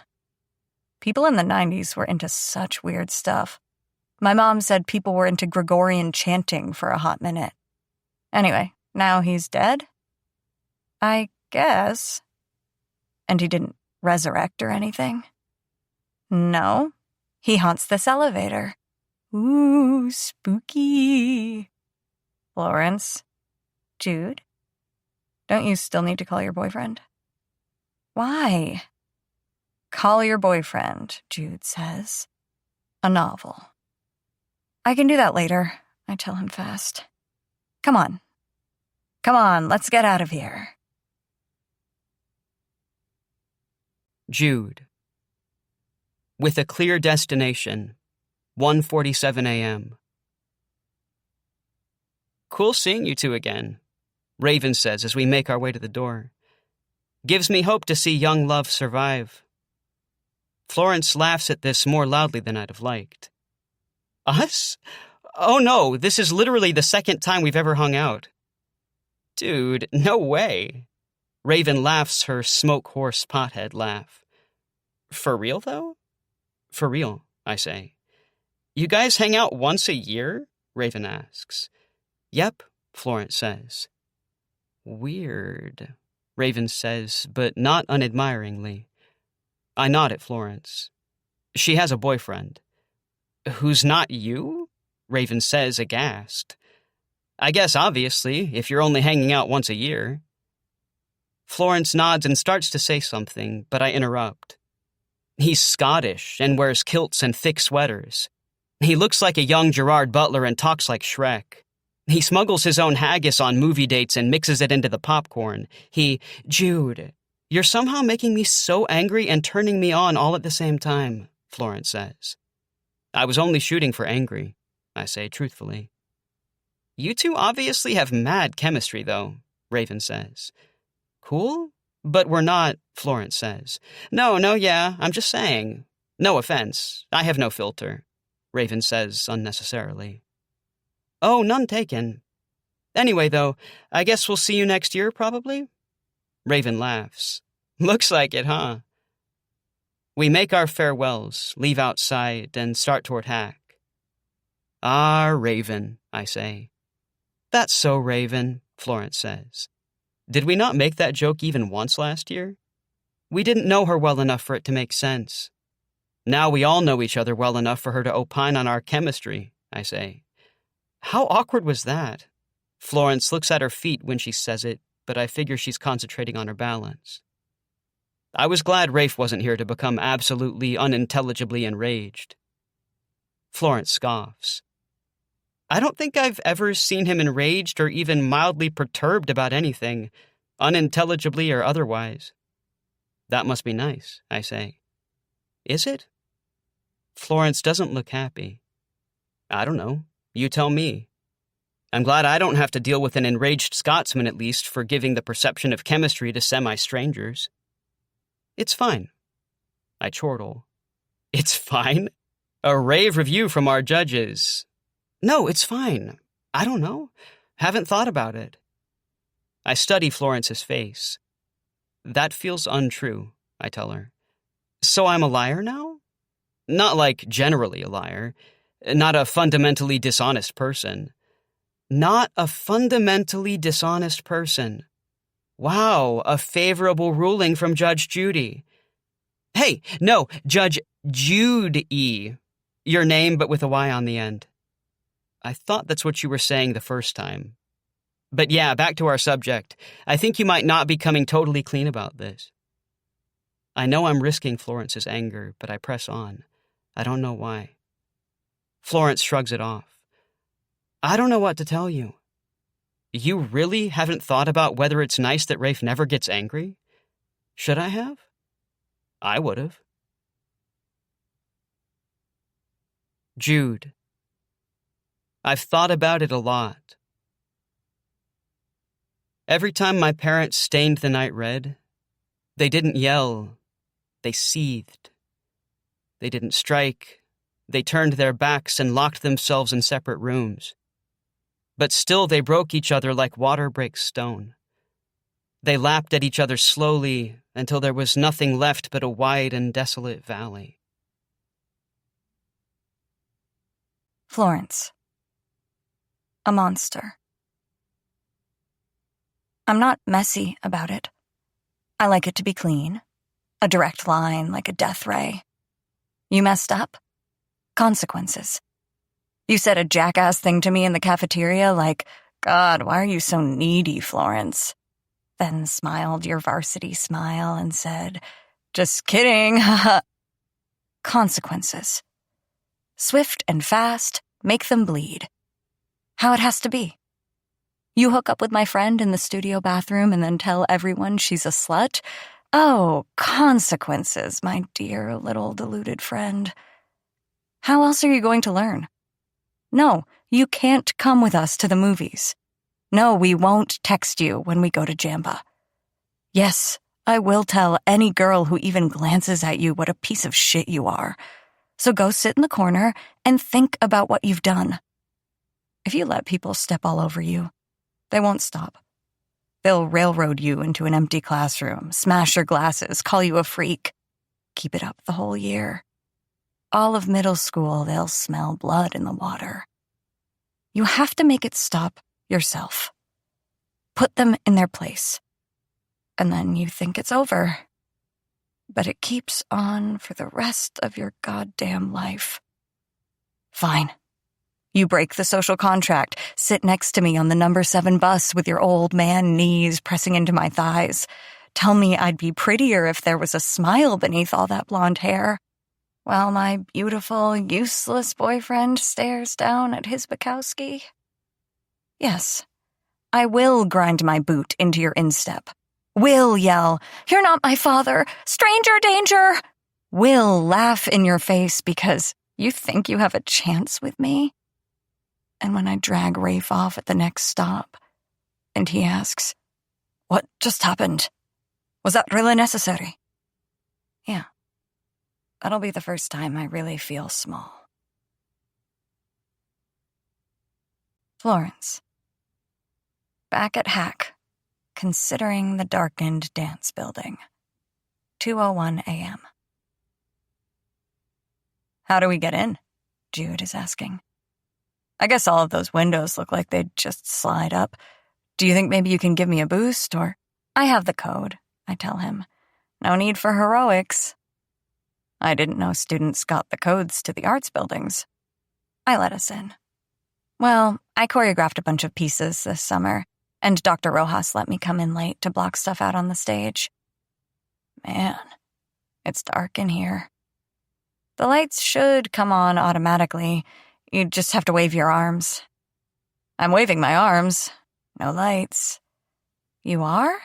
I ask him. Be careful. The ghost of Michael Flatley is going to get you. I am genuinely sort of interested in what's going to happen when the ghost of Michael Flatley does get me. Do I have to join an Irish dance troupe? I think, actually, he's supposed to challenge you to a tap competition. For real?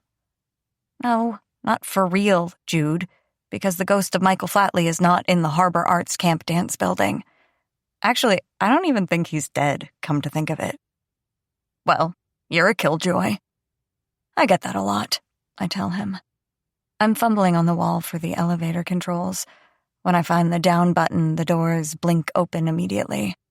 Jude looks at me in the sudden light. Hi, he says. Hi, I say. My stomach twists. After you. Why are all the walls padded, like it's move-in day? They haul a lot of stuff in here. Props for the performances, the piano, other stuff. Here, sit. It's not uncomfortable.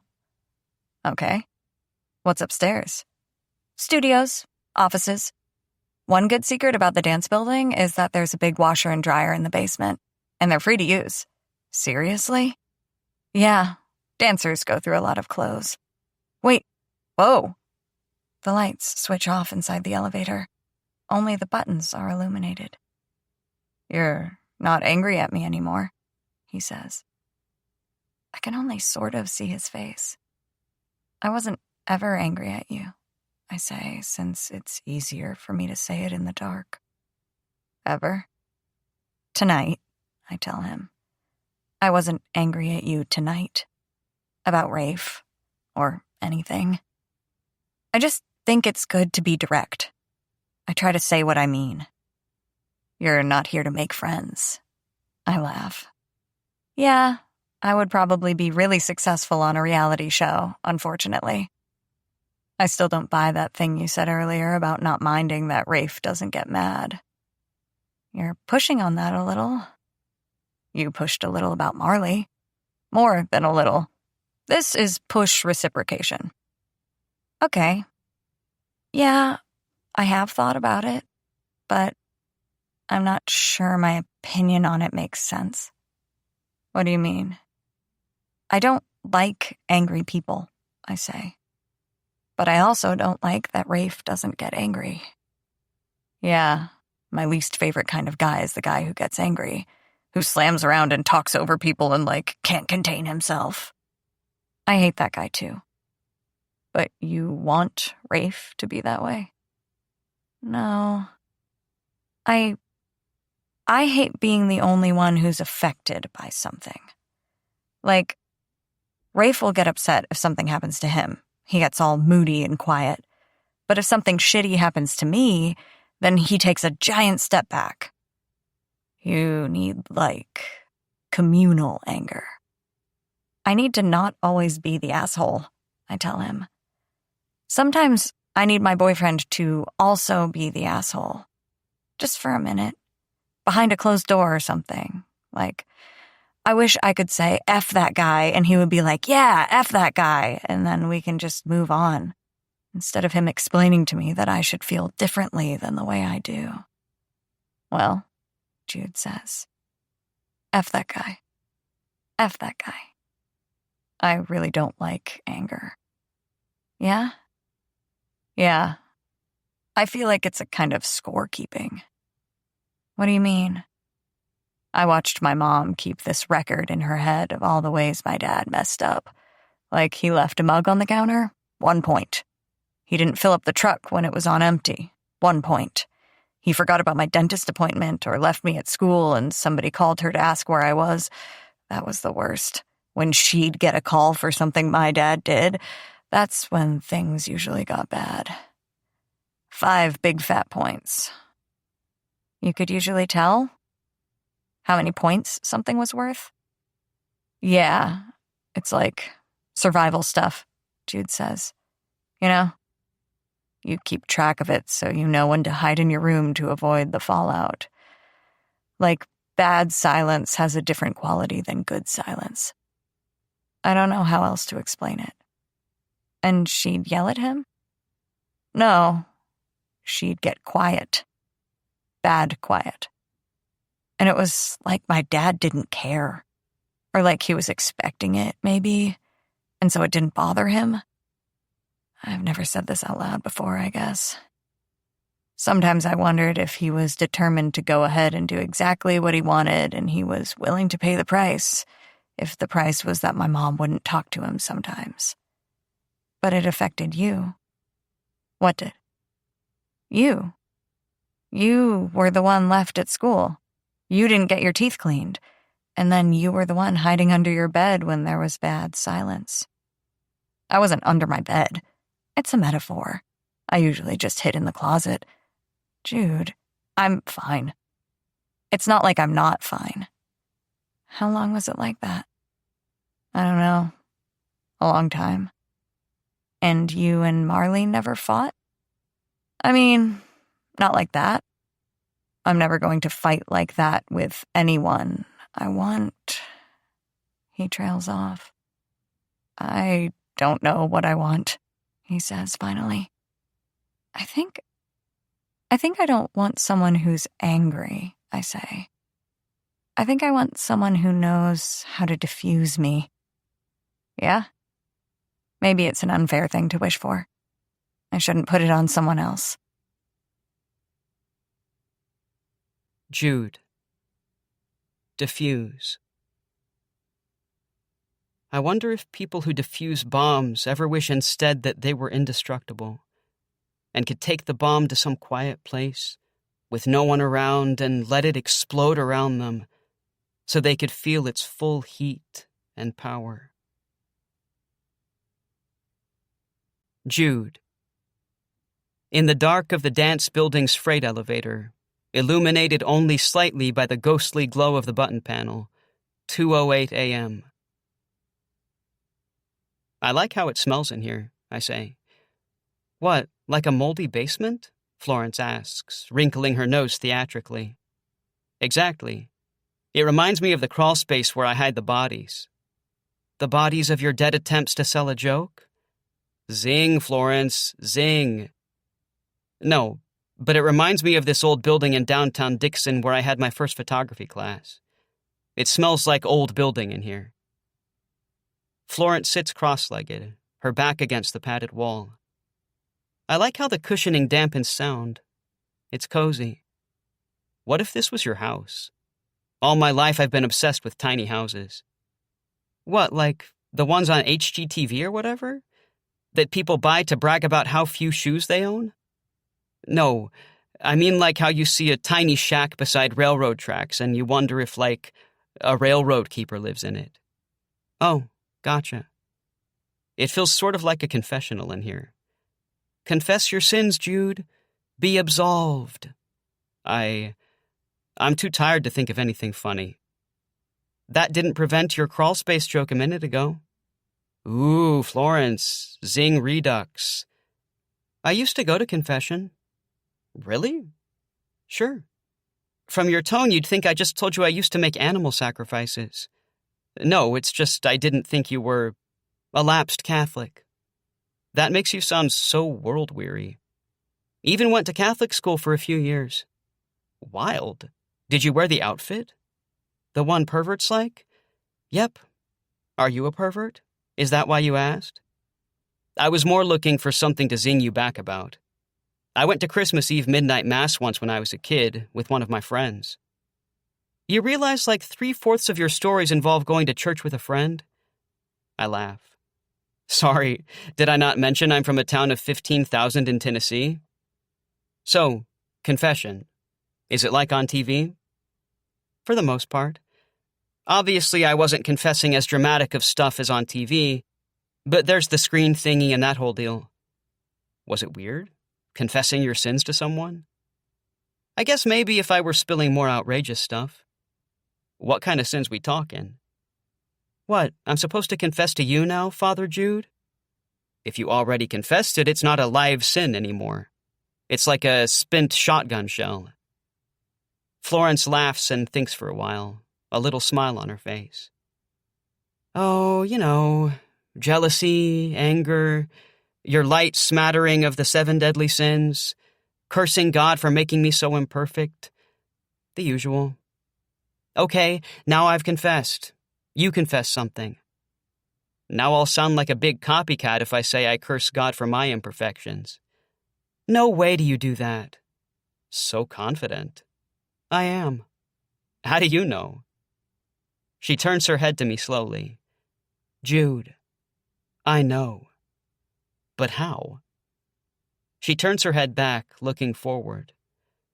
Because I don't think you believe in cursing imperfection. I think you're drawn to it.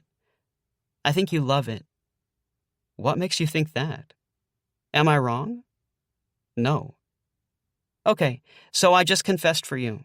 You still owe me one. Here, how about this? Do you think our experiment worked? Florence sounds hesitant as she asks. What experiment? The one where we taught rats to speak English. Jude, come on. I know it's like 2:30 a.m., but keep up here. What? I don't know. Where we didn't, speak for an entire calendar year. Oh. What does work to mean in this context? Was it successful? Was it a good thing? Did it lessen the pain of existence? Did it make the world more beautiful? Florence. Teasing out the truth in the dark. 2:14 a.m. It's kind of funny that you're describing it that way, Jude says. Like what? Like it was a bad idea? Which sort of makes it sound like you think it was my bad idea. So you think it was a bad idea? I got on the plane, and the woman next to me was eating her bag of peanuts, one peanut at a time. She'd, bite into it with her front teeth like a squirrel, and then she'd hold it out and consider it like it was something she was considering displaying in the MoMA. And then she'd eat the rest. And I thought, he trails off. What? I thought, oh my God, I need to text Florence about Squirrel Woman. And I couldn't. And then I had that feeling every 10 minutes for the next year. Oh. So, yeah. In short, I think it was a really bad idea. Why? Did you enjoy it? When he gives me something like this, an opening, a confession, I want to give him something in return. I also want to snap up closed like a clam. I breathe through it. Can I show you something? I ask him. Yeah. I pull out my phone. Jude looks at the screen. Why are you showing me your contacts list? Wait, how many contacts do you have? Who is Brendan Sunday? A guy named Brendan who I met on a Sunday, probably? I don't know. I don't remember. But you put the Sunday in there so you would remember? Seems like it, doesn't it? Who is Evie Ice Cream? Harrison, my mom? Evie works at the Frosty Treat. We keep meaning to hang out. She wants to show me this movie called Barbarella. Harrison, my mom. Oh, that's one of my mom's TAs. I went to her office to help her move some bookcases, and I met him. He wanted to take me out when I turn 18. Oh. Don't worry, he's 22 and that's gross. And also he looks like he hasn't seen daylight in years. Why did you keep his number? Probably so I remember not to answer his texts. I'm not going out with anyone whose name comes up as Harrison, my mom. When he texts. They usually do. Florence. What? Are you secretly a psycho? I mean, is it a secret? Wait, hold on. Jude Wheeler. Yeah. My name is in your phone. Unless I'm your second Jude Wheeler. You're my first. My only Jude. But my number isn't there? It's just like an empty contact. I know. So, why? I was like losing my mind wanting to talk to you. I wrote all these texts, even though I couldn't send them. Florence, you think I'm pathetic. I could never think you're pathetic. These were pathetic texts that I wanted to send. Like what? My face is hot. At least you can't see it in the dark. Like, I missed you. I miss you. 3 a.m. texts. That stuff. I don't know.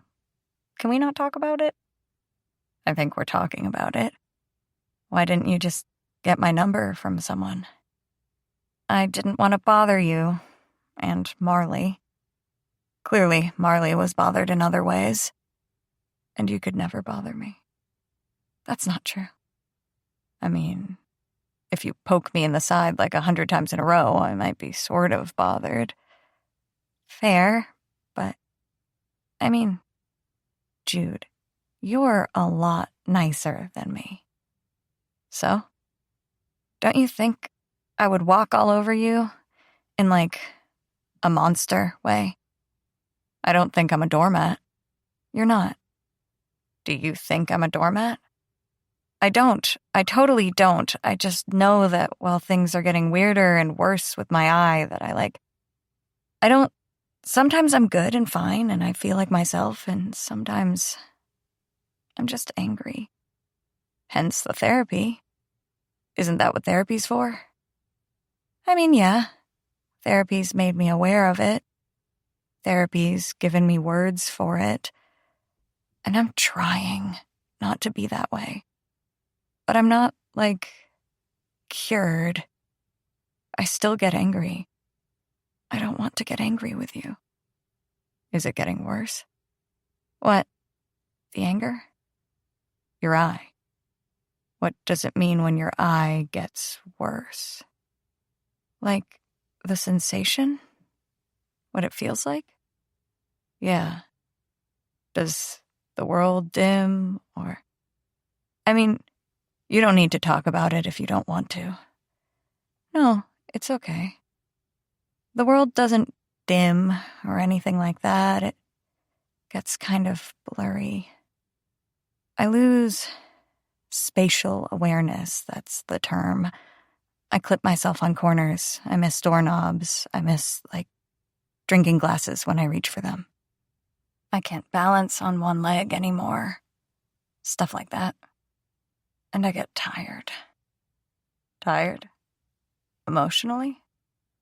I mean, yeah. But also, I don't know if it's like this for anyone else. I've never met anyone else who deals with this, but, like, my eyes get tired. My face gets tired. Walking around is hard. I just want to wear soft things and listen to audiobooks with my eyes closed and sleep. That makes sense. But it means that I'm disconnected from everything. From my life. Does Rafe help?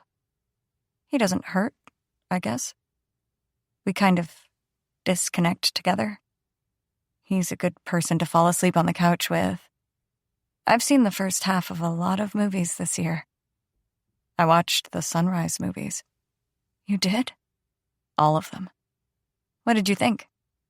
I loved them. I want to go to Europe. You should go to Europe. We should go. Let's go to Vienna. Let's skip Hack next year and just do it. Backpack around. We're still in high school. My parents would never let me, Jude, I say, laughing. Mine wouldn't either. Let's do it. With what money? My photo contest money. We'll get on a plane. We'll go. Let's do it. Jude. Continuing to confess, 2:21 a.m. Hold on, Florence says. Photo contest money? I thought I told you, I say. And when would you have done that? Obviously, we can rule out immediately after the contest winners were announced. In the hours leading up to this present moment, Dude, we both know you didn't mention it. So can we dispense with the evasion so I can congratulate you? I won $1,000 in a photo contest. $1,000? Jude, I need details, now. I hope she can't see me blushing, but we've somehow inched so close together in the dark that she can probably feel it radiating from my cheeks. Maybe it's like the thing where if you walk on the wrong side of her, she keeps getting closer until she runs you off the sidewalk. I try to sound casual. So Tennessee State Parks was running a photo contest where you could win stuff, and the grand prize was $1,000, and I took a photo last fall at Montgomery Bell State Park, right near where I live. Can I see it? Sure. I pull out my phone and scroll until I find it. Here you go. Florence leans over to look at it, and I can feel the warmth of her skin. She holds my wrist to steady my hand and stares at the photo for a long time without saying anything. You trying to think of a joke, or? I ask. Not at all, she says quietly. This is a really, really good picture. I couldn't believe I won. Was this a statewide contest? Florence still holds my wrist. I'm not complaining. Yeah, a bunch of people entered. Pros and stuff. I think you're a pro now, Jude. I'm honestly shocked I won. Whatever. Art is subjective, right? I mean, sure, but this is objectively one of the most beautiful nature photos I've ever seen. My face burns. That means a lot to me. I'm not just saying that. I'm not blowing sunshine up your ass. This is your future. This is the beginning. You're going to make a living doing art and getting paid for it. You think? I think. It occurs to me how incredibly gracious she is, even as her ability to dance as she used to is ebbing. Hey, let's get a picture of you, I say. Now? The light is really cool. It'll be tricky, but I think I can... Here, move a little... I stand and gently nudge Florence closer toward the light of the button panel. I crouch with my phone. Okay, I'm gonna get one of you silhouetted against the panel. Good. Okay, now... I shift positions. I'm getting one of your face now. I take a few pictures and look at what we've gotten. Oh yeah, I murmur. Yeah, these are really good. Let me see, Florence says. She kneels beside me, our shoulders touching. She holds my wrist again while I show her the pictures. We're very close, and she smells like the peppery vanilla of an old paperback book. She says something, but I miss it because she's almost absent-mindedly stroking my wrist bone with the pad of her index finger, and her scent, and it's making me dizzy. Jude. I confess. Florence, like the city. Florence, city of Renaissance painting. Florence, looking like a Renaissance painting herself in the gray solstice light of the elevator button panel, illuminated like an object of adoration. And what surrounds worship but confession? And so I confess. In this delirium of midnight, I have never seen anyone so beautiful. I confess. In this small and soft chamber, made for the lifting of heavy things, my heart is the lift of birds into sky. I confess. In this second collection of hours of knowing you, my skin craves exploring the country of yours, my fingers mapping your boulevards and rivers. I confess. In this closeness, my lips sing for yours. Blood beats close to the surface, hot and lush like August. Florence. The null point, 2. My head goes quiet in the dark.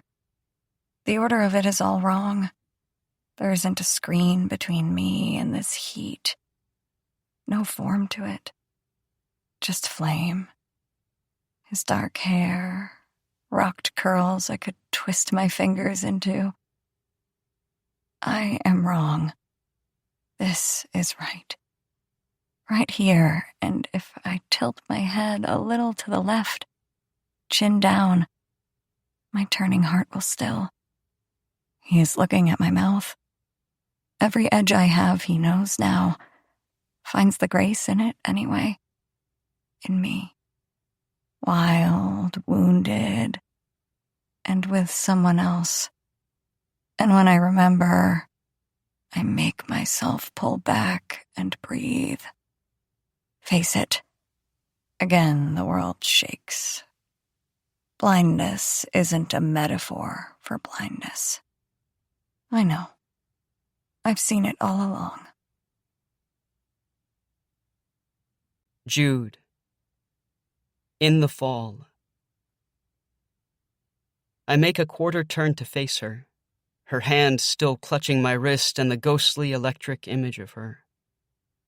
And she turns too to hold my gaze. Her lips part as though at the cusp of speaking, but she keeps silent. I remember a time. I was young, on a scout trip, canoeing a river. We came to high bluffs where you could plunge into the spring-clear water below. I ascended with the others and watched as they took their turns, whooping until the river silenced them and they bobbed back up, exhilarated cries echoing from the rocks. Finally, it was my turn. I towed the edge. Someone behind me said, "It's time to jump. Sometimes you have to just jump." I did. I jumped, and while I plummeted through the bright empty between sky and water, my mind was clean like starlight, unstained by worry. Sometimes you have to just leap and find quiet in the fall. I leap. Jude. Leaping and falling, 2:28 a.m. She withdraws, releasing my wrist. "Jude," she says softly. I yank myself back. I'm sorry. I run my fingers through my hair. No, I press the heels of my hands to my temples. I'm sorry. I can feel my face absolutely throbbing with blood. No, Jude, I need to do something. Can you... She won't meet my eyes. Yeah. Can you hang on a little bit? Sure. Listen, I don't know what I was... No worries. Just hang on. Florence punches the button to open the doors. They open, and the exit sign illuminated hallway feels bright compared to the elevator. I'll just be a second, then we can... Yeah, take whatever time. I'll just be... Okay, 1 sec. Florence leaves the elevator.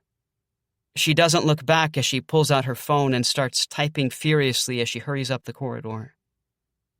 I watch her until the doors close and I'm in the dark again. My pulse thrums in my ears in the closed silence. The space now feels like a mausoleum. Stifling, no air. Minutes strip past. Suddenly, the elevator starts descending. Florence. Catastrophe. I'm going to try for casual. It's almost 3 a.m., but I can still sound casual, right? I'm going to call and get his voicemail. He has Do Not Disturb on this late anyway. Straight to voicemail. I'll just explain that I've been doing a lot of thinking while I've been here, that the dancing has been hard, knowing I have to give it up, hard, the blind thing, hard, that I need some space inside my own head. All of this is true. None of this is lying, is it? It'll be fine. Even if he answers, even if he says he loves me, I really need him to not say that he loves me. I don't want to end this being the bad guy. But I am the bad guy, being with Rafe, wanting Jude so much that it burns and will... God, I don't know what we'll do when I hang up this phone. We'll do something. God. Then I'll go home. Home where I'll be for the next 10 months, even if I spend my senior year doing long distance with Jude, 9 hours away in Dixon, Tennessee. And after 15 hours together, we'll spend twice that time a week on FaceTime. But I guess the math is fine. I guess it's drivable, though honestly it's moot because I can't really drive. Jude drives. Jude can come see me, stay in the guest room. We can sneak around Willie Street one weekend a month, and I won't do that thing I always do, where I'm so determined that we're going to have a good time that I talk things up too much. Say, this restaurant will change your life, like I'm some character from a Zach Braff movie, where I'm really just a letdown. No. I'll behave. I'll sparkle.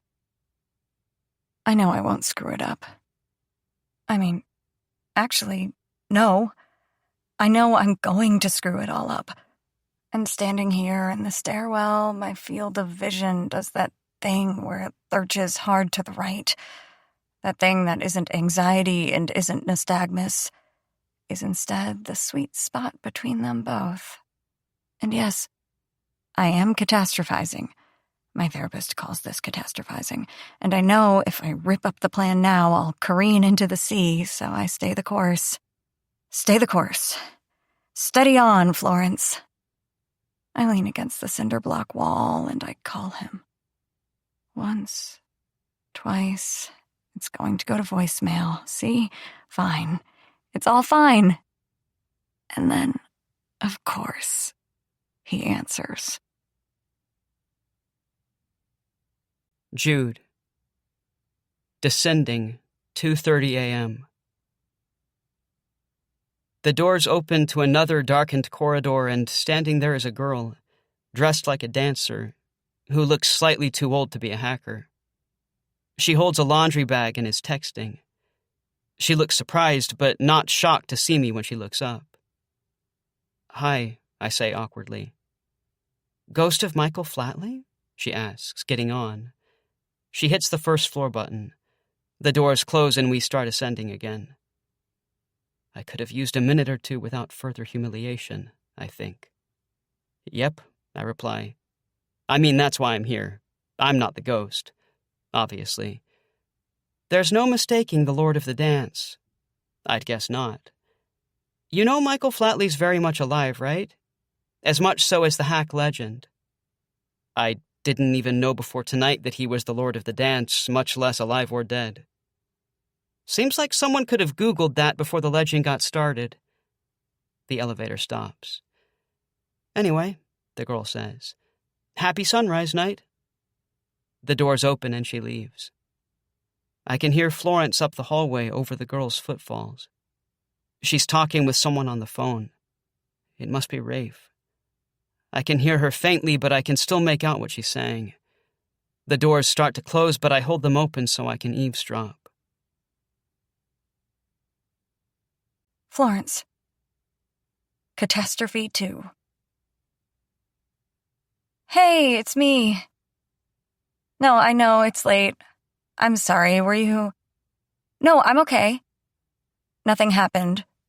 I mean, something happened, but not, like, to me. More like I mean, I've been thinking. I feel like I don't want us to be together anymore. I mean, that I want to be alone. I'm lying. I don't want to be alone. I've done a lot of thinking, and now it's the night before camp ends, and I don't think it's fair to you. Everything that's happening to me. I need some space to deal with it. Yeah, I mean the eye stuff. No. But you know what? That's not the only thing. I'm tired of feeling like I'm too much for someone. I'm tired of feeling like I need to be small. I have, like, big feelings. It's not like something I can help. No. Well, I didn't call you a bad person, did I? Stop. No, stop. I don't think you're a bad person either. I just don't know if we should be together right now. Later? I mean, I don't know about later. Rafe, I'm not changing my mind about us. Jude. In the Fall 2. I'm not changing my mind about us. As in, I entered this elevator with Jude in love with you, and I'm still in love with you and always will be. My heart feels like it's just jammed a fork handle in an electrical socket. And I would know because I did it when I was 4. The elevator doors slide shut like an overly on-the-nose metaphor about the closing off of possibility, silencing the sound of Florence telling Rafe, "I'm not changing my mind about us." I repeat it in my head so many times the words start to dissolve, like dialogue when you're watching TV half asleep. I begin to wonder if I actually heard it, or if my quick-to-punish brain conjured it to hurt me. Wouldn't be the first time. I'm going to wait. I won't rush to judgment. No maddening rom-com miscommunications here. Or maybe I won't wait. There's only one way to know for sure whether I heard what I heard. I hit the button to open the elevator doors. Florence. Catastrophe 3. I love you too. Yes, asshole, I do mean it. You've been really good to me in so many ways, and I've thought about you a lot these last few weeks. I tried. I really did. I'm telling the truth. We can get into it more when I get back, okay? Fine, then you decide. Just let me know if you want to take a walk and talk about it more. Yeah. Yeah, okay. Bye. Jude. Fallen. I love you too. I hit the button to close the elevator doors like they'd just opened onto a lobby packed with people and I was standing on the elevator completely naked, which is a great way to describe how I feel at this moment. I sit in the dark with my mortification, face burning. Now the elevator button panel mocks me with the dimness of its light. You can almost see. You're so close. You can make things out just well enough to know that you're alone in this darkness and someone will always be better than you. Peyton, Rafe, there will always be someone they prefer to you. And how much better than Peyton am I anyway? Trying to kiss a girl who has a boyfriend? How could I let this moment overcome me like that? So much that I made Florence feel compelled to reaffirm her love for Rafe. You've ruined everything, my spiraling thoughts chant. At least with Marley, your hands were clean. There's no coming back from this. My mind won't give me a moment's rest. The one grace here is that she's someone I don't have to see anymore. I don't have to wait for her to get back and tell me what I already know, which is that I made a grave misstep while intoxicated on pancakes and lack of sleep and the heady exhilaration of being near her. We never have to talk again, in fact. I can leave this elevator, return to check-in, tell them I'm turning in for the night, then, in the solitude, hopefully, of my dorm, replay the events of the last few minutes on a loop in my mind until I'm too exhausted to stay awake and capitulate to sleep, where the dream shift can take over the endless cyclical ruminating, waking me every hour until it's time to throw things in a bag and get to the airport shuttle. I think that's exactly what I'll do. It's all I can do. It would have been so easy not to screw this up. All I needed to do was not try to kiss her, something I've been doing successfully almost my whole life. Look on the bright side. Maybe you're not as toxic to love in your orbit as you think. After all, you seem to have driven Florence right back into Rafe's arms. Leaving without goodbye or explanation is wrong, but I need to leave. Florence. I'm not changing my mind about us. He's not there when I get back. But you knew that already. It's the logical end to the story. The doors open. They close. I sit on the floor, and after a minute, it's dark again. Maybe he stepped out for some air. Went to the bathroom. I stick my head in the men's down in the basement, but it's empty. Wave hi to Chloe, the TA, washing her leotards in the laundry room. Try not to look like a fool. The heat of wanting. The heat of shame. Probably I deserve this. I probably did something wrong. Like, maybe it was building in him all night. The acid in his belly, listening to me being me, all prickly and sad and wrong for him. And I'm pretty, so I get why he wanted me. But I guess then he thought better. Take the haunted elevator to the top floor to search the studios like it's hide and seek. Part of me wants to look under the grand piano, and so I do, like a child. And what did I do wrong? I did something. No. What if he's hurt? What if he's spiraling? Lost at himself somewhere? Feeling guilty maybe that I went to end it with Rafe? That would be like Jude, flagellating away for no good reason. What if he heard me dumping Rafe and went off to feel all sinnery about it? I feel awful. I feel like I would have found him already. I could just text him. But no, I can't. What if I've misread all of this? Fantasy, then?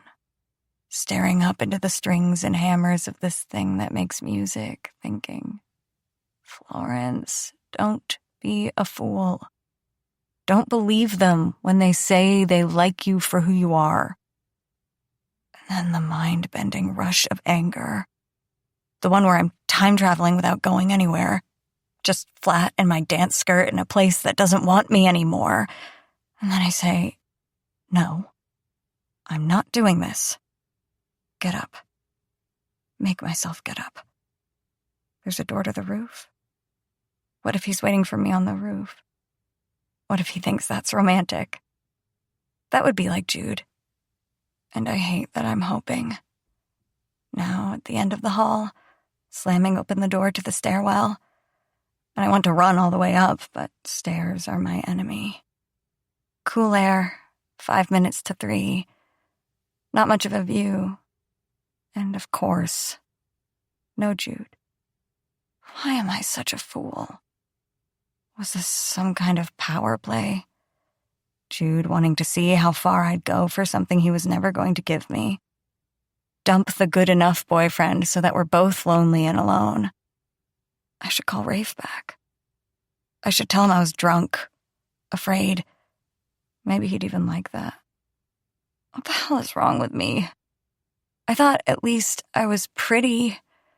I thought I was a good listener. Probably I'm pretty like something that will eat you after. Probably the reward isn't worth the risk, and now another sure thing isn't. Sure like steady. Sure like seeing me as my best self. The girl that would have picked up a sword for him. Fought any battle.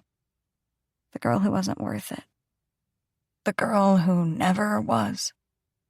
And from my vantage point on the roof, I watch all the little idiot artists scurrying back to their idiot check-in, and I'm crying now. In this place I'll never get back to. And when I take out my phone to delete Jude Wheeler, I tell myself I'll never be this naive again. This broken. Not ever. The desert. Florence. Like disaster.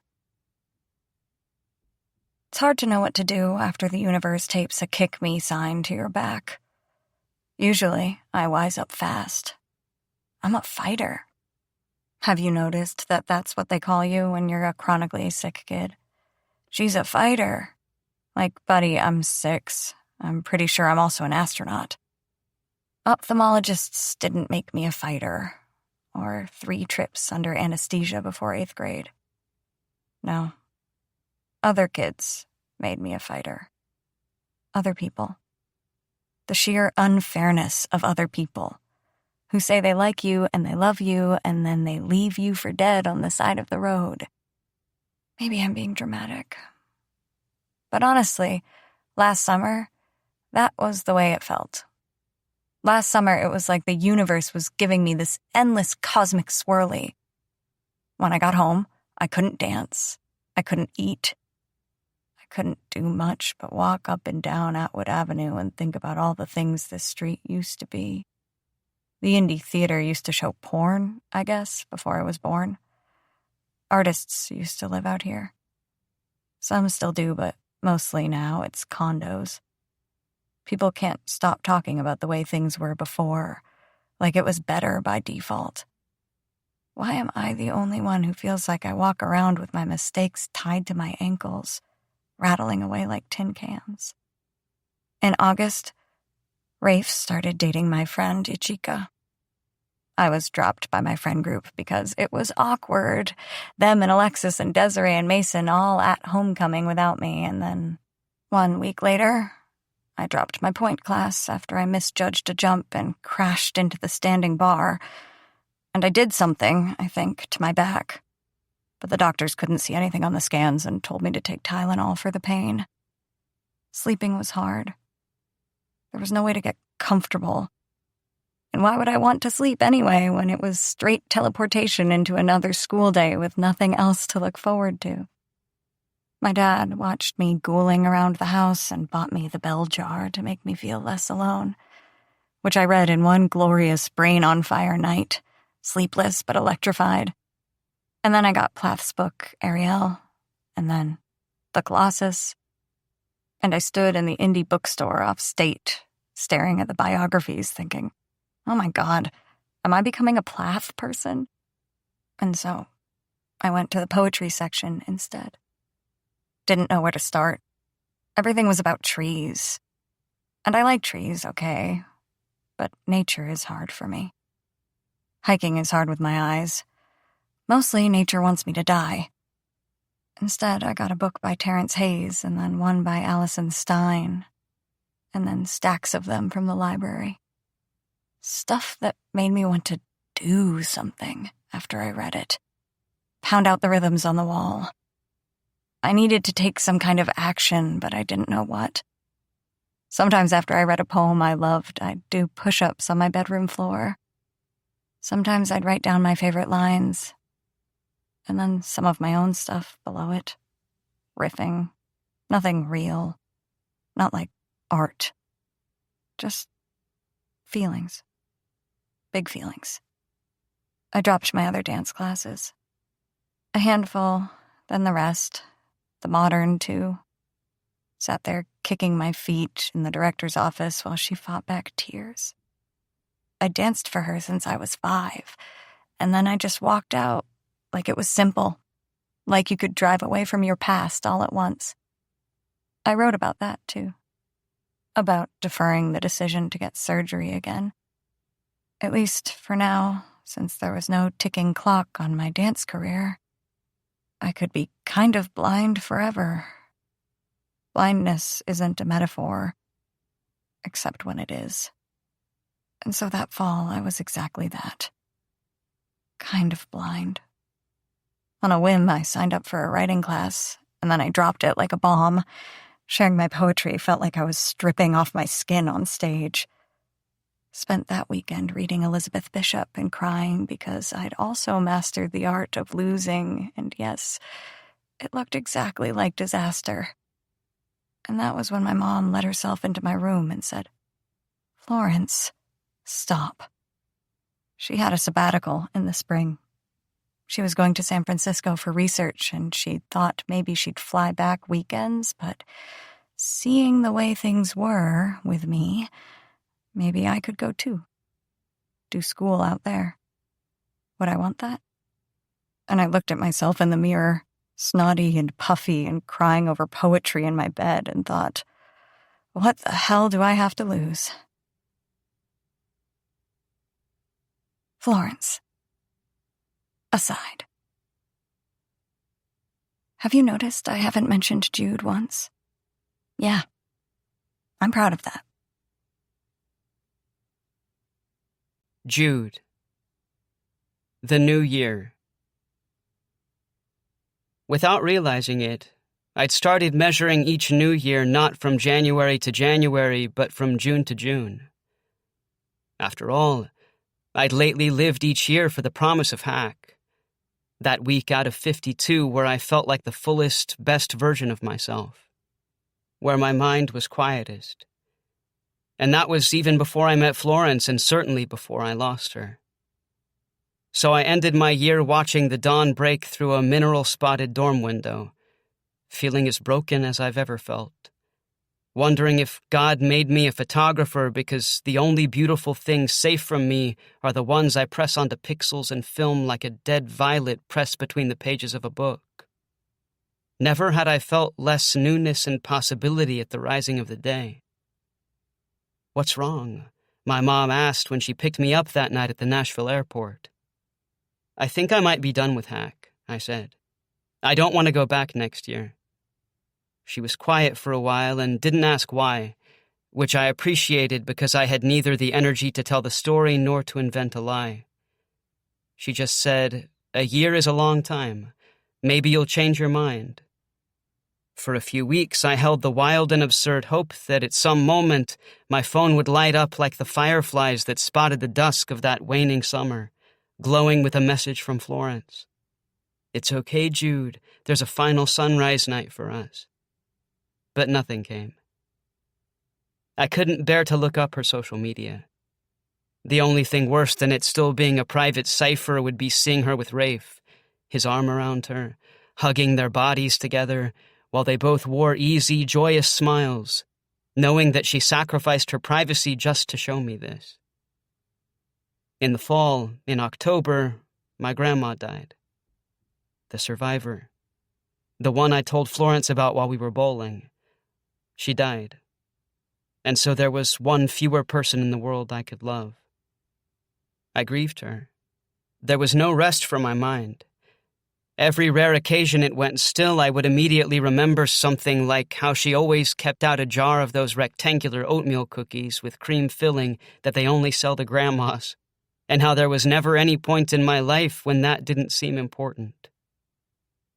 Or how once when I was 5, she read me the story of Cinderella and changed every part mentioning fancy gowns to fancy overalls, and I laughed until I got a case of hiccups that lasted for 15 minutes. When someone you love is gone, you realize how you'd lived in only fleeting grace. Then in the winter, I got accepted to a fancy art school, my first choice, on a photography scholarship. A photo of my grandma, the last time I saw her alive, dying and afraid in her hospital bed, wreathed in tubes like a whale fighting a squid, was part of my application. So was the photo of Florence. I guess also technically the last time I saw her alive. Her face in the chiaroscuro of the elevator button panel, as though painted in some 21st century Caravaggio.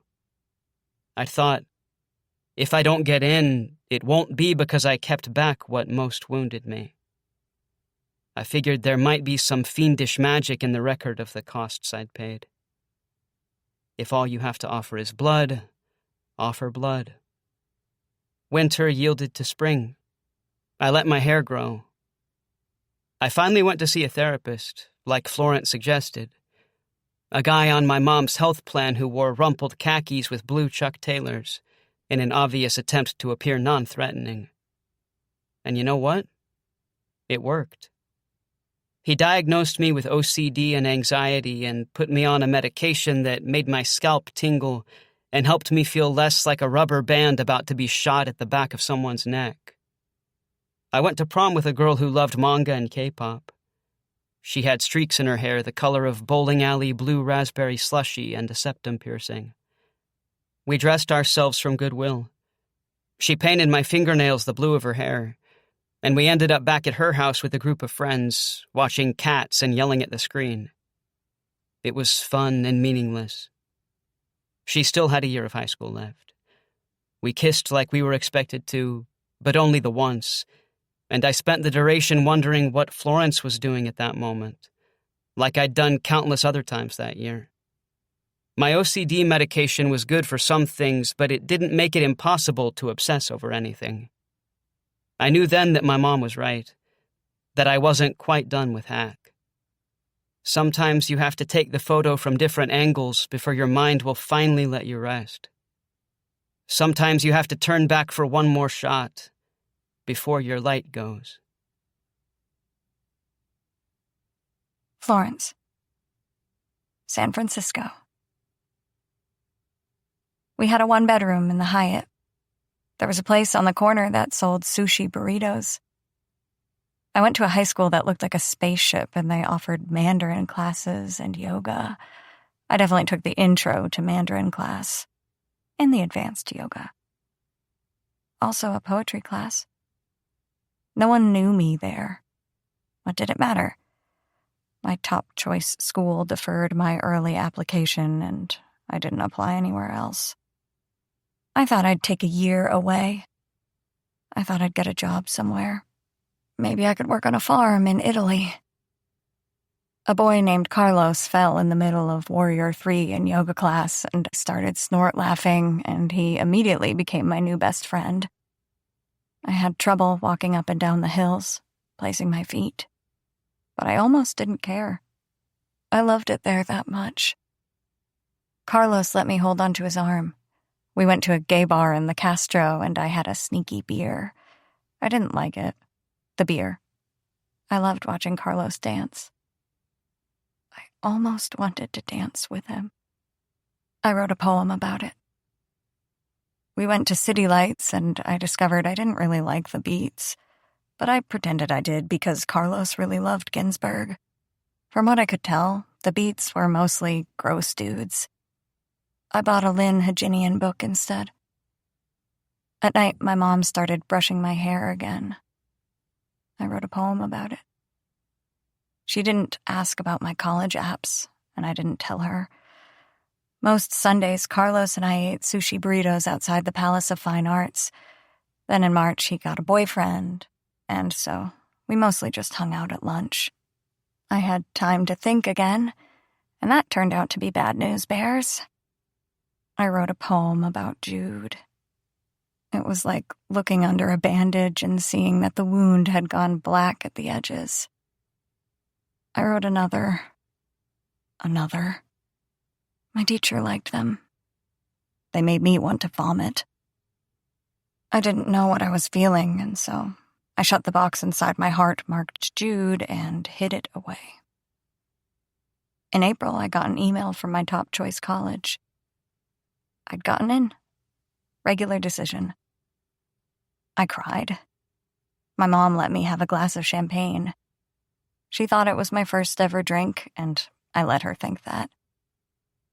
I wrote a poem about a farm in Italy. I thought maybe I'd stay in San Francisco over the summer. Then my poetry teacher grabbed me on the last day of class. She said, "Do you know about this great arts camp? It's up in Michigan. Maybe you'd like it there." Night 3. Jude. The Rule of Thirds. One thing about Christianity that I always liked, spoiler alert, it's not cool youth pastors, the whole Trinity thing.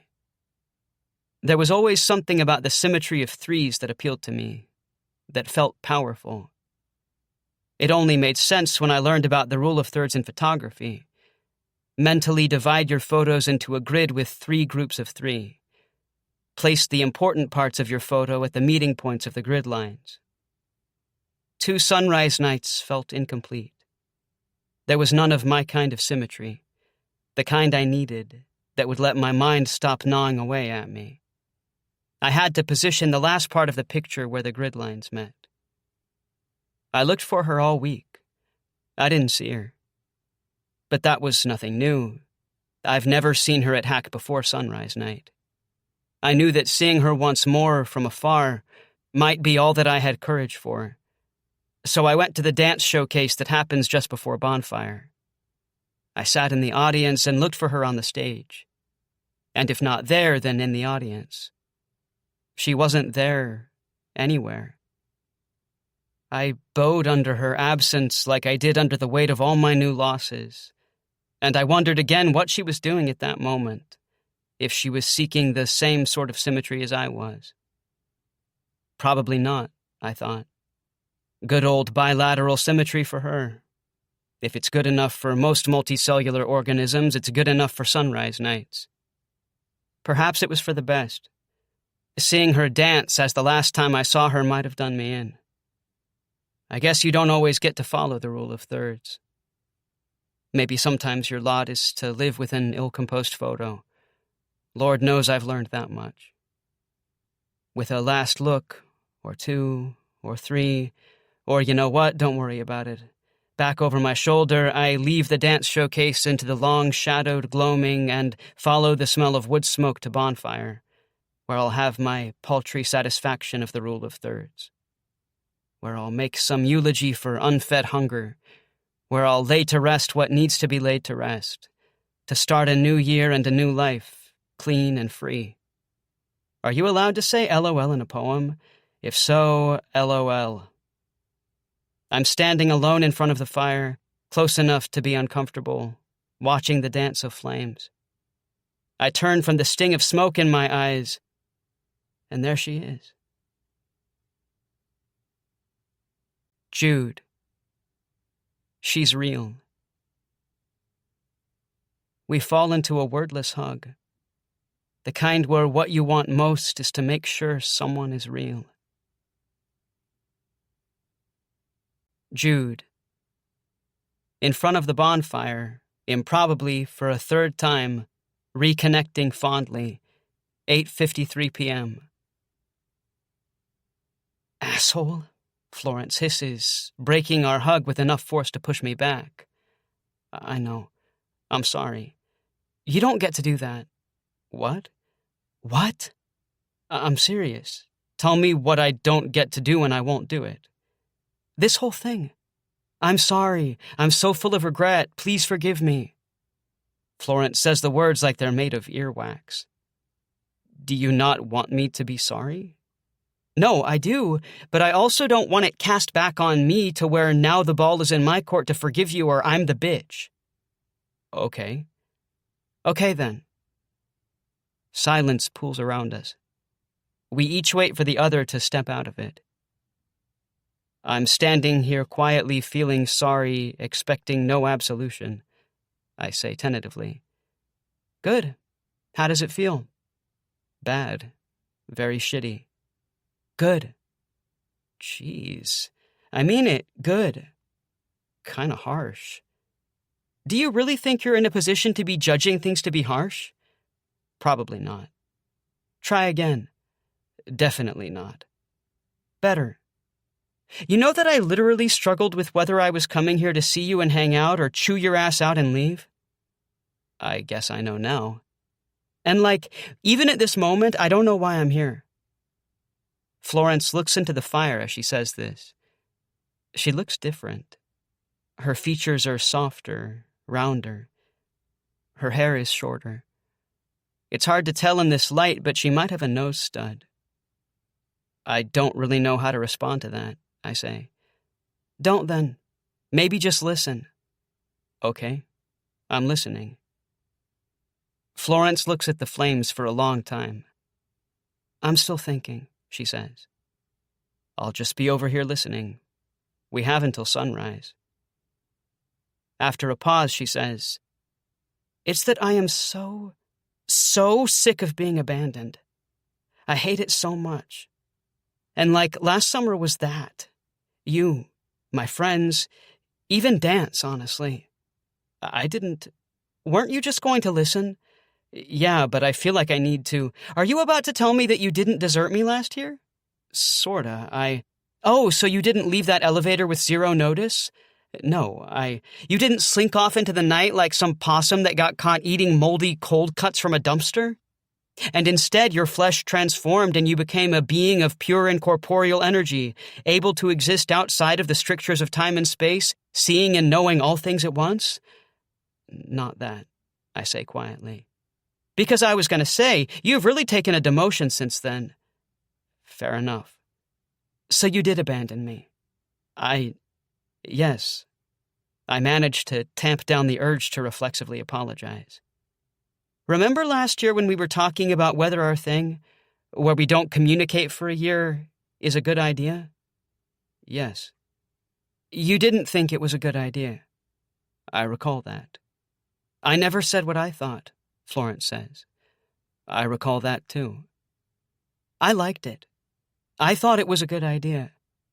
I mean, sure, there were lots of times I wished we could have talked, but ultimately it was an opportunity to see if there was anyone in my life who would just be there without my constantly pulling them back, you know? Constantly making the case for myself with them. I wanted someone who would just show up, be present. And that was me. Was. Can I say something? I ask. I don't know. Florence folds her arms in front of her chest. How about I'll say it and then you can decide after if I was allowed to say it? Fine. I really missed you. That's all. Florence is quiet while she considers what I've said. Or maybe something else. You ditched me, she says quietly. Middle of the night. Okay, but like, it wasn't for kicks. Notice me not apologizing again. I noticed. Why then? Well, I let a long time pass while I figure out what to say. I really should have rehearsed this. Well? I was embarrassed. Because you tried to kiss me? I mean, obviously, but then you and Rafe. Me and Rafe what? You, like, reaffirming your love for him or whatever. What are you talking about? I heard you. You... What? How did you hear a thing that didn't happen? I heard you. While I was waiting for you, some girl called the elevator to the basement and got on. When she got back off on the first floor, the doors opened and I could hear you up the hall, and you were telling Rafe something about how you still felt the same about him, and how you still loved him. Florence starts laughing. She goes to say something but laughs some more. She covers her face with one hand and shakes her head. Being laughed at was exactly the reaction I was hoping for, I say. That definitely helps my retroactive humiliation. Florence's laughter subsides into a sigh. What I was saying to Rafe was that I still loved him in a way where I didn't want to be with him anymore. And I wasn't changing my mind about him and me breaking up. I'm not sure I heard her right, and almost hoping I didn't, so I ask, do what now? Breaking up, Jude. Ending our relationship. That's what that phone call was? I don't believe this. Florence? Yes? Okay, how was I supposed to know that? Florence raises her arms like she's showing me how huge the fish she caught was. Oh, gee, Jude, I don't know. Maybe if you stuck around long enough for me to come back to the elevator and say, hey, I just broke up with my boyfriend, now where were we?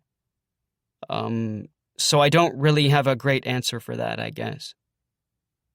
We both start laughing, and we do that together for a while. It feels good. Make you a marshmallow? I ask. Make 3, she says. Florence. Off into the night to try to outrun our feelings. 9:12 p.m. Where are you going? Jude asks. I don't know. I feel like I need to be moving or I'm somehow going to slip back into last summer's temporal reality. I'm antsy. You're using lots of science metaphors tonight. I had a really good physics teacher in San Francisco. Whoa, what? What? San Francisco? Did you guys move? My mom was on sabbatical, and I went with her. Wow. That's not a small thing. Yeah, it wasn't really part of the plan. Why did you go? I take a deep breath and try very, very hard not to tear his head off. I was having kind of a bad fall semester, I tell him. Sorry. Can you please not apologize? And anyway, I'm not giving you ownership over it. Last fall's badness, I mean. Rafe has joint ownership, and my stupid friends, and my stupid eye. And the fact that it started blizzarding in Wisconsin in October. Ouch. So yeah, I went to San Francisco. No snow there. Did you find a studio there? To dance with, I mean? No, I was writing poetry. You're laughing like it's funny. It's kind of funny, me being sensitive enough to write poetry. I don't know. You're pretty sensitive. Hey, you're the one with the dreamy hair. You pierced your nose. Dude, it's a stud so small that my mom didn't notice for 2 weeks. You listen to sad boy music. We have literally never talked about music. I distinctly recall discussing My Humps by the Black Eyed Peas, so don't say never. We're laughing again. You listen to Dearly. Admit it, I say. You're required by law as a sad Southern boy. Dearly is amazing. I didn't say Dearly wasn't amazing. Something can be amazing and, all caps, very sad, all at the same time. Some people love being sad. Like poets. You're hilarious. Yep, I totally am. Listen, I'm not interested in being professionally sad, I tell him. Or professionally angry. Or professionally anything. Wouldn't that be terrible, to have only one way of being, one way of seeing the world? Like, oh, Jude Wheeler. They go to him when they need... What? He looks a little afraid. What would they go to me when they need? Joy, I say finally. They'd go to you when they need joy. You're sort of talking like you've forgiven me. I know. Weird, isn't it? I tell him. We round a corner and... Why are we at a gas station? Jude asks. Oh, Florence. What? You were walking like you had someplace really specific to be. I mean, maybe I was walking like I really specifically needed us to get Slurpees. Downtown is literally in the other direction. Slurpees and mini donuts? And I'm buying? Wow, he says. I love a gas station. Who knew? Oh my God. Wait, is that a Plymouth Barracuda? That cool old red car? Yeah, I think it is. Candy apple red. And you're just casually able to identify it? Every girl is entitled to one implausible dream car. It's in the Constitution. And that one's mine. Jude. Staying just far enough ahead of our feelings that we might manage to drown them in Slurpees and powdered mini donuts. 9:19 p.m. So hang on, I say. I want to hear more about this poetry you're writing now. What do you want to know? Is this like your new deal? I mean, it's why I'm here, if that's what you mean, she says casually. You're not here for dance? Nope. Like, at all? Nope. Told you that a few minutes ago. You just said you didn't find a dance studio because you were writing poetry. Well, that's what I meant. I hope they have Coke Slurpees. You ever mixed Coke Slurpee with coconut Slurpee? That explains that, I mutter out loud without really meaning to. What explains what? To answer your earlier question, of course I've mixed Coke Slurpee with coconut Slurpee. How incurious do you think I am? Jude, what explains what? I hesitate to answer because I think it makes me seem pathetic. That explains why you weren't at the dance showcase, I say. And you were? Obviously. Jude, don't act like it was some cute rom-com gesture. I didn't know if I was ever going to see you again. It was going to be a silent goodbye. Can we start a band called A Silent Goodbye? Get it all out of your system. Can I play tambourine? No, triangle. No, accordion. Banjo? Go on, all out. Aw, are you annoyed? No. You sound annoyed, Florence says. I hate that we talk once a year and so I learn about your life in this weird feast and famine way. We walk into the mini-mart. Yeah, but if we... Florence starts to say, but a familiar-sounding voice cuts her short. Dude, what? You guys! We look over to the snack aisle. Well, one of the snack aisles. No way. Raven? I say incredulously. What's up, dudes? Third sunrise night in a row, Raven says. Hell yeah. You work here now? Florence asks. Raven laughs her stoner laugh. Nah, just dipping in for some hot Cheetos to chase some edibles later. Thinking ahead, Florence says. Don't get Cheetos dust on the upholstery of your sweet ride out there, I say, nodding out the window at the Barracuda. All good. Got it restored with vinyl upholstery. You can wipe it off easy. Raven doesn't appear to be joking in the slightest. Wait, I was kidding. You for real? That's your Barracuda? I ask. 1970 Hemi Cuda, baby. It's stupid fast. You're all vroom. Hold up. Are you still working at the coffee shop? Yeah, no. Like a month after you guys came in, one of my friends gave me a fart coin for my birthday. A what? Fart coin. Crypto. Anyway, I turned around and sold it at exactly the right time and made a buttload of cash, which I invested in a chain of dispensaries with a couple partners. Things took off. I mean, capitalism still sucks, but now you're making it work for you, Florence says. American dream, baby.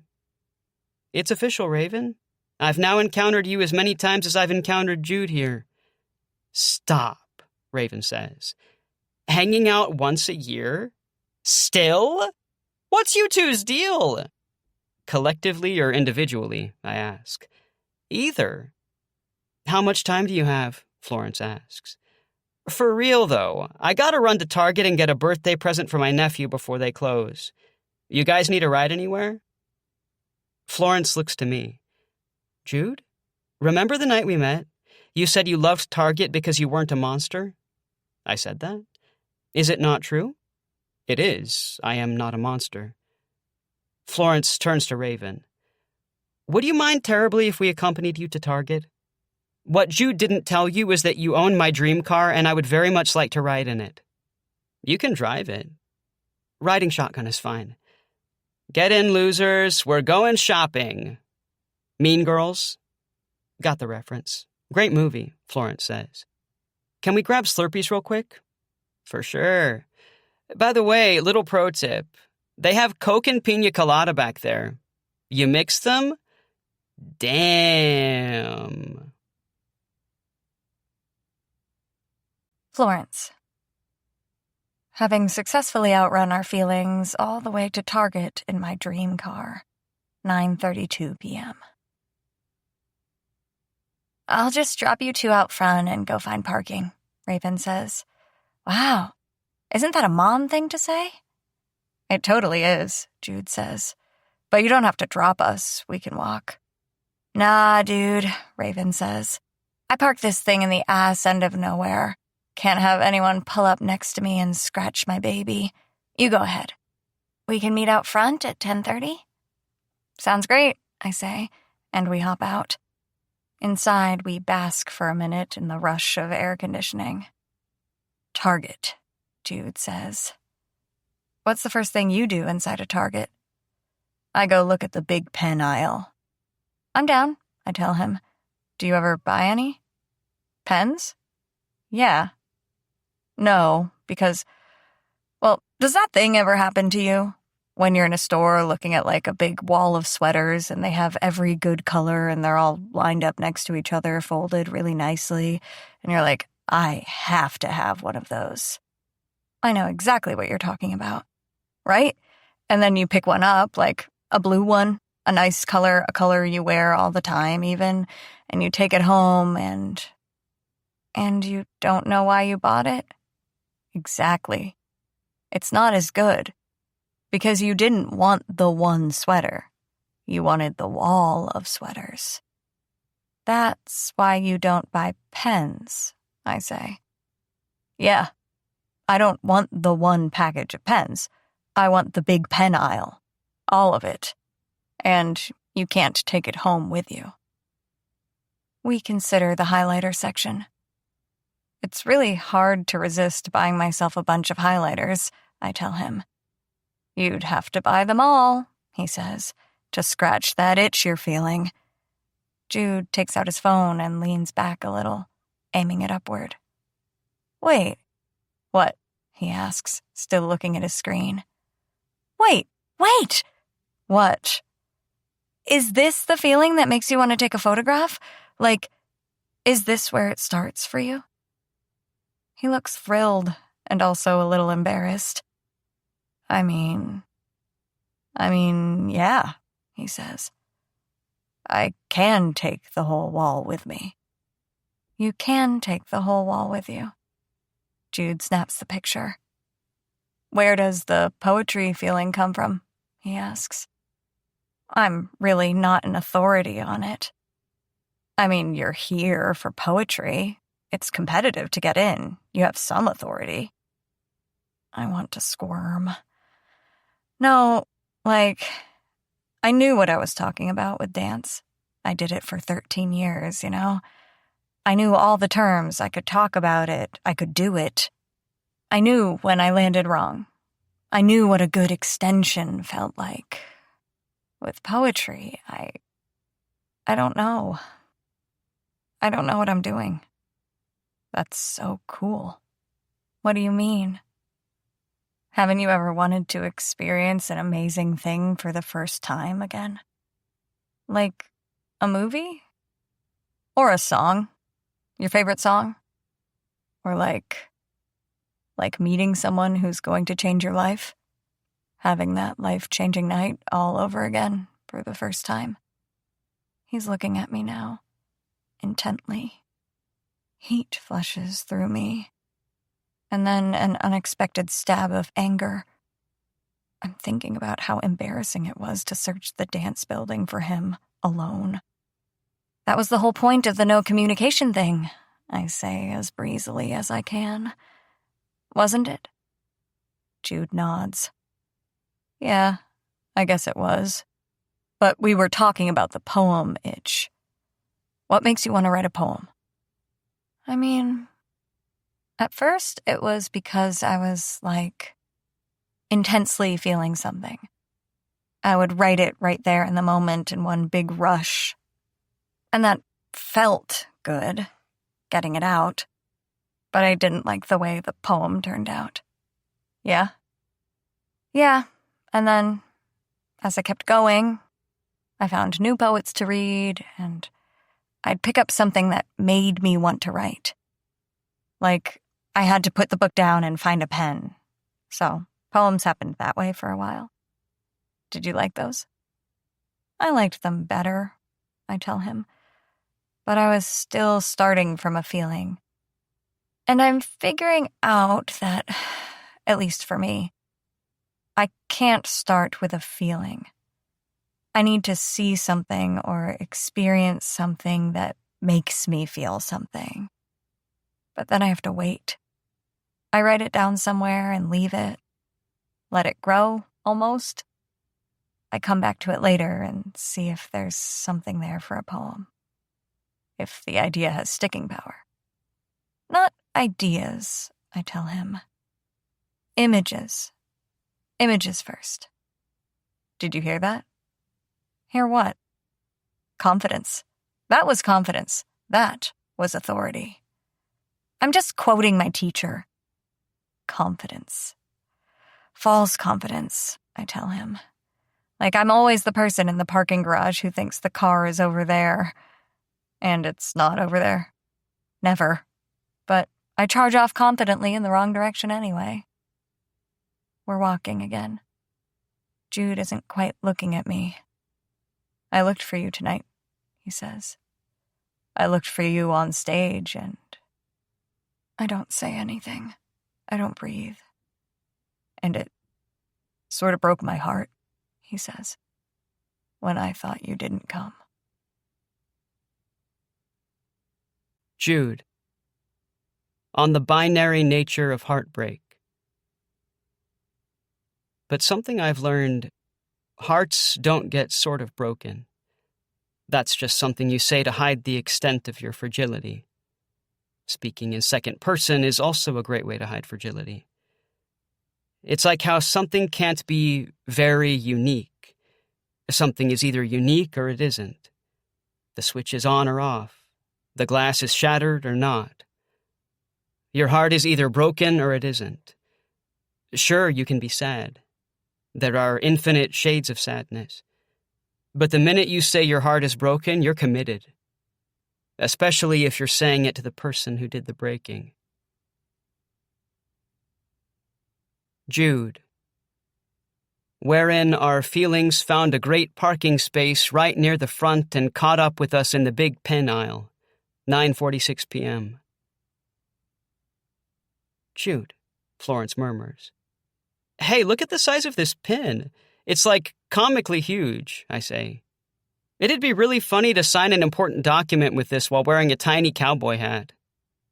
It kind of breaks my heart to think about you sitting there at the showcase looking for me. Tell me you weren't alone at least. I can't think of a lonelier feeling on earth than looking for someone you really want to see and not finding them. Especially when you're alone. No, there were lots of other people there. You know what I meant. Because imagine if it were just me, sitting there all by myself in the middle of the auditorium, with some, wildly inappropriate and conspicuous snack. A huge dill pickle. What? Yeah, this kid who moved to my school from Texas says people there get huge pickles to eat during movies. During movies? That's what he said. He could have been joking. Honestly, I don't hate it. Florence catches my eye and there's weight in her gaze. I look at her for a while, with what I hope is an expression of openness, to leave her space to say whatever she obviously wants to tell me. I looked for you too, she says quietly, looking away. At the dance showcase? She shakes her head. She looks like she wants to say something, but also doesn't. She toys with a package of pens. I looked for you a bunch of places. Dumb places where you couldn't have been. Looked there, too. In a package of pens? She smiles a little and shakes her head. The elevator? She nods. We hold a few seconds of silence between us like it's fragile. Anyway, she says. She won't make eye contact. Hey, I touch her shoulder. She finally looks at me and I can see the fierce hurt in her eyes. Hey, I say again. Now can I tell you I'm sorry? She nods. I'm sorry. I hug her and we hug for a long time, swaying back and forth in the big pen aisle like we're slow dancing. Florence. Anticipation. They say if you want to go on vacation, you should plan it a year in advance. The longer you wait, the better you feel when you get on that plane to Paris or whatever. I don't know if it's true, because I was pretty sure I was never coming back to Michigan again, curse the land and salt the earth, etc., after I dragged myself crying back to my dorm last June at 3 a.m. to sleep straight through the sunrise. But here I am, feeling better. I test the feeling out. I mean, coming back to Hack was a gamble. And honestly, my mom wanted it more than I did. Well, she wanted me to want something. Maybe it was out of respect that she'd stopped talking to me about dancing altogether. But it was like I'd buried the me that danced in the yard at blackest midnight, never to be spoken of again. And I don't know why I'm thinking about it now, in the home decor section of the Harbor City Target, holding out a rose candle under Jude's nose. I'd do a pirouette for him, but I'm not sure I'd read him a poem. I'd tell him how badly I was hurt, but I'm not sure I would let him kiss me. But I want him to. I want him to. Oh, at least I think I want him to. Dancing used to be the thing I did for myself. Damn the world. And later it was a bomb I carried around, afraid it would go off, afraid to put it down. And then when I left Hack last year, it was like I left my dancer self there, too. She's still standing on the roof of the dance building all alone. but I don't know if I miss her. I think I'm something else now. Tonight, in the candle aisle, holding out a candle to Jude like it's a flower, I get the sense of how good it will feel to one day write a poem about right now. Florence. Carrying our feelings around in a red plastic Target basket. 10:12 p.m. That candle reminds me of my grandma, Jude says. The rose one? Yeah, give me that again. He inhales. I think that's her perfume, he says. Or was, I guess. Was? She died last year. Jude says it in that casual way that people sometimes say things they're afraid will make them cry. Oh, Jude. She's the one you told me about? Yeah. The cancer came back. It happened pretty fast, though. I don't know. What? It's funny. They didn't even put it in the obituary, how she died. I read the whole page of them in the paper, and I noticed that if people die after they turn 80, it's like it almost doesn't matter what they die from. It should matter, I say. Maybe sometimes they don't know why they died.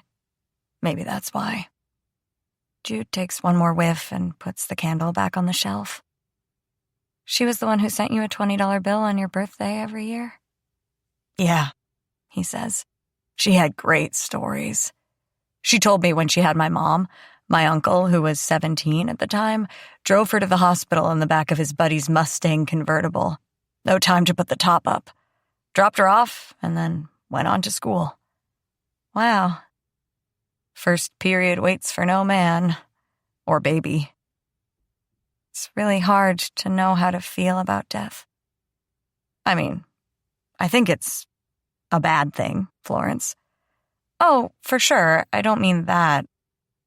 I just mean, like, it's so impossible to imagine what it's like to not be here anymore. Not be conscious, I mean. Who knows if there's a heaven or whatever.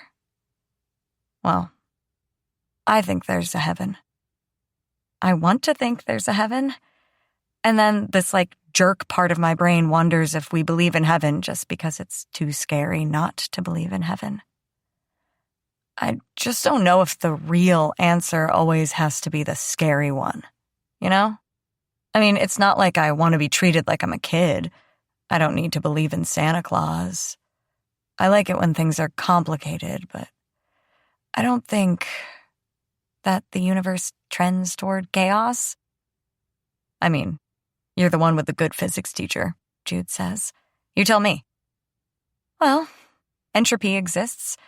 Things do kind of slide toward disorder. But also, we're here, somehow. The Big Bang happened, and the planet started spinning, and we stand on the ground, and we breathe this air, and we're here. That happened too. And they don't know why. They don't know why. I don't like being told how to feel, you know? People assume that I'm sad about my grandma. And I am. And I miss her. But there's more to it than that. What do you mean? I don't... He frowns, trying to sort it out. She made amazing biscuits, he says finally. When I was 7, she made me a scarf in my favorite colors, blue and green. And she loved me. So I'm okay. I'm okay about it, too. But it was still a bad year. Jude picks up a lavender candle and sniffs. Here, he says. Smell this one. Jude. Stimulating the olfactory centers of our brains, for better or worse, 10:21 p.m. Florence takes a whiff, squinches her nose, and waves me away. Oh, nuh-uh. I sniff it again. This smells amazing. How can you not love this? It's so comforting. Not to me. Opposite, in fact. Seriously? Why? Because. Now I'm really curious. Don't worry about it. What? Is this what Rafe smelled like, or... No. Okay, just to get you off my back, this is what the Epsom salt smelled like that I used to use for muscle aches after an especially gnarly dance session, and that's why I really didn't want to talk about it, so I hope you're happy. Florence stares me down defiantly. I cap the candle and put it back on the shelf. I am happy, actually. Oh, yeah? Yeah, I am. Even though I clearly did not want to talk about it. I'm glad you opened up to me. Under duress. Okay. I face her. Look, Florence. Normally this is where I'd apologize. Okay. And fold. But not this time. Want to know why? Why? Because I care about you. Like, deeply care. And I know we've known each other for literally 2 days or less, blah, blah, blah. But that's not my choice, you know? If it were up to me, we'd be talking every day. Every hour. We wouldn't have to spend half of our one night a year together catching up and getting to know each other again. We'd tell each other everything. Because it feels good to tell you things. And I would hope that it feels good to tell me things because I care about you and your life. When you hurt, I want to help you carry that. I want to hurt with you and for you. I want to be that person in your life, and I don't care how crazy that sounds after how long we've known each other. I don't know what to tell you. You've gotten to me. Obviously. I hope for nothing more than you feeling the same about me. I look at Florence, suddenly grateful that I spilled that in a largely deserted Target. Florence stares at me for a long time. While still making unbroken eye contact, she reaches over to the shelf, picks up a candle, and takes a long sniff. This smells like a yoga studio in a truck stop, she murmurs. You're so... I say, throwing my hands in the air. I turn. Florence grabs my arm and turns me back around. Jude, you don't take me seriously at all. I do. She pauses for what feels like a long time. Listen, I have a hard time opening up. You've spilled to me before about things. Yeah, but this is different. How? Because I'm still coming to terms with it. This is a death of a piece of me. Like my whole identity up until this point. Here I felt like I was just getting to know myself, and then that's gone. Taken away. And not in any sort of dignified, glorious way. I just started falling too much to keep doing it. I couldn't keep my balance. My skin was just a sea of bruises. It hurt so much. I thought I broke my wrist for a few days there. And my eyes still aren't done crapping out, by the way. It's hard feeling like you're sliding down a hill and you can't stop and you don't know where the bottom is. It's really scary, and I'm scared. Okay? I'm so sorry about all that, Florence. Yeah, she whispers. There's nothing I want more than to throw myself down that hill with you and try to beat you to the bottom so I can cushion your fall. Like Wesley from Princess Bride. It was Buttercup who threw herself down the hill. I would if I could. Do you believe me? Florence meets my eyes. Yeah, I do. You're the first person I've ever said that all out loud to, you know? You don't like to feel vulnerable. And you do? No, I'm just saying I know you especially don't like it. But I don't know. Sometimes you gotta make yourself vulnerable to heal. You know what I mean? Like getting emotional surgery. I would have killed to be able to talk to you after my grandma died. Even though I was one big raw wound. I felt like I was mourning alone. Florence doesn't reply but gets the rose candle off the shelf. She hands it to me. She pulls out her phone and holds it to her ear. Okay, she says. I'm here now. What, like, yeah, go ahead. I hesitate, but she doesn't seem to be joking. I laugh a little anyway, in case she is, and open the rose candle. I hesitate and then raise it to my nose. My eyes start filling with tears almost spontaneously. I quickly wipe them away and cough. This is what happens to me when I watch Mr. Rogers videos on YouTube. Florence stands there looking at me, her phone to her ear. So, I start to say, "Sorry, I can't hear you. I'm 2,000 miles away. Better use the phone." Right, forgot. I pull out my phone and put it to my ear. Bring, bring. "Hello?" Florence says. "Hey, Florence? Is this a telemarketer?" "Oh, right, you don't have my number in your phone, huh? It's Jude." "Who?" "Come on."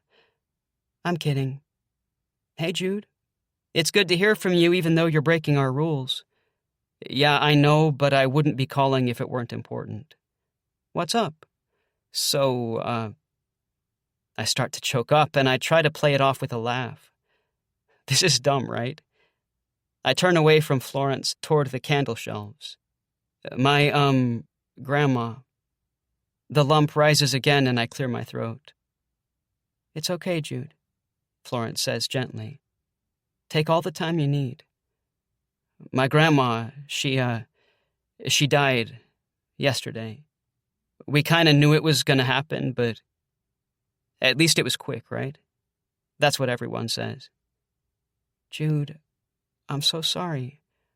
Are you okay?" Now tears are fully streaming down my cheeks.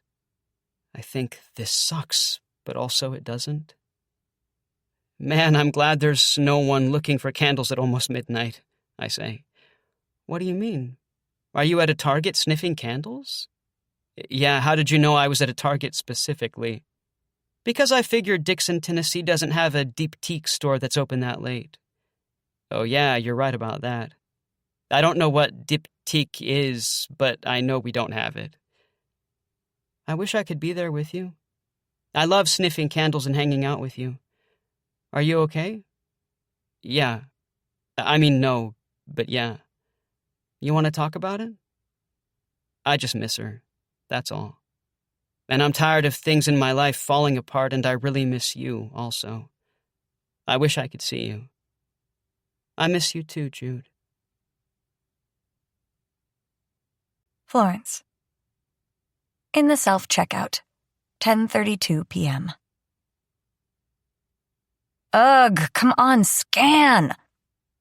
"Raven will understand if we're a few minutes late," Jude says. She doesn't seem like someone who's ever in a rush. "I know, it's just, pathological. I hate making people feel put out because of me." Jude coughs a little. "I'm having some trouble getting how that squares with your, general ethos." The receipt prints. I hand him the travel-sized rose candle and put the lavender one in my pocket. I mean, she's doing us a favor. I don't want her to think I'm not grateful. Right, but one thing I like about you is that you're so, "I'm going to do what I need to do and damn the consequences," Jude says. I think about the consequences all the time. You do? The night air is cool and sweet. We wait by the big red balls at the entrance. Yeah, I'm not the way I am on purpose, I say. Some of it, I don't know. Some of it is probably just impulse control. I think it, and then I'm saying it, and then I have to deal with the aftermath. I think about everything I say forever before I say it. I rehearse it to death. Jude fishes the rose candle out of the bag and sniffs it again. "What's that like?" He laughs. "Oh, wait," he says. "You're serious." "I am. I mean, I don't think you do that with me." "Not in the moment, but I definitely carved out some rehearsal time in the weeks before Hack, in case I was going to see you again." "You did?" Jude's not looking at me. "Yeah, there were scenarios. Different scenarios." "Like what?" He looks a little like he's desperate for a trapdoor out of this conversation. I mean, there was a scenario where I'd just come find you on the first day back, forget sunrise night. I'd go to your dorm room and maybe you'd be rooming with Michaela again, but in my head I'd planned it for when I knew she'd have Shakespeare rehearsal, the hour before dinner. And you'd have that quilt on your bed and a little ceramic lamp from, like, Target? Target. And so your overhead light would be off, and you'd have that shadow play on your face. You have the cheekbones for it, for good lighting. And yeah, I don't know, you'd be like stretching on a yoga mat or something, because I imagine that's what dancers do after rehearsal, a cool down or something. And I'd knock, and you'd look up at me, and what? He's staring doggedly at his feet. And I'd make some joke. What joke? This is a really bad idea. What is that the joke? Florence. Jude looks up at me, then over my shoulder and blanches. Jude? What's the joke? The joke is, he says, that I want to. I take a breath. I lean in. Oh, it's Raven, Jude says. On cue, she honks, then rolls down her window. What's up? She says. Jude and I are staring at each other. Did someone die? She asks. Jude mutters something that I can't quite make out. It sounds like romance. Raven, I say, not looking at her. Listen, we're like starving. Jude raises his eyebrows. And there's an old-style buffet in the small parking lot, and I love old-style buffet, I continue. Raven laughs. Oh, wait, she says. You're serious? Yeah, they have the best mac and cheese, Jude supplies. The best mac and cheese. Okay, but like, Old Style Buffet is the place that they bus entire nursing homes to after bingo night. You're 50 years too young to go to Old Style Buffet, Raven says. Late-night restaurants are like the inner part of the Venn diagram of teenagers and the elderly, I say. Think about Perkins. Think about Denny's, for crying out loud. Can't argue with that logic, Raven says.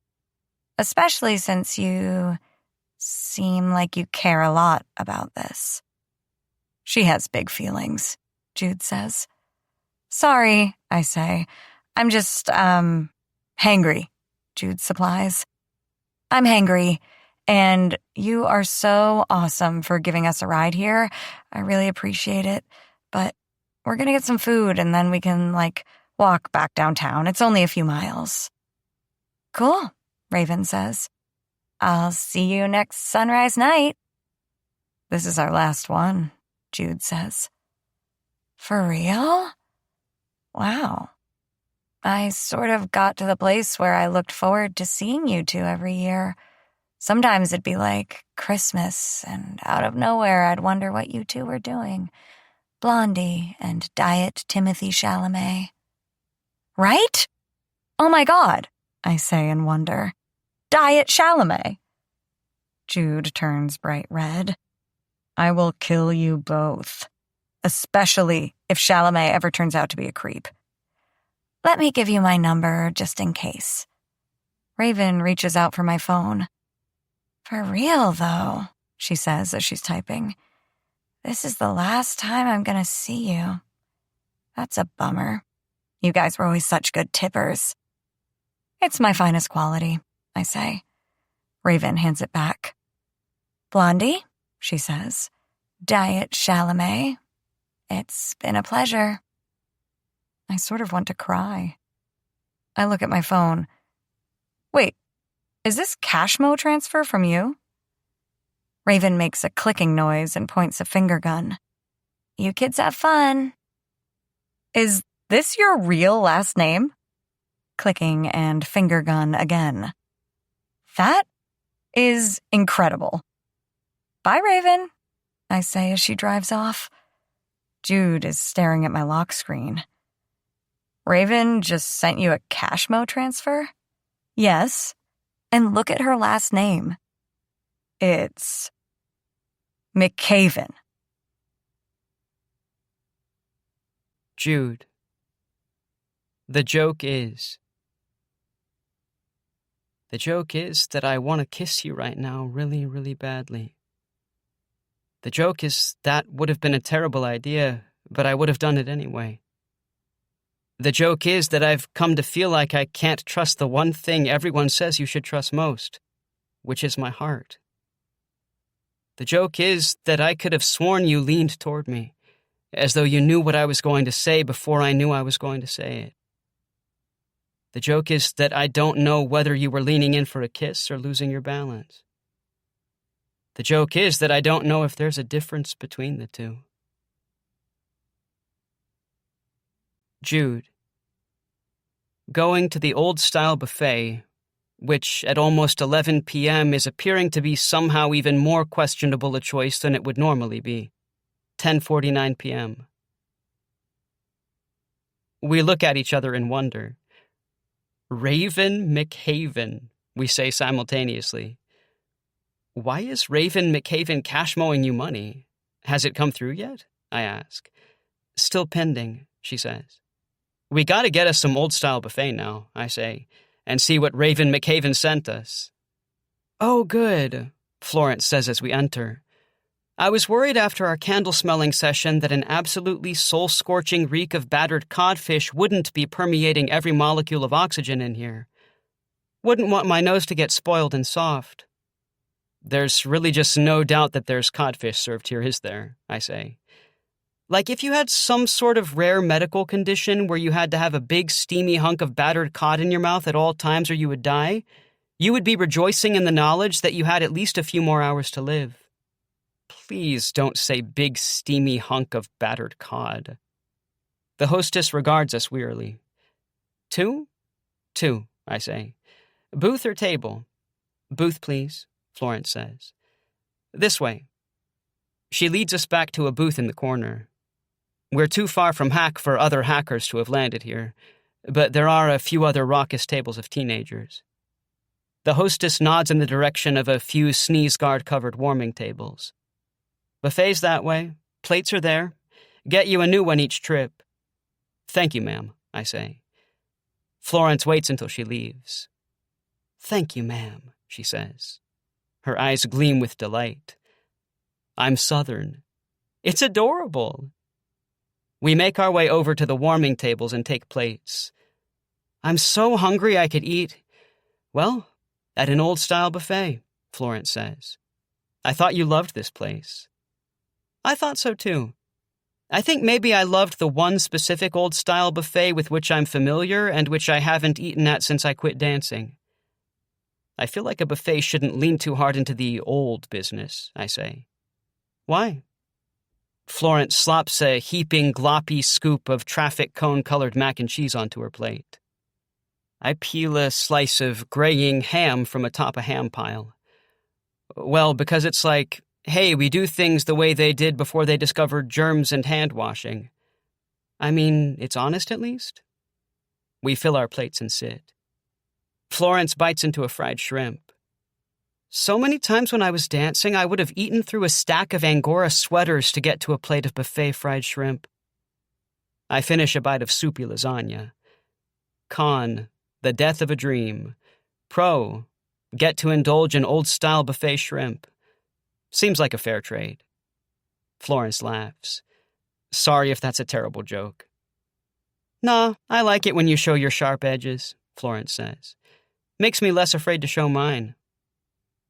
We eat for a while without saying anything. I take a bite of a rib that tastes like it was cooked by being sat on for a long time on a bus and say, here we are again. Third time. Third time. This has now been the highlight of my year for 3 years. Mine too.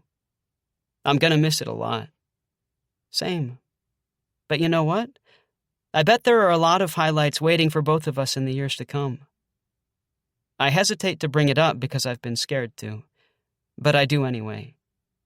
We haven't talked about college. No, we haven't. Should we? Florence prods her mac and cheese with her fork like she's checking it for signs of life while thinking. Not yet, she says finally. Until we do, as far as we know, we're going to the same college, where we'll hang out like this every night. I love living in that space of possibility, if only for a few hours. You mean that? About possibility? About us hanging out every night? Of course. Not of course. We could have been texting every night until now, but you didn't want to. Florence smiles ruefully. This might shock you, but texting every night with me is not the recipe for happiness you might think. Ask Rafe.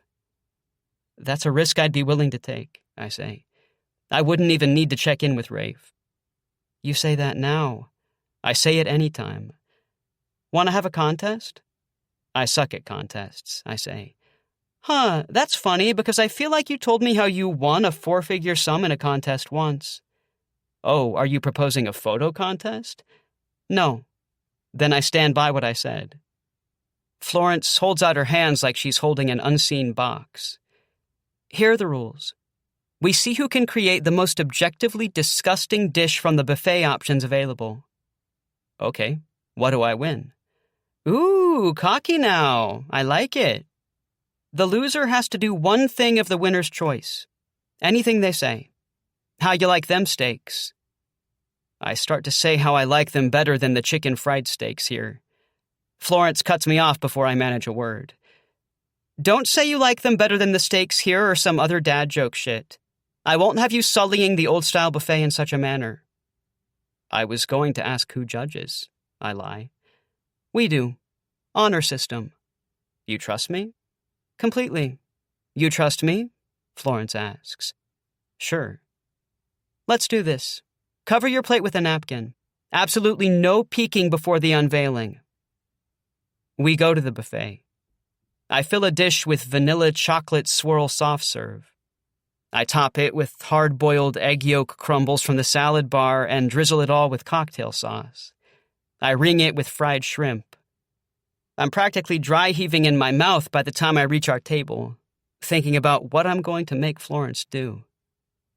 I might make her text me every single night for a year. I smile smugly at Florence, who's beaten me back to our booth and sits with a serene expression. You first, Florence says. I whip the napkin off my dish. I present the shrimp cocktail sundae. Ugh, Jude, are those hard-boiled egg crumbles? Indeed they are. Well done, Wheeler. Sweetness combined with insectile creature is almost a riff on the cricket donuts of night one. Didn't even think of that. Your turn. Hope you came ready to play. This will be hard to beat. Yes, it will. However, Florence whips the napkin off her plate. It's covered in sushi rolls. They don't seem to have been adulterated in any way. I stare at Florence's entry. Did you make those? Nope. Got them from over there. She points at a table some distance separate from the warming tables. And by the way, I win. What? Hang on. No, Jude, I absolutely win. Hang on, though. No artistry went into this. No authorship. You're veering dangerously into my kid could paint that territory. Sometimes the creativity comes in knowing when something is already perfect and doesn't need to be messed with. Is that ham on one of the rolls? And mayo. And Jude, look. She points. A long, curly black hair sticks out from one of the rolls. Oh, man. Oh. My stomach does a quarter turn. I cover my mouth. Imagine slathering that roll, which has been sitting out for hours, in some soy and wasabi, and feeling that hair in the back of your throat, just beyond your reach. Tickle, tickle. Oh, Florence, dude, no. Or stuck between your back molars. You gotta stop. I'm gonna yak. Do you concede? I concede. You win. Can you? Sure. Florence sets the plate on a table behind her, out of my view. You're the color of the key lime pie they have on the dessert table. Want a piece? I'm gonna need a minute. Remember, slow, deep breaths. While you recover, I'm gonna cash in my demand. Okay. Thanks for not making this more difficult than it needed to be. Sure, I say queasily. I am nothing if not a man of honor. Man of honor. Florence's eyes bring mine into their gravity. She looks suddenly serious. I want you to go talk to a therapist, at least once, about your obsessive thoughts, she says quietly. I can't help it. I smile at her. I did, I say. I know it's weird, but think about my eyes. It's the way I am, but I still see a doctor for them. And look, maybe you'll see a therapist and they'll say there's nothing clinical going on. But then you're still talking to someone a little, Florence. What? I did. I talked to someone. Oh, I say fondly. Are you telling me I found and presented this pube sushi for nothing? Not nothing. You did almost make me vomit. That's a thing. How was it? Almost vomiting? Not great. You didn't let me finish. Going to therapy. I'm on this medication now. It helps. I mean, I'm still kind of an anxious person. I think I'll probably always be an anxious person. But it's almost like I can get up above it now. I'm getting better at interrupting myself. I'm trying not to take my thoughts too seriously. That must be hard. Yeah, I'm still working on it, getting my head right. But I don't know. What? I don't know if it'll be a place I arrive at. Does that make sense? I'm still having some trouble with that idea. That some days are just going to be harder than others. That there's not, like, a destination. It is kind of sad. But also there's something kind of beautiful about it. You think? Yeah. It's too bad. What is? Can you imagine? If I hadn't already seen a therapist? What brings you to my office, Mr. Vila? I say in a German accent. Well, it all started with a piece of sushi with a pube in it, I say in my normal voice. That hair was too long to be a pube, Florence says. We probably don't need to analyze it any further. Okay. Hey, not to move on prematurely from the delightful topics of my crappy mental health and possibly non-pubes and buffet sushi, but what did Raven McHaven send you? Oh, I didn't even check. Got distracted. Florence pulls out her phone. Her eyes widen. She covers her mouth with a little gasp. Florence? Jude. She holds the screen toward me. I gotta be reading that wrong. I thought that at first. A 2 followed by a comma and 3 zeros, then a dot and 2 more zeros. That's $2,000. Is it a joke?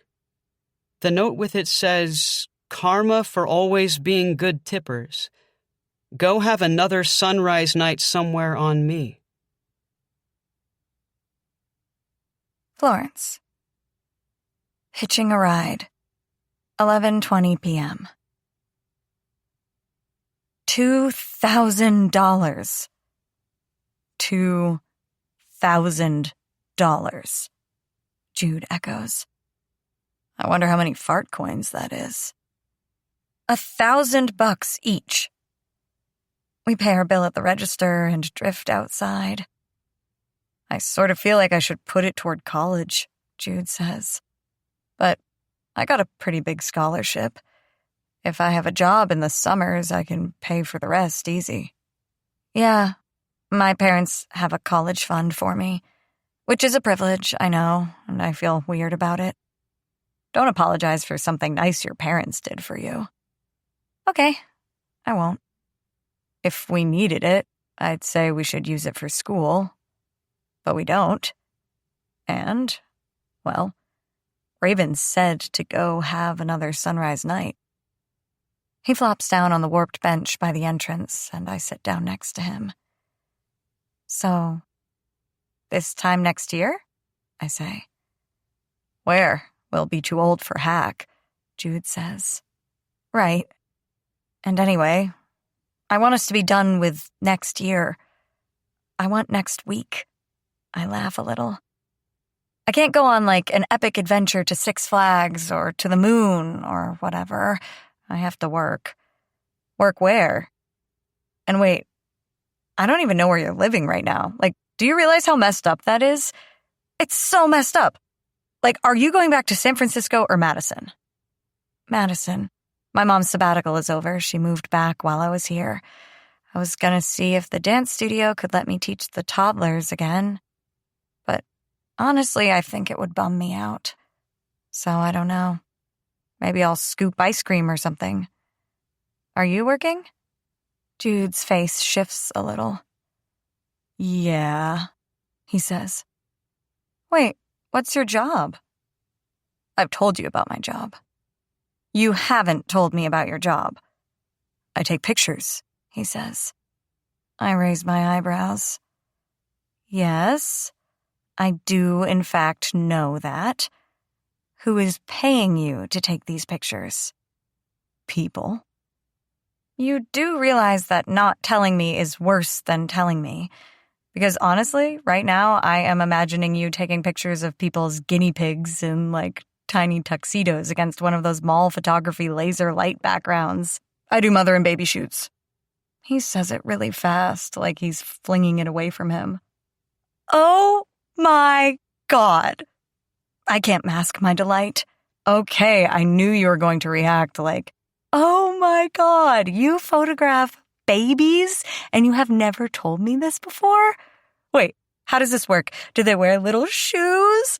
Do you put the babies in like those peapod outfits with little green mittens on and... Jude! He's laughing. No, it's a lot of young moms in white dresses in fields holding like a little snoozing baby in a knit cap.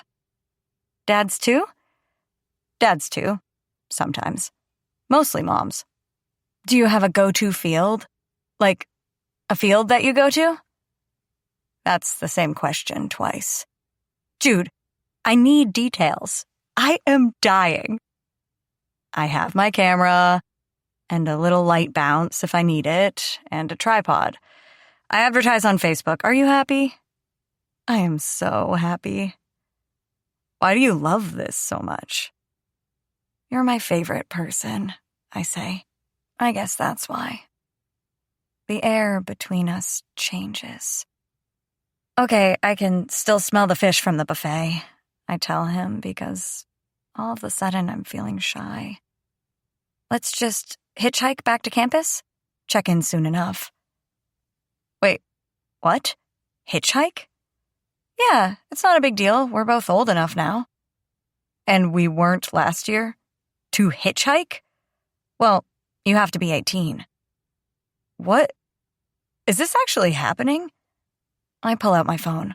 I'll just put in for a ride. How have you never hitchhiked before? No. I have no desire to hitchhike. I don't want to be axe murdered. I don't want to be the subject of some weird, grisly podcast that millennials listen to on their sad commutes. That was weirdly specific. I live my life by that motto. Don't do things that'll make you the subject of a podcast. Hitchhiking is one of them.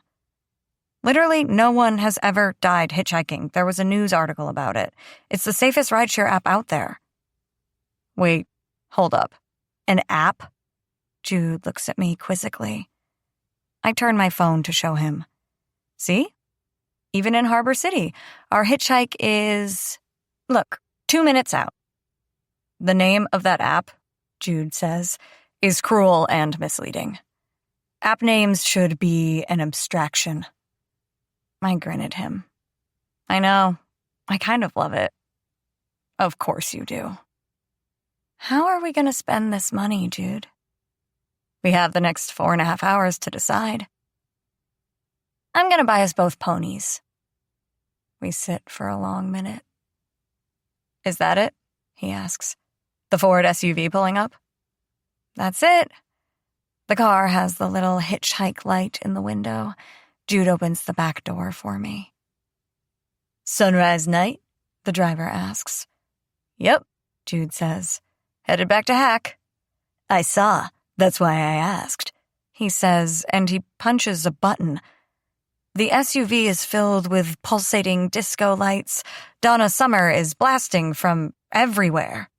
Welcome to the secret disco hitchhike, the driver yells. Oh my God, I say. Congratulations, the driver yells. He's into yelling. I am so sorry.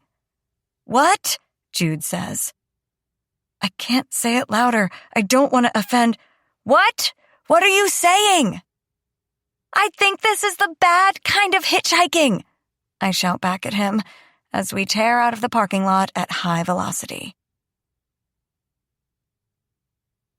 Jude. Ode to sitting too close in a car. I want to sit too close to you in this car, our thighs rubbing electric against each other, separated only by thin denim, our ravenous skin aching to chew through and meet. You smell like hot oil and vanilla perfume, and a late summer night humid with reckless decisions. Your body hums against mine. Who's kidding who? I know you as hunger. I want to devour you. Florence. The quiet game. There is no talking in the disco hitchhike. We learn this quickly. In the back seat, Jude holds up his phone and gestures with his thumbs. Text, he mouths. When I put my number into his contacts, I write Florence, sword emoji, and I kind of feel like I'm taking off my clothes. I hit save, pass it back. My screen lights up immediately. This is weird, it reads. Then 3 dots. I watch his hands while he types. Every 5 seconds, his face is strobed pink, white, blue, green. And I think the driver is maybe trying to talk to us, but it's hard to tell over the Bee Gees. Not weird, I write. It's just me. He smiles, head tipped down. That's why. All the nights I wanted to do this and I couldn't. I could text any other girl in the world, just not you. The lights go white, white, white. The driver is saying something about Lake Michigan in winter, how rarely it freezes. The Bee Gees are telling us to dance. And when I write, I like that you use punctuation, Jude writes back, Of course I do. Who do you think I am? I breathe, steady myself. You're someone who wants to tell me secrets in the back seat of a taxi, I tell him. You're someone I might never see again after tonight.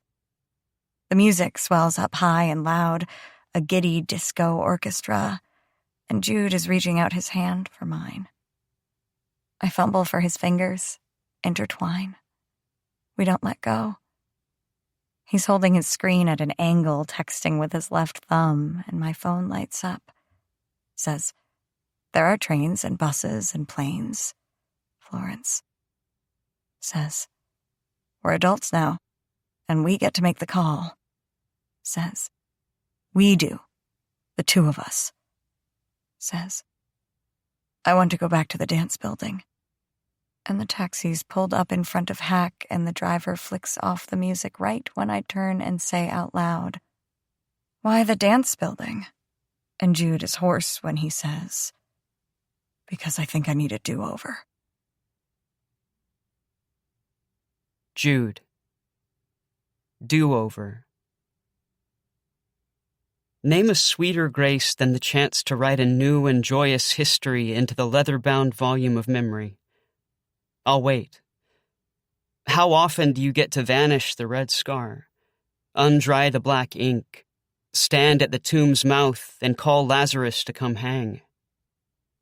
I'm not taking inventory now about all the ways I've been unlucky in my life.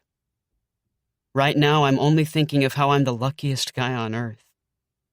It's midnight and I'm standing in the blazing sun. Jude. Walking toward the dance building, and more specifically its elevators, ready for second chances, ghost of Michael Flatley be damned, even though he is as alive as ever, 12:06 a.m. That was our last first check-in, I say. Hey, that's true, Florence says. Makes me kind of sad. Aw, I know. I get sentimental about dumb stuff. Like you do not want to see how it destroys me to see an abandoned shoe by the roadside. On the contrary, there's maybe nothing I'd rather see. Hey, Jude, hey, want to hear something cool?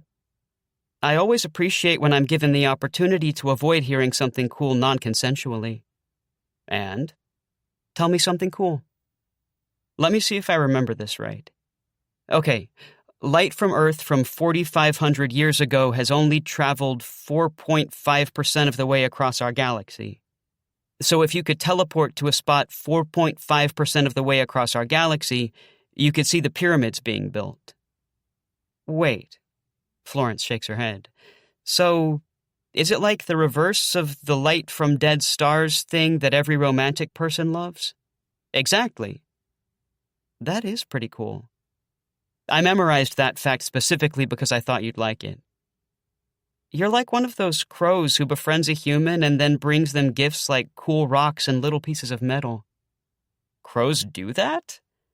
I may have memorized that fact specifically because I thought you'd like it. I even knew you wouldn't mind being compared to a gift-giving crow. You were right. Florence. What's lying ahead? 12:15 a.m. At the dance building, I punch in the code to unlock the door. They're too lazy to change it. First time in the dance building in a year. You feel okay? Yeah. I don't know. Maybe. This might be the last time I walk through here. You think? When will I ever be here again? You never know. You could come back and be a TA or straight up teach here. Not dance. I don't think it's against the law for poets to be in the dance building. It feels illegal. God, it still smells the same in here. Whatever they used to clean the floors, that waxy smell. Kind of bleachy. Wow, What? Do you want to go sit by the lake instead? Or, I bet the coffee shop is empty, the one that hates us. We could have a chess rematch. Florence. I'll let you win. You can checkmate me all you want. We're standing at the elevator doors. Jude says, You really don't want to be here, do you? I want to be here. That doesn't feel really true, though. I want to be here with you. I don't want to be, seeing my own ghost. Teaming up with Michael Flatley's ghost? Oh, God, that would probably happen, huh? I gotta think so. You two teaming up like Sherlock Holmes and Dr. Watson, solving ghost mysteries. Anyway, sorry. You were saying? I don't know. It's like, there I am, right around the corner, in a bun and a unitard. Ghost or real? 2 years ago, everyone in the dance program hated me. Did I ever tell you that? That's why I was sitting by myself at that first sunrise night. It wasn't because I, made that decision all on my own. Like I was too cool for everyone else. It was because they hated me, Jude. And I liked it. How messed up is that? They hated me because I was good, and I knew it, and I didn't, feed them some bullshit about how I was just lucky and that they'd get the lead next year. That's their problem. It's not my job to make someone else feel better about their own bullshit. No one ever held my hand through it. Jude reaches out and takes mine. I blink back the wet in my eyes. Sometimes I think dance made me a bad person, I tell him. Or maybe I was one all along. Don't give me that. But I think you're competitive. That's all. You've always played to win. And now instead of holding off the whole world with your big-ass sword, you've realized you're just playing against yourself. I don't know how to win that game. Me neither. I think you just say check and hope for the best. I laugh. That seems like your solution to a lot of problems. Just keep lining them up. I'll keep knocking them down. I'm here all night. Just tonight? I mean for the question to come out lightly, but it doesn't. I don't know. We stare at the elevator panel glowing in the dark. Up or down? I ask, but he doesn't respond. Jude. Guardrails. Ah, there you are, intrusive thought. Thief of joy, showing up at just the right time like you always used to. How I'd missed you after mostly medicating you into tranquility. After learning all manner of wonderful coping mechanisms to wrestle you into meek submission. How nice to see you again, old friend. Oh, intrusive thought that this might be the best things ever get. This moment, this immaculate snow-covered field of potential without track or spot. When I exist to Florence as someone for whom she saves up factoids about crows, like a crow gathering shiny pieces of metal and buttons to offer as gifts. I don't get better than this. Night 1, we had Marley as a guardrail. Night 2, it was Rafe. Now we're driving 90 on a mountain road that falls off into chasms on either side. If my parents had walked away from each other in this moment, they could have been unstained. Spared all of us the pain of watching something beautiful go to rot like the green-fuzzed clementine always lurking at the bottom of the net bag. If I had turned from Marley at this point, there would have been no bruise of humiliation, no heartbreak, no bitter decline, and wouldn't that have been nice? Sometimes I think I could live in the pristine valley between want and have. The problem has never been that I couldn't fall in love with someone like Florence. It's that I could. Jude. Hesitating. 12:21 a.m. Florence. What's up? Nothing. You sure? Do I pause for a long time. Do I what? She asks again. You seem like you want to say something. Florence. Unison. I touch his shoulder. If I could do it without breaking open, I'd touch his face. How do I know what he's thinking when I hardly know myself? Our eyes meet. Drop. He laughs a little, and it's almost like something I can hear, the tightness in my chest unwinding. My heart like a metronome. Something I could dance to. Something I could fit words to. Something for Jude. Some reassurance. I don't clamp down. I don't turn away. It's almost too bright to look at, this boy in the dark. You have me, I murmur, not even sure I want him to hear it. No matter what. And when I reach for the button, he beats me there. Jude. Back on track, toward making what might be a bad decision, but at peace with it. 12:23 a.m. We sit side by side in the dark, in the starlight glow of the button panel. We're back, Michael Flatley's ghost, I say. Come ask us to take vengeance on someone for you, or whatever it is you do. What is it he does? Florence starts laughing. I don't know, honestly. What, so he just, appears and then there's this really awkward moment where you try to have a conversation with a ghost with whom you probably have almost nothing in common? Be like, hey, if you're able to haunt movie theaters, the latest installment in the Marvel Cinematic Universe is supposed to be pretty good. And if it's not, you haven't wasted precious hours of life on it. I think I'd prefer a vengeful ghost to one who just wants to make small talk, Florence says. Same. Someday Michael Flatley really will die, Florence says. And think how anticlimactic it'll be when he comes to haunt this elevator and everyone's like, yeah, dude, we know. You've been haunting this elevator for 20 years. Just absolutely stealing his thunder. Florence lays her head on my shoulder with no special formality, and a lock of her hair falls across my lips. And I think she might be able to hear my rising heartbeat, conducted up through the bones of my chest and shoulders. If you ever get a chance to teleport to 4.5% of the way across the galaxy, can I come with you? She murmurs. Of course. My voice cracks a little bit, and I curse my lack of cool when I most need it. Will you take pictures of the pyramids being built? If you're there. All I'll want to do is hang out and talk with you. Jude. Seventh Sense. I read somewhere once that humans might have a sixth sense, a sense of the spatial relationship of the body. This is why you can touch the tip of your nose perfectly in the dark. Maybe there's a seventh sense, where you can find someone else's hand perfectly in a dark elevator, a hand you very much want to hold, and you hold it.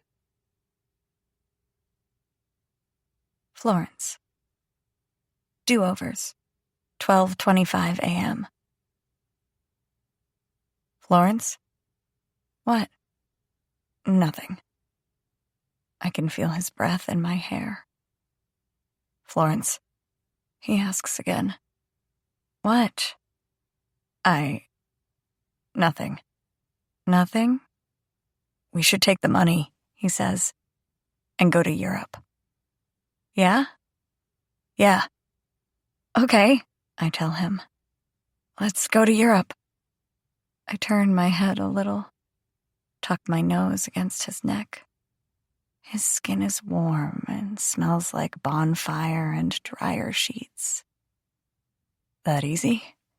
Kinda thought you were going to get after me for saying Europe, being so vague.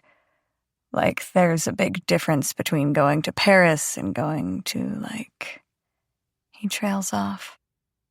Actually, he says, I can't think of any place I wouldn't want to go with you. Even some cannibalistic Scandinavian village? You saw that movie too, huh? Yeah. I don't know. I feel like you'd look real pretty in a flower crown. And you in a bear suit. But we have to ask ourselves, is that really worth the human sacrifice? Let's go, he says, and pulls away from me a little to look at me.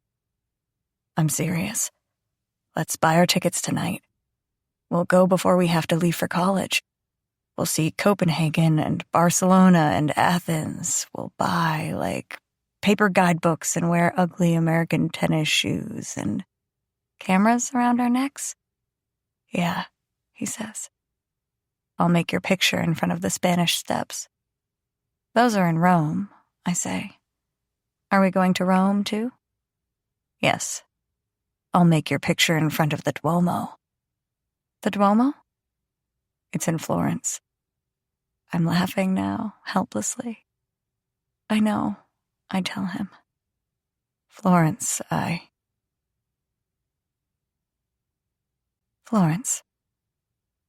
decision. He's looking at my mouth like I've just bitten into a strawberry. If you can write down secrets you can't say out loud, I wonder what you can show someone in the dark. When he reaches out for a strand of my hair and turns it a little in his fingers, I let my eyes go shut. I let the last 3 years lean me forward. And there he is. His lips are warm. I let my arms go around his neck and breathe him in. Hitch up a little, half laugh. Is it okay if... And I'm not sure who says it, him or me.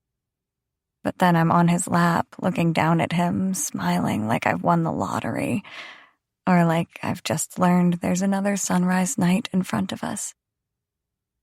All mine, I say to him before I kiss him again. But what I really mean is ours. Jude. Ceci n'est pas un poème. There's really no use in writing a poem about something that's already poetry, is there? Jude. Briefly surfacing for air, who the hell cares o'clock a.m.? Hi, I say to Florence. Hi, she murmurs back. We're tangled up in each other. She's on my lap. Her hair is tousled like she's been standing in the wind, and her lips are swollen. She touches the tip of my nose and goes, beep. Oh shit, I pull out my phone. I gotta go break up with Marley. I'm gonna bite you right on the eyeball. You can't bite an eyeball. It's like trying to lick your elbow. Watch me. She leans forward, mouth wide, and clamps over my eye socket with her teeth. Her breath is hot. Rawr! We dissolve into laughter. Okay, now try to lick your elbow, I say. Florence tries. I think I can. Hang on. Still pretty flexible. Nope, that doesn't count. Hang on, 1 sec. Nope, here, allow me. I lick her elbow. That's the only way your elbow can be licked, by a boy named Jude. You can't lick your own elbow. And if you have no boy named Jude, you're out of luck. No elbow licks for you. I want to lick your elbow now so that we're even. You keeping score? Always. I offer her my elbow. Go nuts. She does. Your elbow feels like a cat tongue, she says. Your tongue feels like a cat tongue. Are we the two grossest people on earth? Licking each other like cats and biting each other's eyeballs and fully making out in an elevator? In front of Michael Flatley's ghost, no less, I say. The Lord of the Dance. This has been really fun. Yeah, this is fun. I like doing this with you. I like doing this with you. Florence folds her arms and rests them on my chest. Then she rests her chin on her arms, with our noses almost touching. I gently extend my neck so that our nose tips bump.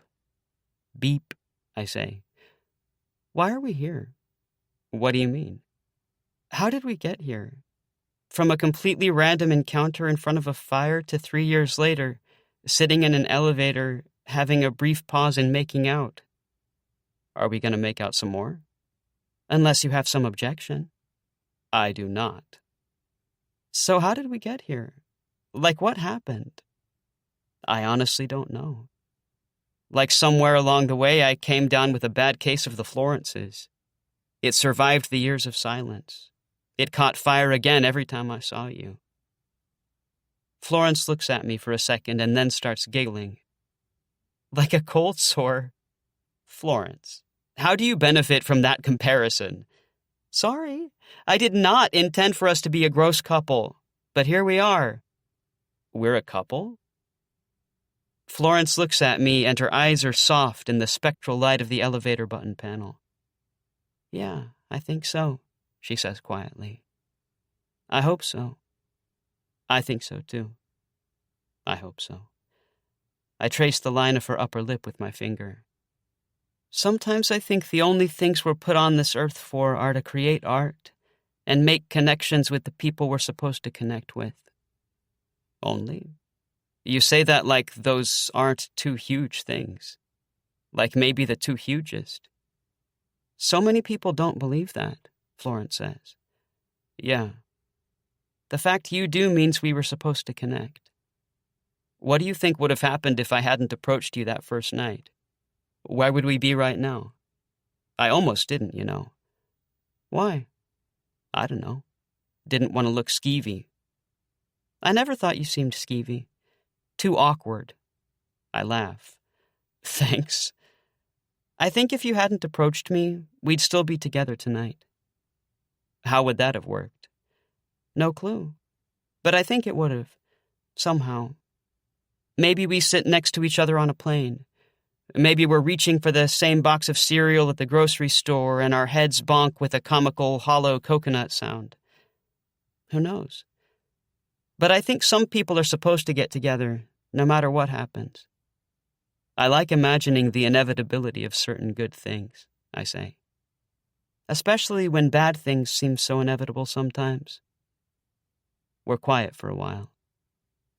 While we're in the do-over business tonight, can we have a do-over? Florence asks. Of the thing you said earlier? Which thing? About how we ended up here. Because I really liked it and I want a chance to hear it without making a cold sore joke. I don't remember exactly what I said. I do. You said, I came down with a bad case of the Florences. I came down with a bad case of the Florences. It survived the years of silence. It survived the years of silence. Should I have my hand on a Bible? Hush. It caught fire each time I saw you. It caught fire each time I saw you. I let a moment or two pass for Florence to savor her do-over. You have a good memory, I say. How do you know if you don't remember what you said? Sounds like what I would have said. I have a good memory for things I enjoy hearing. Now ask me how we got here. Florence. I pull her closer. How did we get here? I kiss my way from the base of her neck to behind her ear. She sighs. I came down with a bad case of the Judes. And? I drag my 5 o'clock shadowed chin slowly down her neck and start over. I see goose flesh rise on her arms. And it survived the years of silence. She sounds out of breath. And I start over. I forget the rest.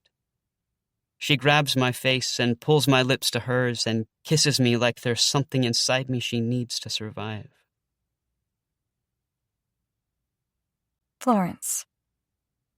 Possibly criminals. Question mark, question mark, question mark, AM. Florence?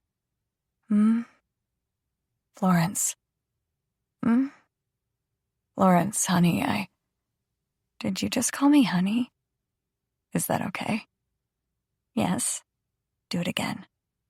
Jude laughs. Honey, he says. I think something is buzzing in your pocket. Oh. I think it's been buzzing for like 10 minutes. Why didn't you tell me? I ask him lazily. Because I'm pretty sure neither of us cared, but I kiss him again. He puts his hands up in my hair and pulls me in. Time passes. A lot of time passes. Honey, he says, muffled. Your phone. My phone? Wait! My phone! I pull it out and show him the screen. 3:18 a.m.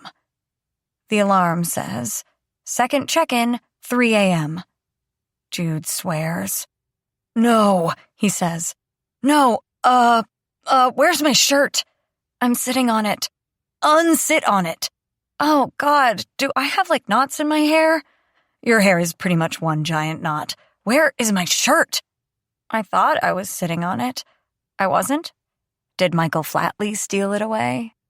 Jude Wheeler, shirtless and panicked. I have never loved anything more. This is, he says, not the time to take the name of the Lord of the Dance in vain, okay? We're late. We're seniors, I tell him. We're not coming back. Camp ends in 2 hours. What are they going to do to us? He ignores me and turns on his phone flashlight. There is no shirt in this elevator. Where, he says, is my shirt? Come back and kiss me some more? Oh my God, Florence, where is my shirt? In the elevator shaft? On the moon? Like a flag waving on the moon? There's no wind on the moon. I actually don't think that's true. What, you're a moon wind truther now? Where is my shirt? They could call our parents. They could dorm us. We could be dormed. Dormed or doomed? Do you really want to spend the last 2 hours we might ever have together in separate rooms while our RAs sit in front of our doors twirling the keys like they're the jailers in some Disney movie from hell? I stand up really fast. Where is your shirt? 3:22 a.m. I don't know how it ended up inside your pant leg, he says. Run faster! Especially because you were still wearing your pants. I'm magic, I say, or my pants are a black hole. Your pants are a black hole? Do you want to stick with that? Jude! Because there's a lot I could do with that. Do nothing. Do nothing but run. I don't know if I can. Why aren't you panting? Wait. You're panting. I am not panting. I'm an athlete. Look, we're almost there. What are we going to do? He asks. They're going to, frog march us away the second we get there. I pull up short, and Jude does too. Bonfire is glowing, a 2-minute desperate sprint away.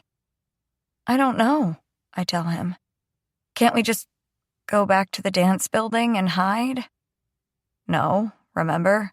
They call the cops if you're missing for more than an hour. It's the only way that sunrise night works, liability-wise. Oh my God. I'm going to have sex hair in my mugshot. Is it still sex hair if we didn't have sex? Make-out hair just sounds weird. Fair. How much time do we have left before sunrise, anyway? I ask him. A few hours? Yeah. Maybe we should just turn ourselves in. What?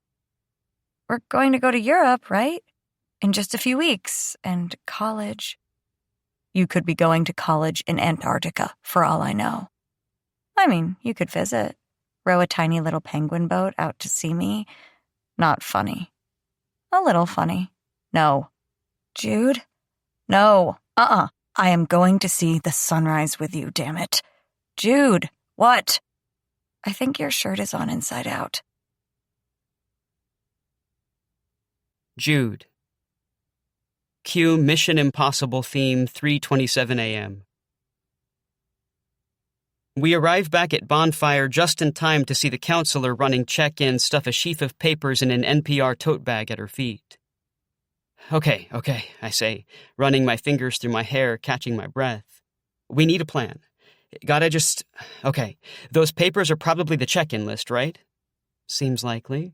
What if we were to get our hands on the list? We could throw it in the fire. No, wait, can't. Why? Because, the list does serve a legit purpose. What if someone's in a white van somewhere being driven into the wilderness? Good point. Think. Okay, here's what we gotta do. Tell me. Florence leans in. First step, we get our hands on the list. Maybe create a diversion of some kind? I like it. Second step, we replace it with another bunch of papers while we have the list. If someone just sorta looks out of the corner of their eye, they won't notice it missing. Great. What step are we on? I'm so tired. 3. Yeah, step 3, we take the real list and forge the check-in time. How are your forgery skills? Florence makes a so-so motion with her hand. I think I can do it, I say. That photographer's eye of yours? It'll work. Okay, step 4, we return the real list and take back the decoy list. When they go to check the list an hour from check-in, there we are. Golden. I love it. We'll need at least a black pen and a blue pen to cover our bases. Yes, if they use some weird color, we're probably boned. Probably. We'll have to risk it. I scan the small crowd of hackers hanging out at Bonfire. There's Marissa from my photography program. She's one of those people who always has everything in her backpack. I bet she'll have pens. Cool. Will she have paper? We need a decoy list. Hey, boom! I point over at a campus newspaper dispenser. On top is a stack of flyers. I run over and grab the papers, then come back and hand them to Florence. Do you think you can handle the diversion and swap? Cat-like reflexes, remember? In fact, I might even use a bobcat as a diversion. You have access to a bobcat? Jude, if I had access to a bobcat, do you think I would only now be mentioning it under circumstances of duress? Good point. Fictional bobcat. Right. Okay, we gotta make this happen. You good on the steps? Yep. I'm creating a diversion and getting the list and swapping it for a fake list while you're getting pens. We meet back up. You forge the check-ins and we return the list and swap it back for the fake list. I clap once. Yes, that's it. Wait, am I handling the swap back? I think that would be best. Got it. We start in our different directions. I call back to her. Florence? She turns. I believe in you, I say. She nods firmly and our eyes meet. She raises a fist. We turn. Wait, Florence. She turns again. We didn't discuss the rendezvous point. Meet back at the fire? 2 thumbs up from Florence. I approach Marissa and her friends. Between the 3 of them, I come up with a black Sharpie, a blue gel pen, a black gel pen, and even a red ballpoint. We're going to pull this off. I hurry back to the fire and pace nervously until I see Florence walking briskly toward me, a sheaf of papers held to her chest so they can't be seen from behind. My heart races. "You did it," I whisper urgently. "I sure did," she says. "I got an assortment of pens," I say, giggling with excitement. "If we can't pull this off, we don't deserve to." "No, we don't." "Okay, give me the papers. I'll need a sec to examine the handwriting. Here you go." Florence hands me the stack of papers. I start leafing through them. "Florence." "Yep." "These are the flyers I gave you to use as the decoy list." "Yep." "What about the plan?" "Oh, I just went back to the lady and explained that we were a little late and we were sorry, and it was our last night at Hack, and we deeply appreciate being able to watch the sunrise together because we didn't know when we'd get to see each other again, and if we couldn't watch sunrise together, we would experience trauma." She said it was cool. It helped that she was able to see you from where she was sitting.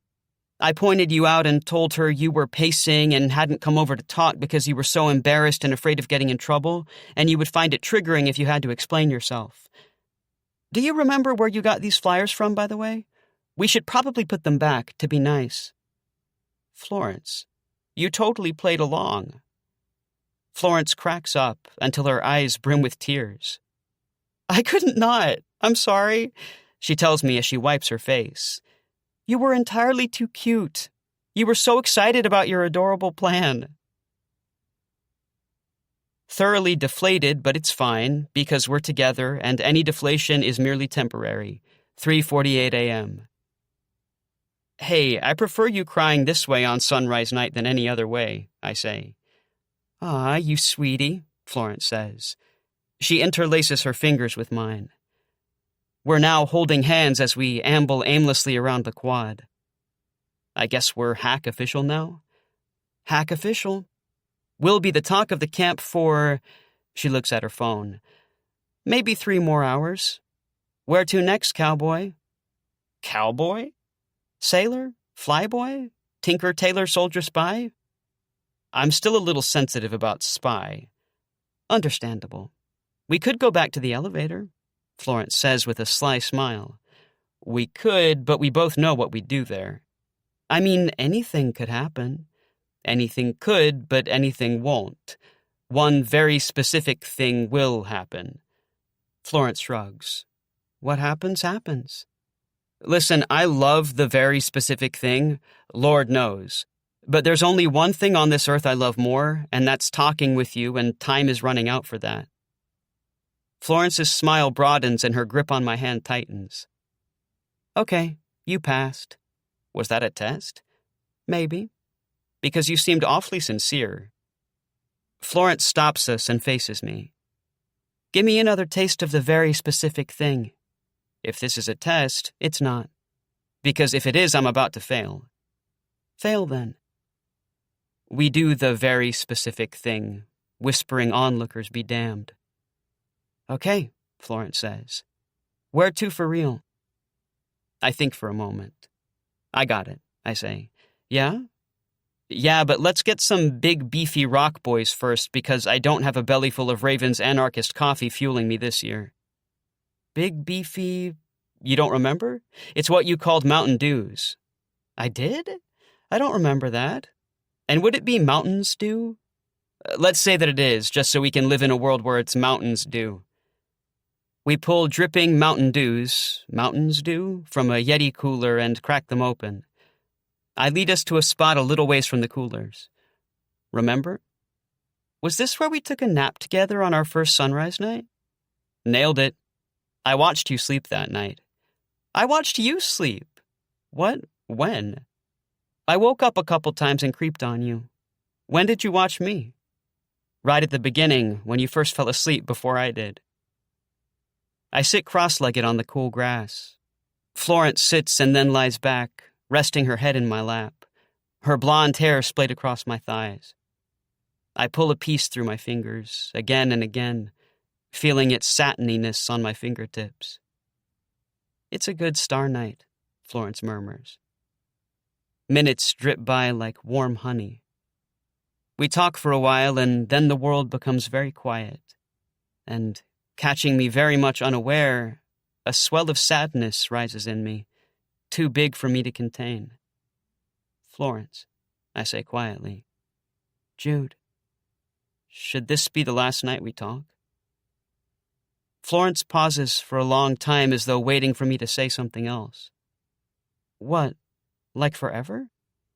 I don't know. Maybe. Yeah. "What about Europe?" "Maybe after Europe." Florence sits up abruptly and turns to face me. She looks at me with hurt-filled eyes. "Why are you saying this?" I'm really scared. If this is a joke, it's a really bad one. No, it's not. If it's revenge, it's worse. It's not. So what are you scared of? I hold on to the silence like I'm holding my breath underwater, and I finally have to surface. Of loving you. You're someone I could love. I expect Florence to flip out, but she doesn't. "Why would that make you afraid?" she asks quietly. She tugs at a piece of grass. "Because love doesn't seem to survive around me." Florence. The truth. 4:02 a.m. Jude. No, don't try to convince me. I've been the one living my life, you know. I'm the expert on what's happened to me. Do you think Marley ever loved you? What? Marley. Did she love you? No. No, I don't think she ever did. There you go. If you're trying to make a point about my lovability, Florence, I hate to tell you this, but she never stopped loving you. She wasn't capable of it in the first place. But my parents, both still love you. A hell of a lot. Even if your dad expresses it by pretending you two are in a Will Ferrell movie or something. He looks exhausted all of a sudden. And then, of course, you aren't counting me, which I'm personally pretty offended by, I say. You? He asks. Yeah, me. Do you realize I've known you for a handful of nights, this small little collection of hours up here in the northern end of nowhere. These 3 nights that just rippled outward into everything else. These 3 nights that flooded me, took me over. I broke up with my boyfriend. I moved to San Francisco. I was so heartsick over you, over dance. I started writing poetry. One morning this winter in California, I woke up from a dream where we were playing chess in a snowstorm. And then I cried for a solid hour before school. This all sounds like stuff I did wrong, he says quietly. How? I was crying because I wanted to be with you and I wasn't. And it was because I was too proud to get your number and clear up what turned out to be the world's most basic misunderstanding. All I did was think about talking to you. I daydreamed about it like it was a book I could slip into. And then I'd wonder if it was something I'd built up in my head, something impossible to live up to. And now here we are, talking all night, and it's somehow better than the imagining. Tonight, I feel like I could pretty much walk across Lake Michigan. I could ride the elevator for another 4 hours. I could take every single person who made you feel unlovable and tie them together into one giant, rat king and let them rat their way together around the darkest pits of hell. You are lovable, Jude Wheeler. And I should know it. Because I love you more than I love anything else. Oh. More than I loved dancing. I love you that much. Hey, he says. Hey, don't cry. I'm not. You're crying a little bit. I sniffle. I'm not crying, you're crying. I mean, I sort of should be, because I'm scared as hell. I'm not that scary, am I? I ask. The only thing that scares me is that I love you too. And I don't want to lose that, Florence. I think it would break me. 1, I don't want you to ever think that I would hurt you on purpose. But 2, I don't think anything could break you. You see too much beauty in the world to let it take you out. The world is incapable of shaking you down for your lunch money. The world's just a big old bully, huh? Sometimes it feels like it, when I think about how it's already tomorrow. His eyes are shining. And then we have to go back to the in-between, he says. Those days in between. I don't want to go back there without you. What about Vienna? That's not just a pipe dream. You have your passport? Yeah, my dad took me trout fishing in Canada a few years ago. You have a passport too? Yep. And it's up to date? Yep. Oh man, he says. So, Vienna. I mean, we can't let Raven McCaven down. Right. That's the most important thing to consider here. Florence, I can't let you down, I tell him fiercely. And I won't. Not ever. I know, he says. And we sit there like that for a minute until he tugs me down on the grass. I put my head on his shoulder, and after a minute he pulls up a flight app on his phone. It takes a little time because we book the train rides between cities too. But there it is. Rome and Vienna and Paris and Barcelona. Florence. Rejoicing in my first successful foray into travel agentdom. 5:42 a.m. I've never spent that much money in my life, I tell him. I know. I feel like I'm going to have a nosebleed. A nosebleed of joy. I keep picturing you writing poems over there, he says, looking out the window at the Alps when we're on the train between cities. Even if it's a night train, I bet the Alps are white and snowy enough to see in the dark. And you can make pictures, make a record. Some place we can return to. A place we've invented that exists between the two of us. Yeah, he says. Some place to keep in our heads. That's what I want. He kisses me. And you said you want to find hostels to stay at when we get there? We'll meet people that way, right? I ask him. I don't think we can avoid it. 16 people to a room and bunk beds. You, keep your stuff in a locker. Cool. Really? Not cool? I don't know. Sometimes I feel like I need to be in control of my space. Then we'll get cheap rooms at cheap hotels, so it'll just be us. I mean, I have a few $100s in graduation money for my family. I can make up the difference. What? A week with you, alone, in hotel rooms, in Europe? Alone? Yeah. Alone? Say alone again. Well, now I'm a different kind of nervous, he says. Would it help if we just stayed in elevators instead? Probably. I feel bad about this. I don't want to have to use your graduation money just because I'm who I am. I love who you are. And it's not a big deal, really. I was planning on stashing it away because I want to study in Italy my junior year at Brown, but now we're basically doing that, so... Brown? Jude asks. Crap! I slap my forehead. What, are we doing a free association exercise here? Okay, yellow banana. Brown? Brown University? Oh, crap. Florence. Sorry, I didn't mean to blow the big reveal. It just slipped out because I'm so tired.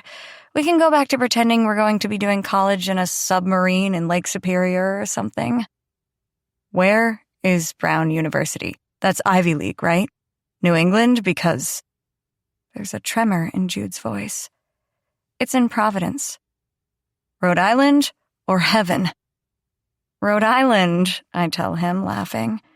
You look like a kid from one of those videos where a dad comes home from the army and surprises the kid at his grade school or whatever. Jude raises his index finger. Can you pardon me for a sec? He walks a few steps toward the water, throws back his head, and whoops, the cords on his neck sticking out. I giggle and join him, whooping also. Why are we whooping and hollering? Jude turns to me, his eyes ablaze. My dear Florence, we are whoopin' and hollerin' because of a piece of information that I currently possess but which you do not yet. Why are you talking like a magician? Tell me, dork. I warn you that coming into possession of this piece of information may move you to spontaneous whoopin' and hollerin', as it did me. I already engaged in spontaneous whoopin' and hollerin'. Tell me, are you drawing this out to make up for my lack of ceremony in revealing where I'm going to school? Jude holds both my hands. I'm going to the Rhode Island School of Design. I immediately go dizzy with equal parts exhaustion and exhilaration. That sounds like it's located in Rhode Island. It's in Providence. Jude. Yes.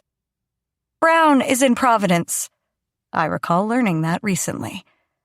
The state of Rhode Island is not large. I'm told it's actually the smallest state. So it stands to reason that Providence is not large. That stands to reason. We pull out our phones with shaking hands. We'll be like 3 blocks apart, Jude says, and he turns to cup my face. Do you know what this means? What does this mean? I ask, but I know the answer. I get to keep you, he says. I get to keep you through tomorrow, and the tomorrow after Europe, and the tomorrows after that. If that's what you want. I want, I tell him. I want. Can you excuse me for a second? I step to the edge of the water, take a deep breath, and raise an ecstatic scream across Lake Michigan. Jude joins me until our throats are raw and our ears ring. If I saw a coincidence like this in a movie, I would roll my eyes so hard, I say. Same. But in real life, I have no objections, Jude says. Hey, guess what else I realized? What? We haven't made our annual photo of you yet. I don't think I can replicate the dance pose from the first night. Balance is too wonky. Jude pulls out his phone, opens the camera, and scans around with his eyes. No worries. Let me think. I got this, I say. I grab his phone, extend my hand to arm's length, pull him to me, and take a selfie of me kissing him on the cheek, my blonde hair windswept across my face. I'm no award-winning photographer like you, but that should work. Jude looks at the photo, and the expression of unbridled joy he wears. Yeah, he murmurs. That's gonna work. Then we hug, tight, until I feel Jude looking up over my shoulder. Is that the sunrise? I ask. Yeah, he says. I think it is. Jude. One more for the road. And while your gaze is fixed on the horizon, you're a silhouette against the brightening sky, shadowed like you were before the fire that first night. And once more, while you're not looking, I take the picture. You say you can't dance like you used to, but everything you do is a dance to me. Jude. Sunrise nights. I looked for you 3 times in the dark, once without knowing your name. Now here we are, watching the sunrise. I'm holding your hand in the quiet, stretched like a silk thread before dawn blooms. You make me believe the great machinery of days turns with single purpose toward our joy. Once, during the silent hours, when I needed to drown out the drum of my own heartbeat, I looked up the meaning of your name. Florence, meaning flourishing. Florence, meaning blossoming. Florence, meaning flowering. These summer days, these sunrise nights, they hold a richness. Maybe we were born to this inheritance of chance love. We find who we can't be without. Florence. Answers. I'm not good at the present, tense or otherwise. I'm always looking for the catch, the mistake in my past that set me up for whatever fall I'm about to take. It's a pattern of thinking, one that's hard to break. I used to think that growing up meant a skirt suit or a mortgage or a harder shell between me and the world, that I'd go bulletproof, that I'd know too much to ever be hurt. Forward and back, never the now. Even now, on the shoreline, the tide tries to tug me away, and I let it. I let myself into what I'm feeling. I feel like I'm standing on the edge of something beautiful. I feel like I might break open and spill out into stars. I feel like the soft palm of dawn rising up over the water. I feel Jude beside me, like the end of my next thought. Something I can tell him and so make it whole. The two of us. A story. Better than any book. I feel like we should walk around all night and talk about it.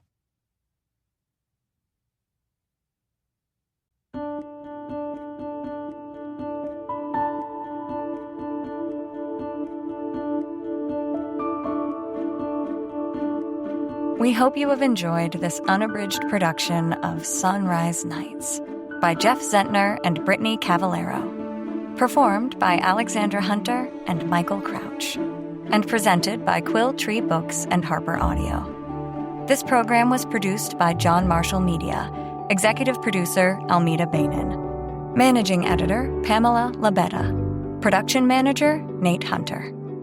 Text copyright 2024 by Brittany Cavallaro and Jeff Zentner. Production copyright 2024 by HarperCollins Publishers. All rights reserved. Thank you for listening.